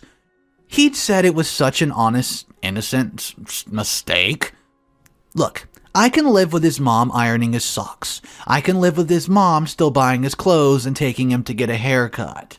Because honestly, I have my own shortcomings, and if he can tolerate those, I can tolerate his. But I will not live with someone being so clueless about sexuality. Maybe I'm the entitled one here, maybe I have too higher expectations of people, but I don't know. He of course got mad that I laughed at him and started shouting, and I kid you not, he managed to fit my mom says that, and but my mom is into one 45-ish second monologue 7 times. I'll do a lot of things for love, but I won't compete with Mummy. Frankly, I just didn't feel enough for him to even try. He grabbed his backpack, called his mom to come get him, and left. That night, after chatting with the girl he slept with and laughing some more, that his mother sent me this text. I cannot believe you would humiliate my son like that, you selfish, stupid little witch. You're a fat, ugly girl who is using bisexuality as an excuse to do what you want to do. I know your type, and you've just thrown away the best thing you'll ever have with my son. My son deserves way better than a fat little girl like you. We'll be coming tomorrow to get the rest of his things from your house, and I'll be bringing my brother to deal with you if you try and pull anything. He knows how to deal with trash. If you try and steal anything, I'll call the police. You had better be there when I get there or else." So yeah, not only did his mother break up with him for me, though I pretty much expected the breakup, she also called me some lovely names. Unfortunately, I couldn't be there. I texted her back asking what time she'd be coming, ignoring everything else, and she did not respond. No way in Hades was I waiting around all day for this lunatic. Her brother and son turn up for his laptop, toothbrush, and some random bits of clothes. This brings me to the morning. I'd popped all his stuff into a bag and left it by the front door, except his laptop, which was on the table next to the front door, just because I did not want it to break. I do the school run for my sister every morning because she doesn't drive. Off we go at 8:20. We drop my gorgeous little nephew off at school at 8:50, get home for 9:30, having stopped at the shop on the way home, as my sister needed to pick up a few bits for the boyo. Guess who's there waiting outside my front door? If you'd guessed the tantruming trio, you'd be right. Ding, ding, ding. If you guessed the police, ding, ding, you'd also be right. Most logical people would say, she's not home, guess we'll have to wait and come back later. Entitled mom with serious emotional issues. She's not in, we should break into her house. I get there and this girl's handcuffed in the back of the police car. My double-glazed stained glass window pane that has a rose decoration broken into sections by bits of metal looks as though it's gone through 3 rounds with a rock. Because it had. And my ex's uncle shouting at the officer that I'm a thief, and they were just coming to get what was my ex's. The officer reminds him even if they were trying to retrieve his property, breaking and entering is a crime. So, the police officer then approaches me and says, "Good morning, miss. This gentleman says you've arranged for them to come collect his young man's possessions this morning. Is that true?" I replied with, "No. Ex's mom sent me this message last night." Show him the phone. And did not reply with time, but X knows I do the school run every day, so not sure why they chose now. The officer reads over my phone text, calls over his colleague, and they go over to the witch in handcuffs. They ask said witch, "What do you mean when you told this girl your brother will deal with her?" Witches started to babble, brother got very quiet, and X just looked lost. Also, brother's basically the same height as me, and I have more fat in one butt cheek than he does in his entire body. So I could have definitely taken him. I'm just completely bemused at this point. The officers come back over and explain because she was caught in the act by police of attempting to break into my house. I do not have a choice about pressing charges and ask if I'd like to add harassment and making threats to that list. Well, I'm in the middle of a court case already due to that story I mentioned in the beginning with a certain lunger, and really don't have the mental capacity right now, so I decline. They take pictures of the damage, not that there was much. I'd give them X's stuff so we can leave and they go on their merry way. Once I clean the window, there's a tiny crack on the outside glass that did not affect the front pane. I'm now 15 stone lighter and getting a little flirty with the girls he slept with on Saturday. What I'm taking away from this relationship, if mommy irons his undies regardless of age, run. Run fast. Run fast and far, and preferably with a pretty brunette in the future. Hope you enjoyed and wish me luck for tomorrow for maybe not so platonic Costa with the girl he quote cheated on me with. What's up guys, Mr. Reddito here. I'm excited to announce there's multiple updates for this story, and if you think that it's juicy now, just wait for the drama that's about to unfold. Guys, here's update number 1, which came out 2 days after the original post. As those who read my first thread will remember, my delightful ex-boyfriend had, what I now know to be pretty lousy sex with a lovely brunette on Saturday of last week. She messaged me on Tuesday having found out through the Book of Faces that we're a couple and apologized for sleeping with my man. It wasn't an issue. I'm not really monogamous and she was hot. I got why he went there. We got chatting and decided to meet up at Costa on Thursday and spent most of Tuesday and Wednesday chatting. She lived for the psycho mama drama that I got hit with when ex-beau's mommy broke up with me for him. After I laughed at him for thinking his adequately sized man stick would cure me of my bisexuality, Mother Dearest then attempted to break into my house in the dumbest way possible, and got herself some shiny new metal bracelets. Reason it was dumb, you might ask? Well, first of all, something I had forgotten about. X knows the combination to my key safe, so he could have legitimately just let himself into my house, got his belongings from the front door and left. No harm, no foul. Second, the layout of my front door, well, there's a door with a lovely rose design with a metal crossing in it.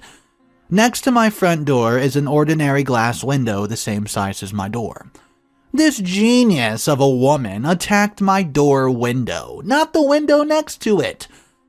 The delightful gentleman that came to assess my window said that had she attacked the window, not the door window, she'd have broken through easily. The door, though, has reinforced glass. Third, I only learnt about it this yesterday, Mother of the Year. Took a bite out of the police officer, so bye-bye, Mommy. See you in 5 to 7 months. From what I was told during my date, Mommy has earned a nice little ankle bracelet until court. I'm not sure of the exact details, but hey, not my circus. So, now we get to the nitty-gritty. The date itself. Everything was fine, she looked beautiful. I looked, well, like me. I got the new Aero Caramel Hot Chocolate, she got a cappuccino. We sat down, my back to the door, and a few minutes in, she lets out this adorable little half-gasp, half-chortle. She's staring behind me, so I whip myself around, and guess who I see? If you guessed the Great Bye Slayer, you'd be right. If you guessed Uncle Baguette, you'd also be right. I told X about my meeting with Brunette, and he decided, in his infinite wisdom, to come along and try to reason with me. I look back at the date. She's excited. We had already established that she's a drama chick, and this was already better than anything that you could imagine in a soap opera. X comes over, and the conversation goes something like this. So, X, me, Brunette, Uncle Baguette. Those are the 4 involved. Hey, can we talk, says my ex. Hey, I don't think we have anything to talk about. Oh, we need to talk about us. There's no us. You broke up with me. That's when the brunette chirps in. Well, technically his mother did, hee. Yeah, but I'm not controlled by my mother. I should have a say about our relationship. Our relationship's over. Your say became irrelevant when you let your mother attempt to smash my door in. That's when Uncle chimes in with an angry tone. She was only trying to protect him from you stealing his stuff. Cue eye roll from me and Brunette. Look, baby, we both made mistakes. Can't we just go somewhere and talk about this together? No, says Brunette. You can't. She's moved on, and if you don't mind, you're disturbing our date. Well, at this point, X looked like he'd just been slapped. The uncle looked like he wanted to slap me, and I was just done. That's when my ex asked, Oh, this is a date? I thought you were just hanging out. So Brunette replies for me. Well, yeah, turns out your magical stick failed to knock the gay out of me, so we figured why not. Thanks for giving me such a glowing recommendation, by the way. I kid you not. She said in the most smuggest voice possible while I tried not to choke on my marshmallows. Not a euphemism. X stammered, stuttered, and just kinda blinked a lot. He couldn't believe what he was hearing. So the uncle at this point raging like it was a cartoon steam would be coming out of his ears. But being the smart little breadstick he is, he kept quiet and threw us a look that Sheldon Cooper would have been envious of. Honestly, I kinda feel bad for poor X. He's got a lunatic for a mother and a stickman for an uncle, and really no clue what the real world's like. He's just kind of exist in his sock iron bubble. At this point, I knew it was time to go before things escalate.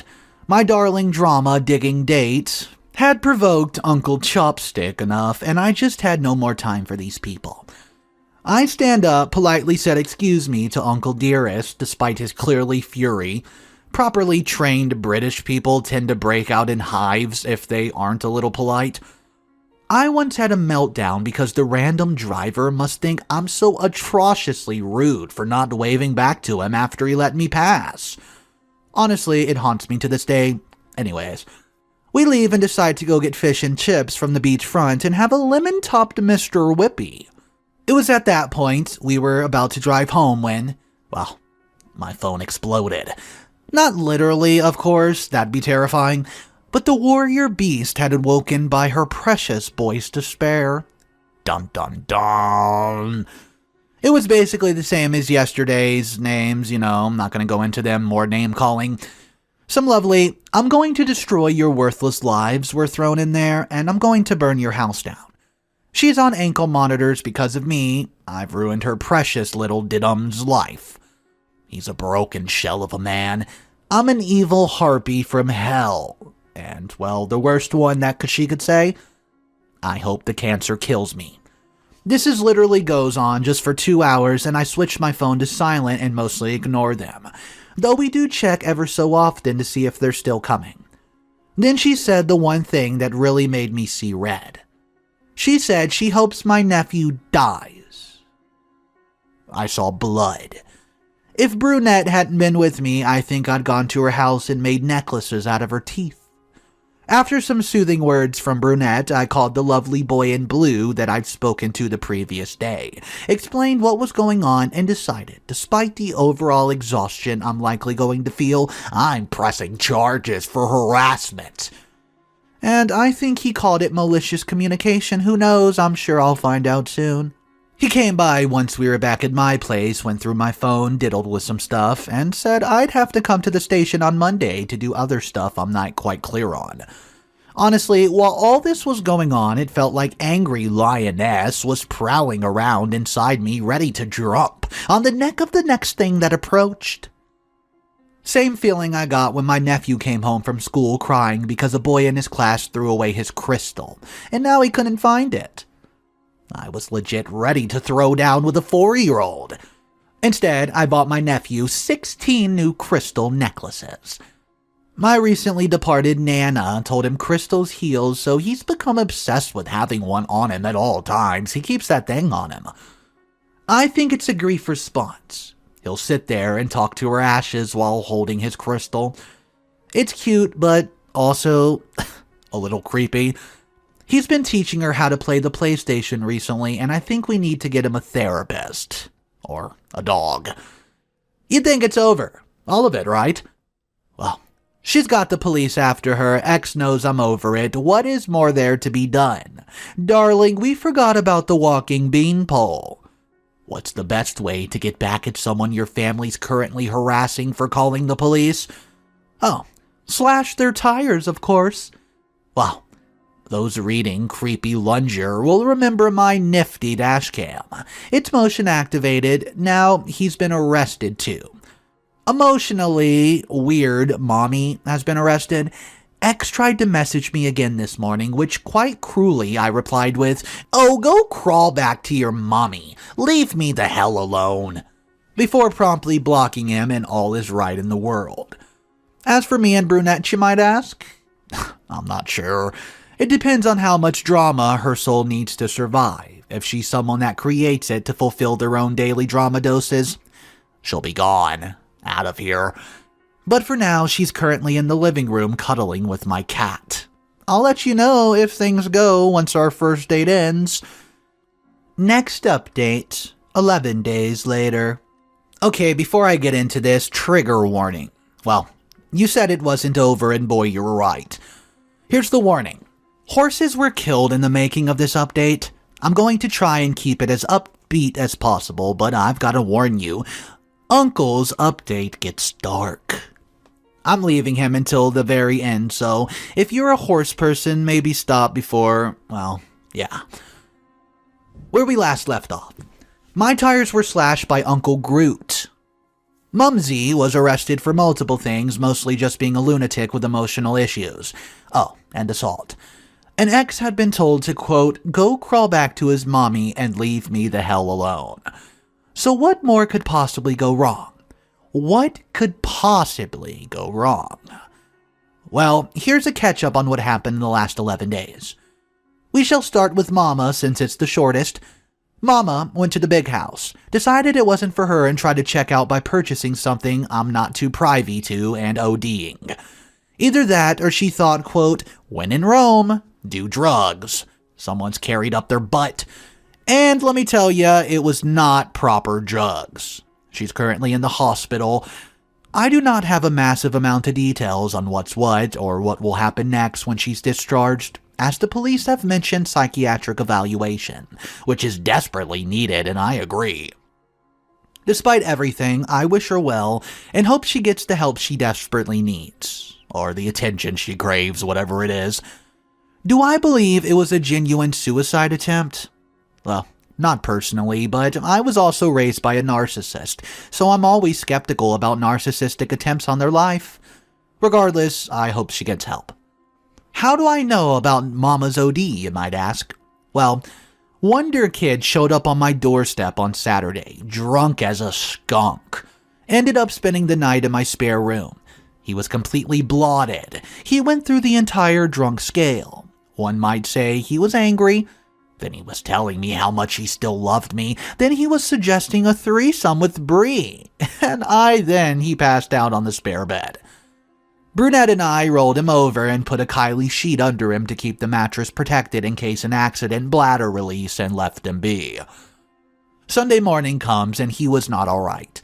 The events of Uncle Butthead happened the day after Mama's OD, so X was pretty overwhelmed. Look, X is like a chick that's fallen from his nest. He doesn't know how to fly yet, doesn't know how to feed himself, and without someone to look after him, he'd probably be eaten by a cat. I feel for him, I really do. He's just kinda got caught in his mother and uncle's bat crap craziness. He has made mistakes for sure, and so have I. He's so innocent. I shouldn't have gone there with him, to be honest. We were never compatible, but I was grieving and he was nice. He's got no choice not to be a mama's boy now and is spinning out of control. We found him a counselor online because our university services have a long waiting list. He honestly, truly believed his mother would sort everything for her precious baby boy. He honestly thought Uncle would do what he did. He cried a lot, and B and I did our best to console him, but his life has been more or less torn apart by all this. He's thinking of transferring his credits down south so he can live with his sister. She's a genuinely mature adult who's in North Carolina with Mama for a reason. She'd be good for him, but that's his journey. I wish him well, and believe me, sober. The amusement that his ex and his one-night stand were together had him laughing despite the madness. I think he's now had some time away from the devil on his shoulder. He's starting to see some sense. I can only hope the best from here on out. So, Brunette and I, well, we're together. She's crazy, I'm crazy, we both have terrible taste in men, it just works. It's still only like 2 or 3 weeks in, but it's nice and relaxing. She's not as dramatic seeking as I'd feared. She enjoys drama as much as I do, but she's pretty level-headed and kind. We shall see. I'm not holding out for a happily ever after, but she makes me feel sexy again, which is a feat, as anyone going through cancer treatment will tell you. For now, she's what I need, and my cats like her. I've not introduced her to my nephew, though. I'm sure many people will be happy to hear nephew's in therapy, and would be doing fine right now if he didn't have the chicken pox. Poor baby looks like he's lost a fight with a beehive. Thankfully, all us adults had them as kids and are safely unaffected, though I start to itch every time I look at him. Alright guys, here's the final update, and sadness warning ahead is the uncle's update part. Uncle Brain Damage was charged and released. He made a deal to pay me back for the tires in full and took it because I'm broke. A university student and I need money. It would have taken way too long to get the money back going through courts, so it just seemed easier. He's now in custody, so let's get on with that part of the story. I have older brothers, they're basically useless lumps of men who ride horses and play PlayStation. It's gotten to the point where if they aren't attached to a remote or a horse, I don't recognize them. They be small because they're jockeys. Fun fact about jockeys. They're freakishly strong for such tiny humans. So, Uncle Whippet decides that if he can't take his beef up with me, he's going to take it up with my brothers. Because he's clearly a mature gentleman, not on a high school student dropout. Did I mention that this tall glass of water, old water, is in his 40s? But being the coward he is, he's not going to confront two small, freakishly strong gamers. Oh no. The Great Intelligence decides that whilst my brothers were riding out with a bunch of other riders coming back from the gallops, to drive up behind them and start blaring his horn. Now, for those who don't know this basic information, you do not do that. Horses get startled very easily, buck, kick, and generally run for dear life when scared. If you do this from the front, maybe since they can see you, they'd be scattery but controllable, or they'd be freaked out. These weren't yearlings, so they're used to being on the road. But coming up from behind and basically scaring the hell out of them is a big no-no. A sad, sad fact about horses, broken legs are extremely hard to heal. You have to suspend a horse for weeks in a stable and basically stop them from doing anything they do. It's difficult, time-consuming, and, well, expensive. That's if surgery's even able to realign the bone. For professional horse racers, most of the time it's just not viable to keep them alive after a break.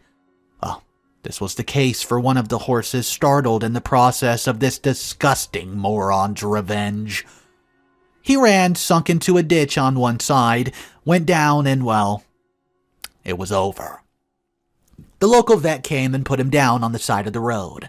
From the little I got from my very devastated brothers, the bone was showing and moving him would have been torture. I've not asked for any more details. I do know that had the police not gotten to this useless bag of bones, he'd probably have been compost. I live in a very horsey community. The only thing worse than hurting a horse is hurting a child. And you better believe it's a don't think, just run, and put as many miles between you and this town as possible situation if you do. By some stroke of grace, none of the riders were seriously injured. One girl dislocated her shoulder, but that was about as serious as it got. Uncle Dirtbag has been charged with a number of things, including dangerous driving, attempted murder, and animal cruelty. You don't live around here without knowing how to act around horses, you just don't. Currently, there's a wait time on that, and I'll have basically nothing to do with it. He did apparently say something about wouldn't have to come after her brothers if she wasn't such a jerk. But that's third or fourth hand, so I can't tell you. As you can imagine, I'm horrified by this entire thing and devastated for the horse. I truly regret not going for full charges, but he likely would have been out either way, so not sure it would have made a big difference. No blowback has come to me about this. My brothers are just extremely angry that I did not tell them about everything in the first place. Who knew they could get so overprotective? The brother bears are definitely prowling now. And that's everything up until now. Sorry if it's not light-hearted tale of woes everyone was expecting. But even I can't make what's happened funny. It's just been one of those few weeks, and I'm mentally too exhausted to try. But alas, I doubt it's the end, so I will update if anything more occurs. And maybe if you're all extra nice, I may regale with you some stories of my own entitled narcissistic of a mother and her antics. Small highlights include the time she was caught shoplifting from charity because she needed more. The time she took us on a holiday on her ex's card, then was shocked, a shocked little Pikachu, when he kicked her out, or the time Santa died. For now, as Porky would say, that's all, folks. I hope you enjoyed that content of the best stories of the year from Mr. Reddito Stories. Thank you everybody for all the support throughout the year. It's a fresh start next month. and I cannot wait to see what 2023 brings for us, guys. Thank you so much for all the support. You guys have always been there, thumbing up the video, liking the video, dropping your comments down below, and I can't thank you enough. Let's see what 2023 has in store, shall we?